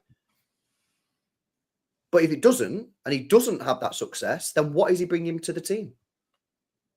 Pulpy, right? You're a big Morgan Gibbs-White fan. What do you think Morgan Gibbs-White's main benefit is going to be to this team next season? Box-to-box midfielder. Right, so running up and down, but running like in terms of legs and the ability when he gets to the fight. Fundamentally, that we need somebody who can run up and run down and be a workhorse, and also somebody who, once he gets into the final third, has got to be ability to pick a pass out. So we can basically do 2 roles. Bit like I'm not nowhere near the level that De Bruyne was when he was doing that role, but somebody like De Bruyne who was up and down all the time, and when he gets to the final third, actually create something. We see it in Gibbs White now that he can create. He has got an assist in him. We just need somebody who can do that on a consistent basis, and that for me is literally all he brings to the team, really. I don't know, man. I think he's really good. I think it'll be. I think he's a really good player, Yeah. and I've said it many times. These are the sort of players that teams who have been successful in the last 30 years in the Premier League usually pluck from below to invest and get them in the squad and just keep ticking over. And every other team's done it. When we do it, all of a sudden the fan base seems some sort of weird move, but it's always been successful, and every other team's done it. United did it for 20 years. Chelsea did it. Chelsea took Wright Phillips. Of course, it didn't work for them, but that's the sort of player you're taking. I think if you Chelsea got Lampard, United got Carrick, these sort of players that you just get from that next level up and just make your team better. I think if we thought of if the fan base is fine, but obviously maybe this is dependent on the price tag as well, to be fair. But if we think of Gibbs White as like the replacement for the squad role that Kovacic has got now, for example, then that's fine. Like as Pulpy says, having players in the squad of a midfield of like of a squad availability of like 6 midfielders. The reason why it's been so shit this season is because 3 of those midfielders have been 30-plus-year-old, Gundogan, Bernardo, whose legs have just gone from having done the Pep thing for 6-7 years. Kovacic, I actually think, has actually been all right. He's just been played at the 6, where maybe he's not quite as comfortable as we thought he was. But, if you're replacing those 3 with players of the likes of, Reinders and Gibbs White, like, ultimately, the squad has taken a massive upgrade. Now, obviously, the thing that we're missing is the Wirtz level signing, who sort of replaces the Kevin De Bruyne who's going out the door. We still ultimately need, I think, even with these 2 coming in, I think next summer we should be trying to buy whoever the next Wirtz is, whoever the next midfielder who's like a young up and coming like European midfielder who has who has the elite season. That means, right, you are coming in and you're the plug and play Kevin De Bruyne replacement, because we still need that. Unless Reinders comes in and does an absolute fucking We don't think Echeverry we still has need any that shot guy. at being that guy. Well, I don't think so, because I don't think Pep will play him enough, annoyingly. But I think that I think he probably is going to go out on loan in it. But I think What if he cooks on the loan? Then do you think we'd try it, or probably not? maybe, Or is he just going to be? It maybe depends what he looks like in the Club World Cup, to be fair. I don't think he necessarily comes off the bench today if Pep doesn't like him to some degree. So maybe. But yeah, if this is a thing here, if this Jamal Musiala thing Musiala's always It's just similar to Foden. Why do we already have Foden? I mean, he's always struck me as like the next Muller. He's going to stay at Bayern for his entire career. I just can't see him going elsewhere for some reason. Well, why did he put a release clause in his contract then? That's a good point. Maybe if it was like, they just not won the league for the first time. So maybe it was like, this is the start of a trend. Bayern wouldn't have been the ones pushing for a release clause in that contract negotiation. Yeah, that's a very good point. Yeah. So I think he's next season, thinking about it. In next season, but then also there's no Wirtz. So I think that Musiala's got free reign at Bayern from this point on, because they're not signing Wirtz. So I think it's going to be a bit of a difference. Do you like Xavi Simons or no? Do you like Xavi Simons? I haven't watched enough of him to really make that. He's okay. Whenever I've seen him, I've thought he's good, but I don't think. What does he do anything that Tajani Reinders doesn't do? Or get me Palmer back at the fucking net. that would be mint. Pulpy's fucking fuming. Never go back. Do you not learn? Ever go back. Never ever go back. You show me one. We went show me a player where it's worked where you go back. We went back on a unk, man. Yeah. It's not worked. Yeah, no, it didn't work. It only worked in games never when there's go legs back. in Never ever go back. It doesn't work. This guy's do it. fucking real. You left for a reason. Man. You left for a reason. It's done. Maybe life, football, what might happen. Job, everything is done. Move on. Maybe we try to get Palmer back after Pep leaves. Because Pep and Palmer didn't really get along, but once Pep leaves, he's never coming back. It could be a lot different. Oi! His numbers are insane. This is a shout. This is a shout. I genuinely think. Give it a year. I genuinely think you should. He'll already be at Madrid by then. Yeah. So we're just giving up on Echeverry then. Okay. If he continues the sort of pace he's at numbers wise, I'd be totally fine just punting it. I would genuinely. This guy's a fucking baller. Do you not think that this guy could have a future at right wing though, Danny? Because I think he's got like. I think he's got like a little bit of like a Maris sort of. Yeah, the ball striking, incredible ball striking. Do you think he's got the chance of like going like randomly out of nowhere, Brighton coming and saying we'll take you, and then no, he's not. I'll do respect. He's way above better than Brighton. He's better than Brighton. Yeah, he's well. This guy's going like Madrid, he's already Barca, got Bayern Madrid, City. yeah. Like this ain't. He's skipping the Brighton. And he's got ego. He's got ego as well. He's scoring 30-yard free kicks against their biggest rivals. He scored 100. He scored a 102nd-minute penalty to save their club from losing the game. 80,000 people pulpit were in the stadium against the biggest rivals, Boca Juniors, and he stuck one into top corner at 30 yards free kick, bro. This is why, like, it kind of does mad him a little bit when people are like, "Oh, it's a South American league." I'm like, bro, you don't fucking get it. These guys are playing against like 80,000 people in home games. Alvarez was pretty damn good in South America, and he was like, good for us too. It's like when Martin says, "Oh, they can't handle the abuse." I love Martin, by the way. He said, "Oh, they can't handle the abuse, mate. There's pyro. There's fucking fans shouting, heckling him all game. You think they can't handle fucking?" There's a genuine threat of death in that country as well from football too. So. It's worse over there than it is in here. I went on their Twitter account, River Plate's Twitter, bro. I know it's like this at City, but the whole fucking Twitter account, people was just fucking cooking like River Plate and like all this sort of shit. It was madness. Oh, he's looking here. Hang on. What have I said? Dragged him out of his sleep. Martin's always listening. We can never. They got Martin, man. Why are you never lurking, slander his You're name. He'll stalking call me, us mate. out right away. He's stalking you, bro. Hey, We got good Steve day. Lewis in the chat as well, man. He's in a hot tub Steve. pissed, apparently. Come on, Steve Lewis. Come on, bro. What a guy. Yeah, all right. Get some extra chlorine. That's two lads from the panel line. The Jersey last Shore 2 hot weeks have tub. sacked off. Two lads have sacked off a panel show to go in a hot tub. I know. I know. Hot So tub. yeah. yeah, boy. Ooh. Where's your work rate? Where's Mate, your fucking work rate? Sunday night. Oh, Mate, he's going on I'm in, holiday. He's going on holiday, isn't it? I'm in Spain in Is he 2 gonna weeks. go join the boys in the hot tub? Amazing. Yeah. Martin, go Yeah. to sleep. Go to sleep. Have you He's ever at the heard of airport, sleep, mate? bro. I don't think Martin sleeps. He doesn't. I'm He's a kinda convinced of that. vampire. He's nocturnal. His faces end at like 5 in the morning. I'm Come like, on, "Do you Briggs here. Come on, bro. Nah, it's crazy. Right, let me do these super chats, man. Big up Ash says we need one more Tiki special and pay by Ina. I think he's gone Atletico already, though, Yeah, he's isn't it? going Atletico. Yeah. There's a video of him before crying, so he's obviously That's gone. the problem. Everyone's like, just buy the KDB replay. There kind of aren't any. Like the number 10 is kind of not very good right now. Like across the board. I can't. I think that's why everyone had a meltdown when we didn't get Verts, though, innit? Yeah. Verts is the one, and that's I why don't it was so melted down. so shit. I think we melted down worse about the Liverpool thing. I'm just like, Yeah, we agreed. had already said no like days before, and we were like, all right, whatever. And then once the Liverpool thing happened, the whole world lost their mind. I think we could all. I think with Verts, though, we could all accept it if it was a young German guy joining Bayern, because we all just go, right, yeah, sick. But when it's the perfect KDB replacement turning us down for Liverpool, that's when I haven't watched it enough of him becomes. to say he's a perfect KDB replacement. Well, you know what I mean. He's the ideal KDB. He's of the available players that are there. He is the guy who you would go, right. We'll put you in the team instead. And then when he picks Liverpool, who aren't necessarily crying out for that position in the same way that we are, and are also, they've won the second Premier League title ever, while we won 4 of the last. We've won 6 of the last 7, including a treble and stuff like that. That's where the meltdown comes in, because I'm just like, why? I'm just like, how the fuck have you picked? How have we let him pick Liverpool in that situation?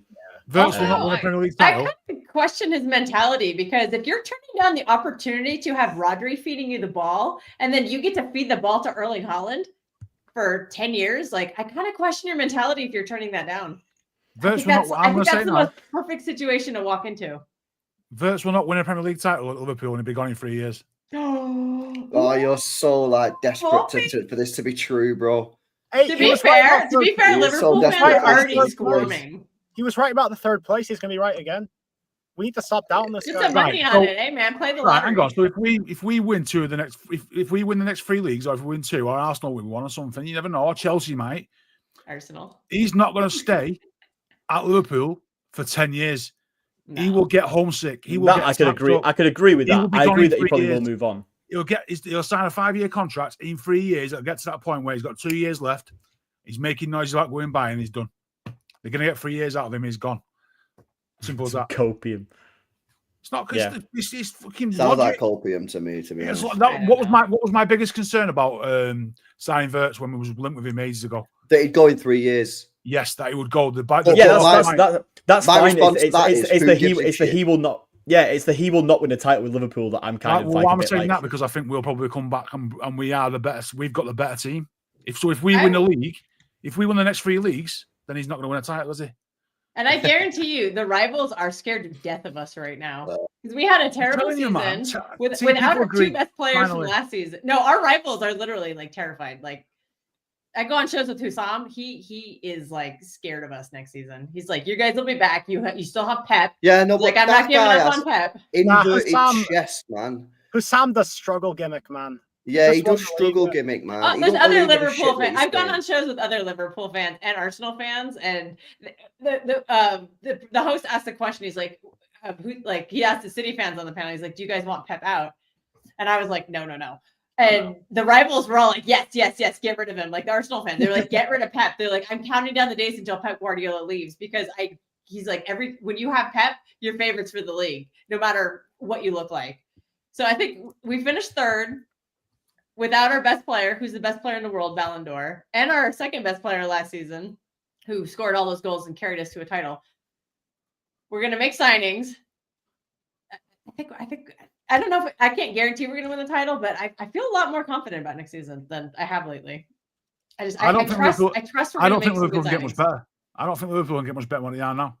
If I had to put money on it, I don't think we'll win it, but I don't think we're as miles off as people think. I agree. I think we'll keep it. We'll take it to the last like 2 or 3 games of the season. Yeah, I think we'll put pressure on them, and we've never actually been behind them.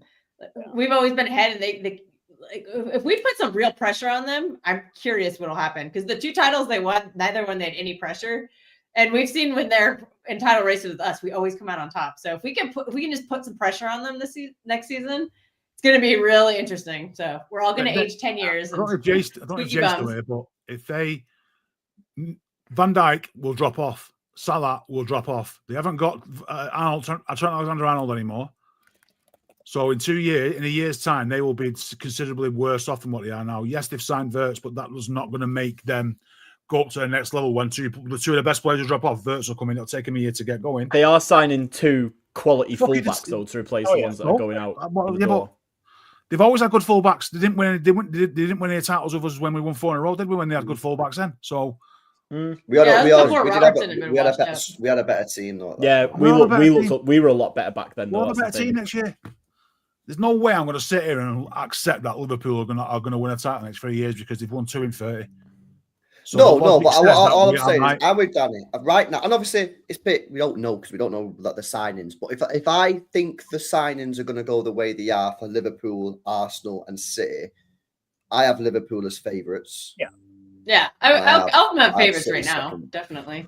Nah, but also it's going to be interesting. I could never say that. I could never say, even if we lost all our teammate, I could still never say that. I'd rather fucking Arsenal win it than fucking Liverpool. No, I don't want them to. Them words can never come out of my mouth, mate. Ever. If they get Virkes, Frimpong, and maybe one more, I think they'd go into the season. Frimpong unproven. I'm scared if they sign Isak, but I don't think they will. I think they've blown all their money. Like if they get it, because remember who their striker is? It's Darwin Nunes. So Wirtz can be as brilliant as he wants, and if Darwin Nunes biffs the chance, they're not scoring. It'll be Salah that he feeds though most of the time, won't it? And Salah isn't going to mess up the chances more often than he puts them away. He's dropping off, man. Father Time is going to get to Salah at some point. Father Time is coming for everybody. Do you guys agree? Yeah, that the best thing for us this summer would actually, because I've been speaking about this on stream with the chat. I want to know your thoughts. Do you think the best thing for us this summer would be Rodri and Foden getting back to the best? Because I do. Yeah, I think that's 2 new signings. Rodri coming back healthy is bigger than any signing any team in the world can make. Facts. Like it's so much bigger than Wirtz. It's bigger than signing Ronaldo. Like that's for us. That is like the best. The best signing in the world is Rodri coming back. But I don't want the board to think this way. I don't want the board to be on that side. Also facts. Yeah, that's Well, if that's the a board, really if good the board point. say we're signing 3 people because Foden and Rodri are they're like new sign, no, that's not good enough.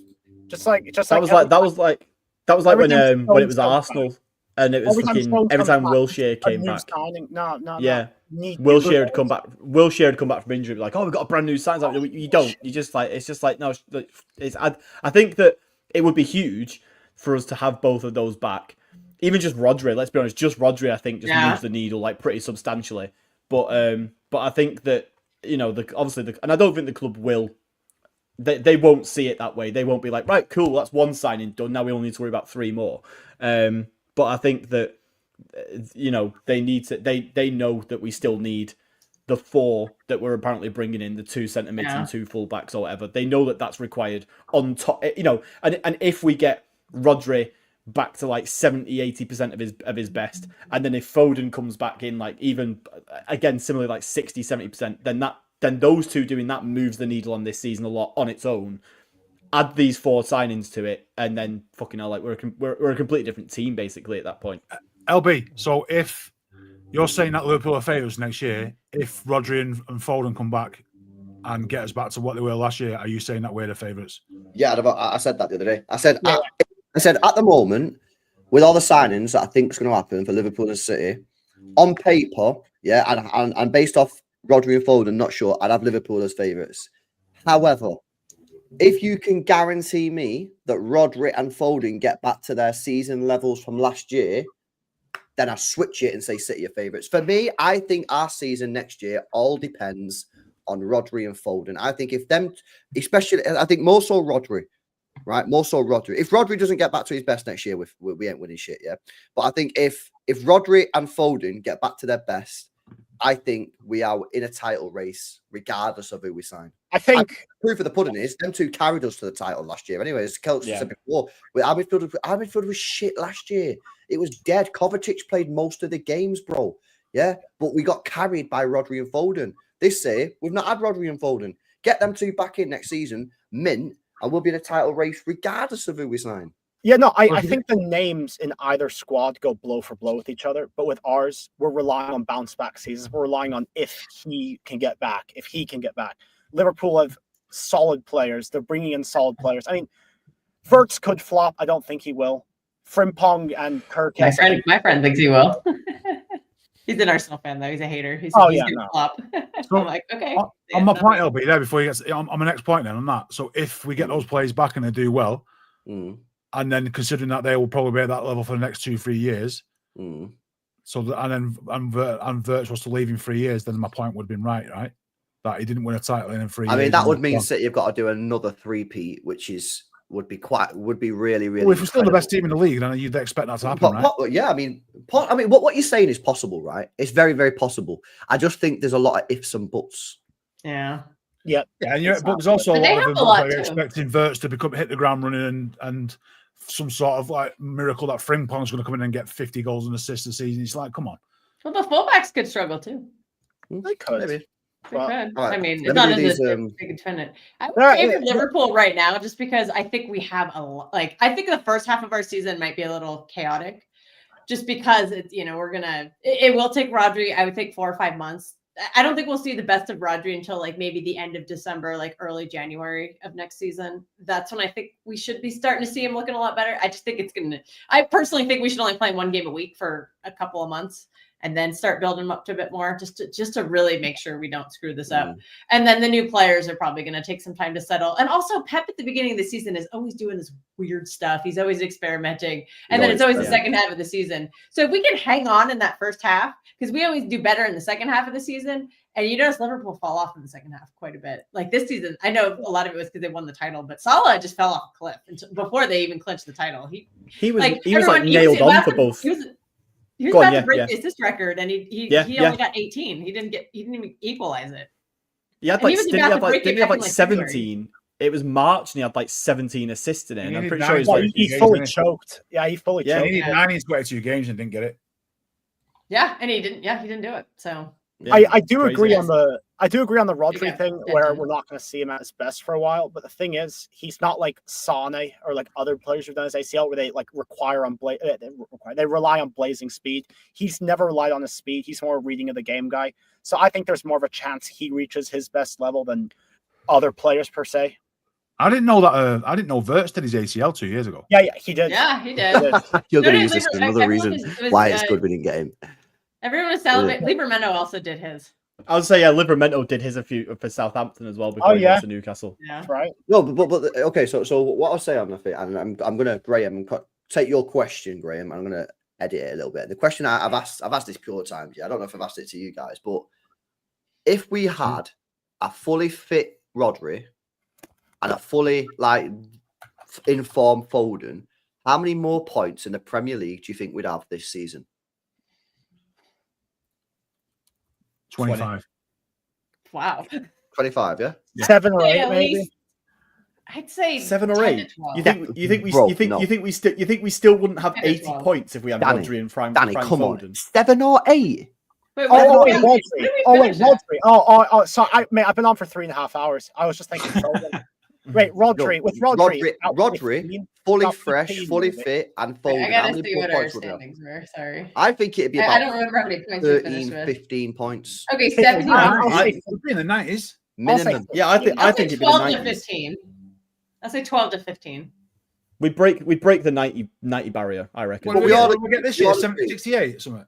Yeah, but we all 69. agree, yeah, it'd be like minimum 13 points. Well, we definitely I'll don't say lose the derby at 20, home. mate. It'd be another 20 minimum. Right. We'd be Well, in the Yeah, 90s. we finished on 71. So I think it'd be 20 90, takes us to 91. 91 points easily. I'll say It's just the 15. defensive but- stability, yeah. I'll say 15, but then again, he was papering over the cracks. Who said the cracks wouldn't have just gotten larger regardless? I can't go above 15. Yeah, because that midfield still would have been garbage around him. We weren't. Also, we were with not, no Foden, yeah. we were not a great So- team. We were a good team. What's your plus minimum, Rodri. Danny? What's your minimum? But- What's the minimum amount of points you think we would have got minimum? 10 extra, and then I'm capping out at 15. 10. That's- Puts us 3 can't- points behind them. I'm as well. Think of wait, we went obviously not all these are the Premier League. We went 13 games without a win.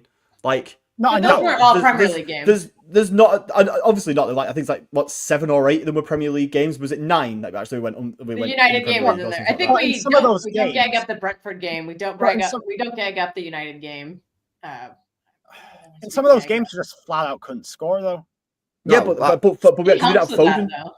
Hang on a minute, right? So let me have a look at some of these games, yeah? So, All right. We'll go one by one.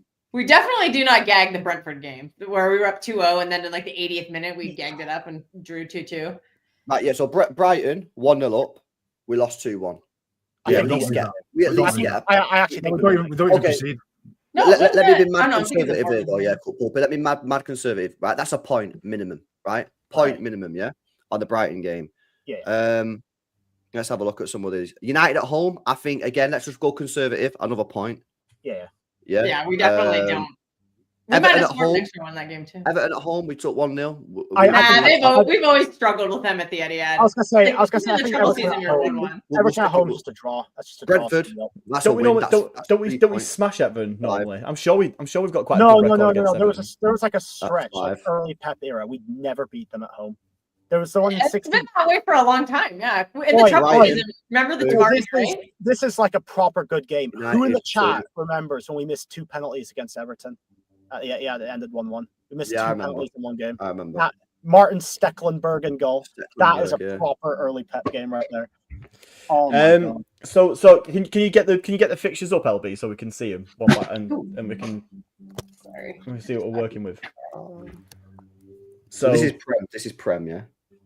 yeah, just Prem. So you look at that Newcastle get Arsenal and Newcastle, right? Fine, fairs. Like Oh, in fact, Newcastle! you know what? Against 10 men gonna win against Arsenal, Newcastle. I think I back a Foden and Rodri team to get more than one, to not get one goal in the 90th minute. Oh, we would have against 10 men Arsenal. poked them that game. Remember, we were absolutely destroying them until Rodri got injured. That's facts. I think we win that. We would have probably won that game like 4-1 or something. Like we were cooking them. And then I feel like Rodri, I think that just deflated the entire game. I remember flipping out. I knew when he fell down. I was like, I know that's his ACL, and I just lost my head. I was flipping out on Twitter. It was not pretty. So then Newcastle 1-1 fares like Newcastle at St James Park. Yeah, fair enough. Remember, that was the uncle. That was Rico, Gundogan, and Bernardo. So if Rodri's in there, I think we can do a little better in the midfield. I know they got a penalty. I'm sticking draw there. I'm sticking draw. Yeah, I'll stick with the draw with that. I don't need to. We can't change. I can't change every single result to a win or better. Right. What about these 4 L's? Before you got, I've got to shoot people. I didn't realize how late it was, so I've got work in the morning. So yeah, no, I'll leave you to it. In a bit, bro. Sweet. Catch you later, Jane and I are like, this is 4 o'clock in the afternoon. We're fine. I know it is. So Bournemouth. Oh, wait, I'm not Bournemouth, there's no way we're not at least getting a draw there. I think we would have still lost that game. They cooked. No, Kelsey, because whilst they cooked us, would they have cooked us if we had Rodri and fully proper folded in that team? No. Remember Kelkster as well. Yeah, we should have drawn that game. Haaland hit the post at the end. That's right. Oh yeah, that's right. Yeah, okay. I think we get a point. I think we get a point minimum.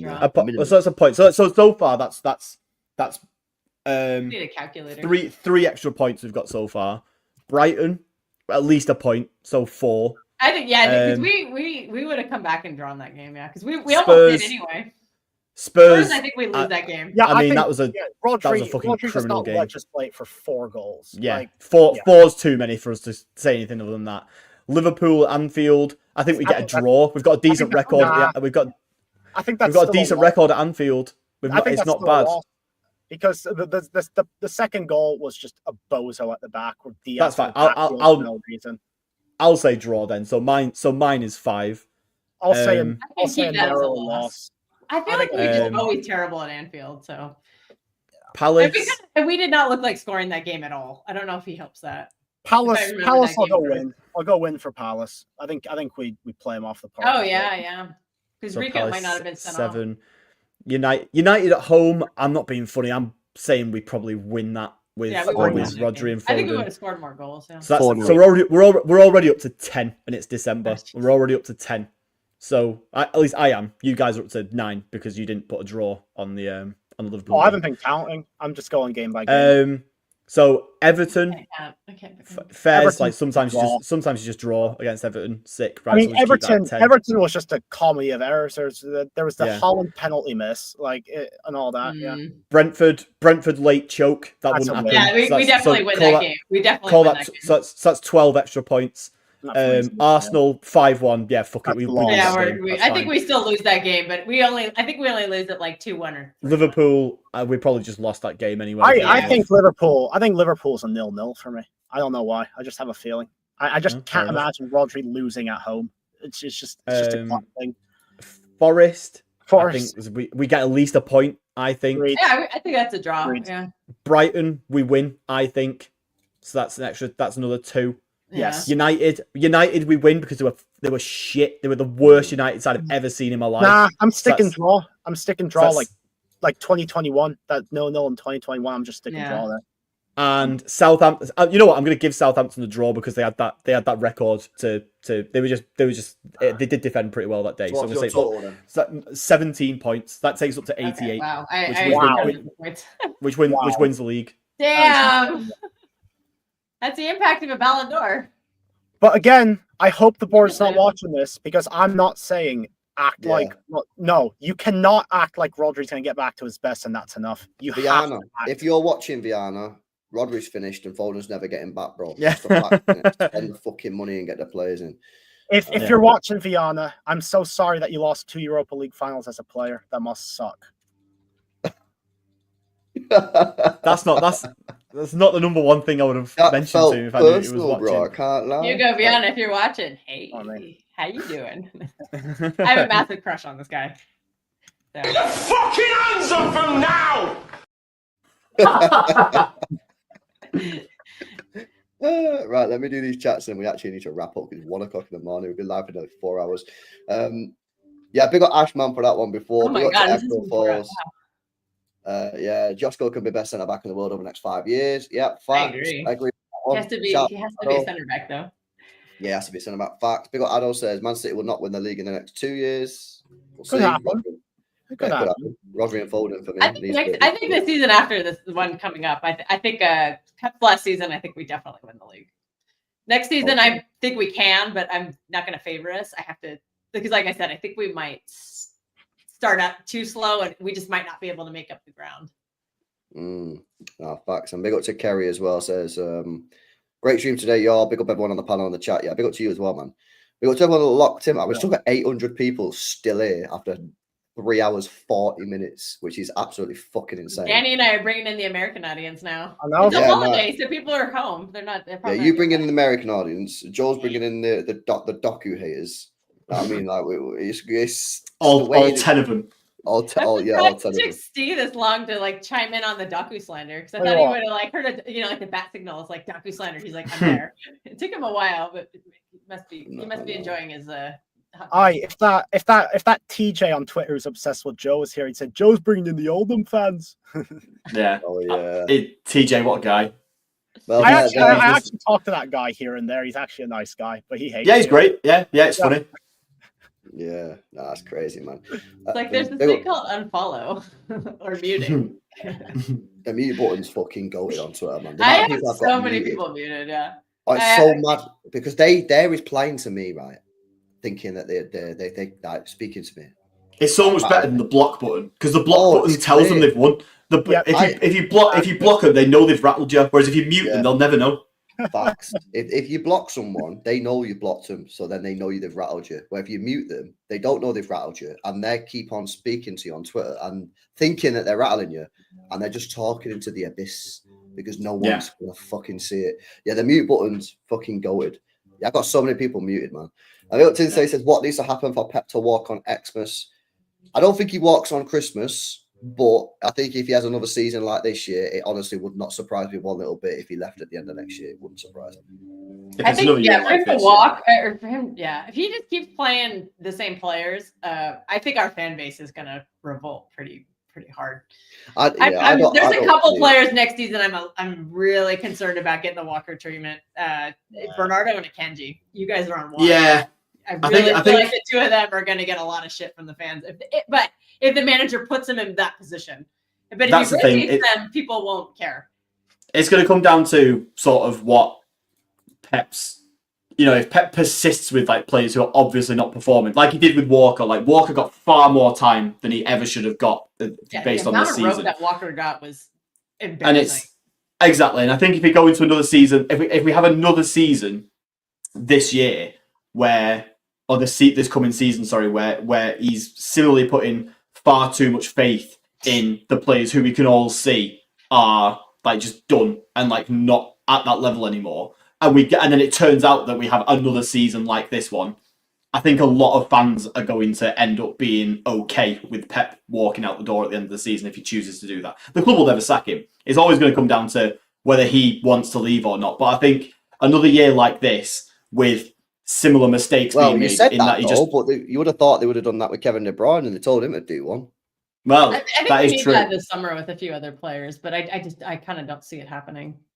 Joe, not one City fan would have ever have thought that City would have told Kevin De Bruyne to leave when he wanted to stay. Not one. No. And they did that. Yeah, so what's to say they wouldn't tell Pep Guardiola? I think sometimes we fall into this trap a little bit too much of believing that the club is like, oh, he's all happy, and like, we'll let you do what you want. When fundamentally, the people at the top, Karl Doon, wants to fucking win.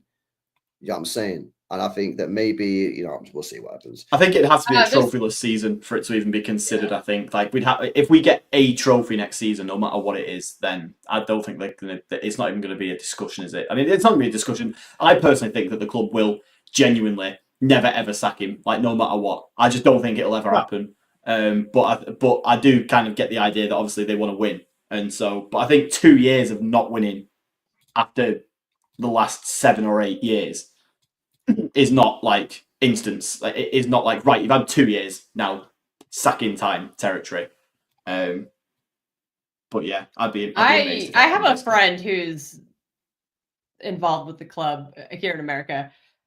He has a theory that Pep and Viana are going to clash pretty hard. So keep an eye on that, because I think Viana's philosophy might be very different I think he wants to be ruthless and get rid of these players that Pep doesn't want to get rid of.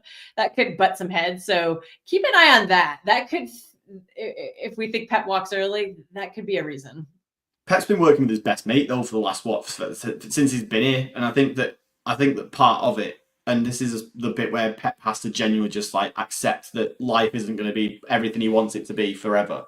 That you have to get to a point where you are being told like Pep can't just hold on to Bernardo and Gundogan for the rest of his life and like never ever get rid of them.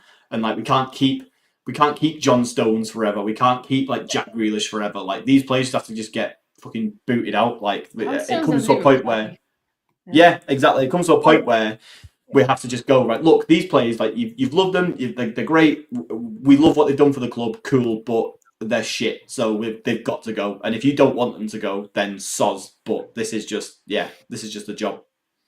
I could see if he keeps playing those guys next season, and upper management maybe starts being like, hey, why we spent all this money? We spent like 500 million on these other guys. Why aren't you playing them? Why are you still playing Gundogan, who's not good, or Bernardo, or whoever? I could see that causing some problems and maybe making Pep just be like feeling fed up and like, oh, if I'm not in charge, I'm out. But I feel like if they don't clash this summer, I don't see when they ever will, because this is the big outgoing summer. I agree. Yeah. Summer on, it's not going to happen, isn't it? And I think Pep will be happy enough with who's coming. Obviously, he hasn't played them because of the situation this season's been. But I think Pep's perfectly happy with what Viana has done in the January. So it's off to a good start. I don't think it's like it's not like we've had one window of Viana and Pep's coming out the other side thinking like, oh, well, this is shit. Like this new guy you've got in to replace Cheeky doesn't know what he's fucking doing. Like I think that he should be more than happy with what's been done so far. I think what he said, his comments about Gonzalez, about Nico and Kusanov, have been very, positive. The fact he's played Marmouche for most of the time that he's been here since he's joined, a good sign. So yeah, I can't really see much of a reason why that would suddenly go to shit this summer, unless there is one player or maybe two where Viana just puts his foot down and says, this guy's got to go, otherwise, yeah. Someone getting nuked or something. What was that noise? I don't know. My neighbor's mowing the lawn, but I don't. That's what it is. Oh, right. That's Fucking bomb was about to go. They had the mower on. I didn't think you could hear it through this. This is a fucking iPhone head. No, that's crazy. I have a window open on the other side of the house. It's finally heating up here. It's 26 degrees.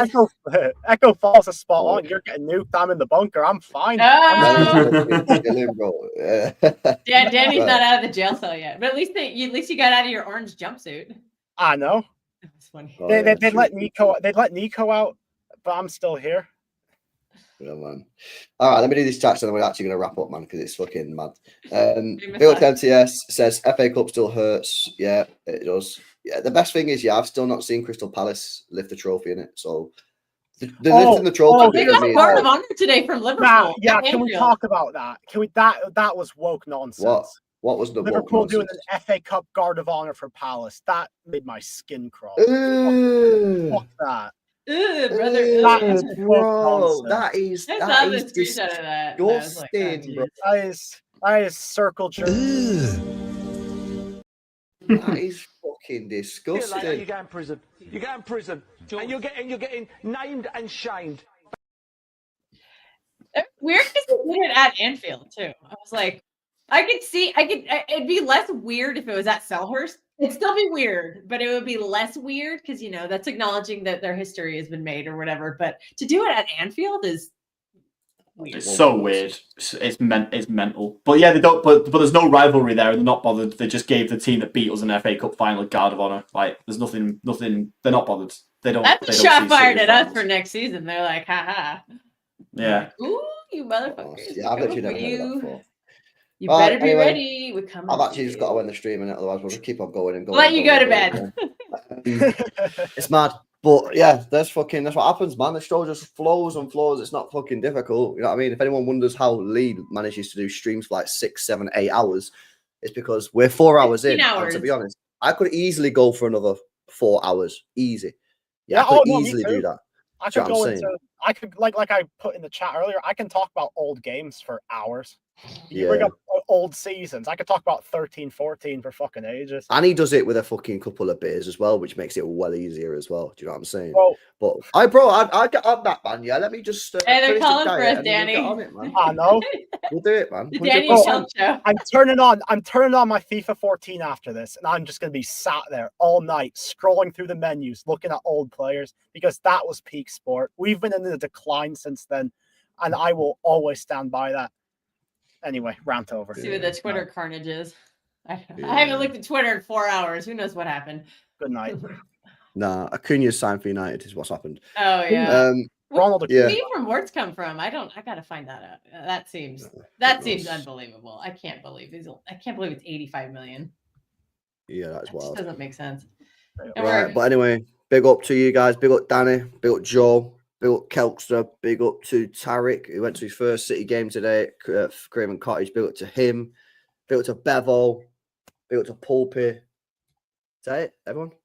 No, I guess the drunkies who aren't here today. Yeah, and big up Steve who's in a hot tub before, and big up Jay who's watching as well. That just screams Jersey Shore to me. Like walking, talking, shouting. The Jersey Shore. Oh, Tarek. Big up Tarek as well. Yeah, Tarek, man. Big up Tarek, innit? Yeah. Yeah, big up, man. These shows just fucking just flow, man. You know what I'm saying? So it's good. But yeah, big up to you guys in the chat Kevin as well. De Bruyne for 10 years. Thank you. Shout out Kevin De Bruyne. Let's do an hour on Kevin De Bruyne. What's his best moment? No, I'm joking. Yeah, big up to everyone in the building, man. Hopefully you guys have enjoyed the streams, man, this year and this season. Hopefully you guys have enjoyed the panel shows. If you've not watched the player ratings and you're not bored of us yet, me and Cy did the player ratings over on More LB, so go and check them out. And we'll have some shows over the next couple of weeks, but obviously Club World Cup starts in 2 weeks. It's not like nothing's happening, but yeah, big up to everyone in the building. Are you going to any games? Oh, no, I'm going to be in Europe at the time. One of the games is kicking off at like 3 a.m. I am not looking forward to that. Oh, yeah, bro, you'll be in Spain. You'll do what I did last year in the preseason when I was in Spain doing a fucking preseason watch-along. I'll be in a hot tub like Steve and JR. Nah, are you going to wake up for those games? We'll see.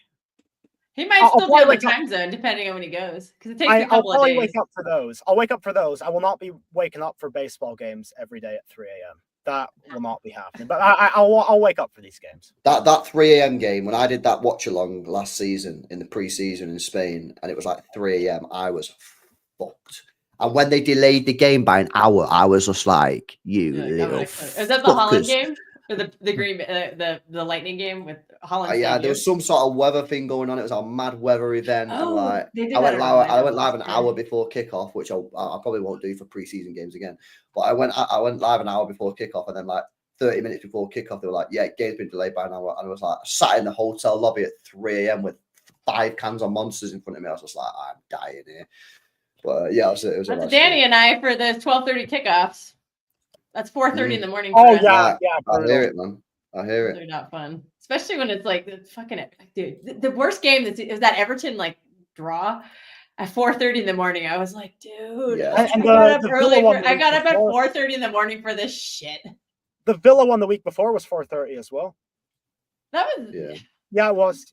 The one, that was. You're right. It was back to back. Oh, that's right. Yeah, I had a meltdown because I was so tired. I'm getting old, man. I'm struggling to afford that. I don't know how much longer. I'm gonna have to move to the East Coast so I can. The 15-16 4-1 at White Hart Lane was an early one, and that just ruined my week. And I woke up at 4:30 and get smacked up by Spurs. Horrible, but yeah. Spurs. I hate that is bad. Right, anyway, I'm going to redirect you to League Gunner. League Gunner's live, so obviously the only streamer who man. It's not League Gunner if he's not live at 1 a.m. Yeah, it's 2 where he is. So yeah, I'll let you go to bed, LB. Yeah, I'll redirect you to. I'm not even that tired, to be honest. He's been live for 3 hours 20. Guy's slacking. Yeah, he's not as hard working as us. He's only been live for 3 hours. Nah, that's crazy. Guys, we're gonna have to redirect you to League Gunner and cook him. An emergency stream? Nah, go and cook this guy for only being live for 3 hours 20 minutes, man. I'll redirect you over there. He's still sponging off the women's team after yesterday. Dude, they're saying champions of Europe. Yeah, champions of Europe, man. He's gonna stand up. But yeah, I'll redirect you in it. Big up to everybody in the building. Have I done all the super chat? Yeah, I've done all the super chats. Make sure you guys smash these likes on the way out. Get in getting Lee's stream now and cooking for his work rate. 3 hours, 20 minutes. What is all that about, man? Poor. But yeah, big up to you guys. I'll catch you tomorrow in 10 hours. Anyway, I'm back on with Nobbins in 10 hours. So see you in a bit. That'll be good. Peace.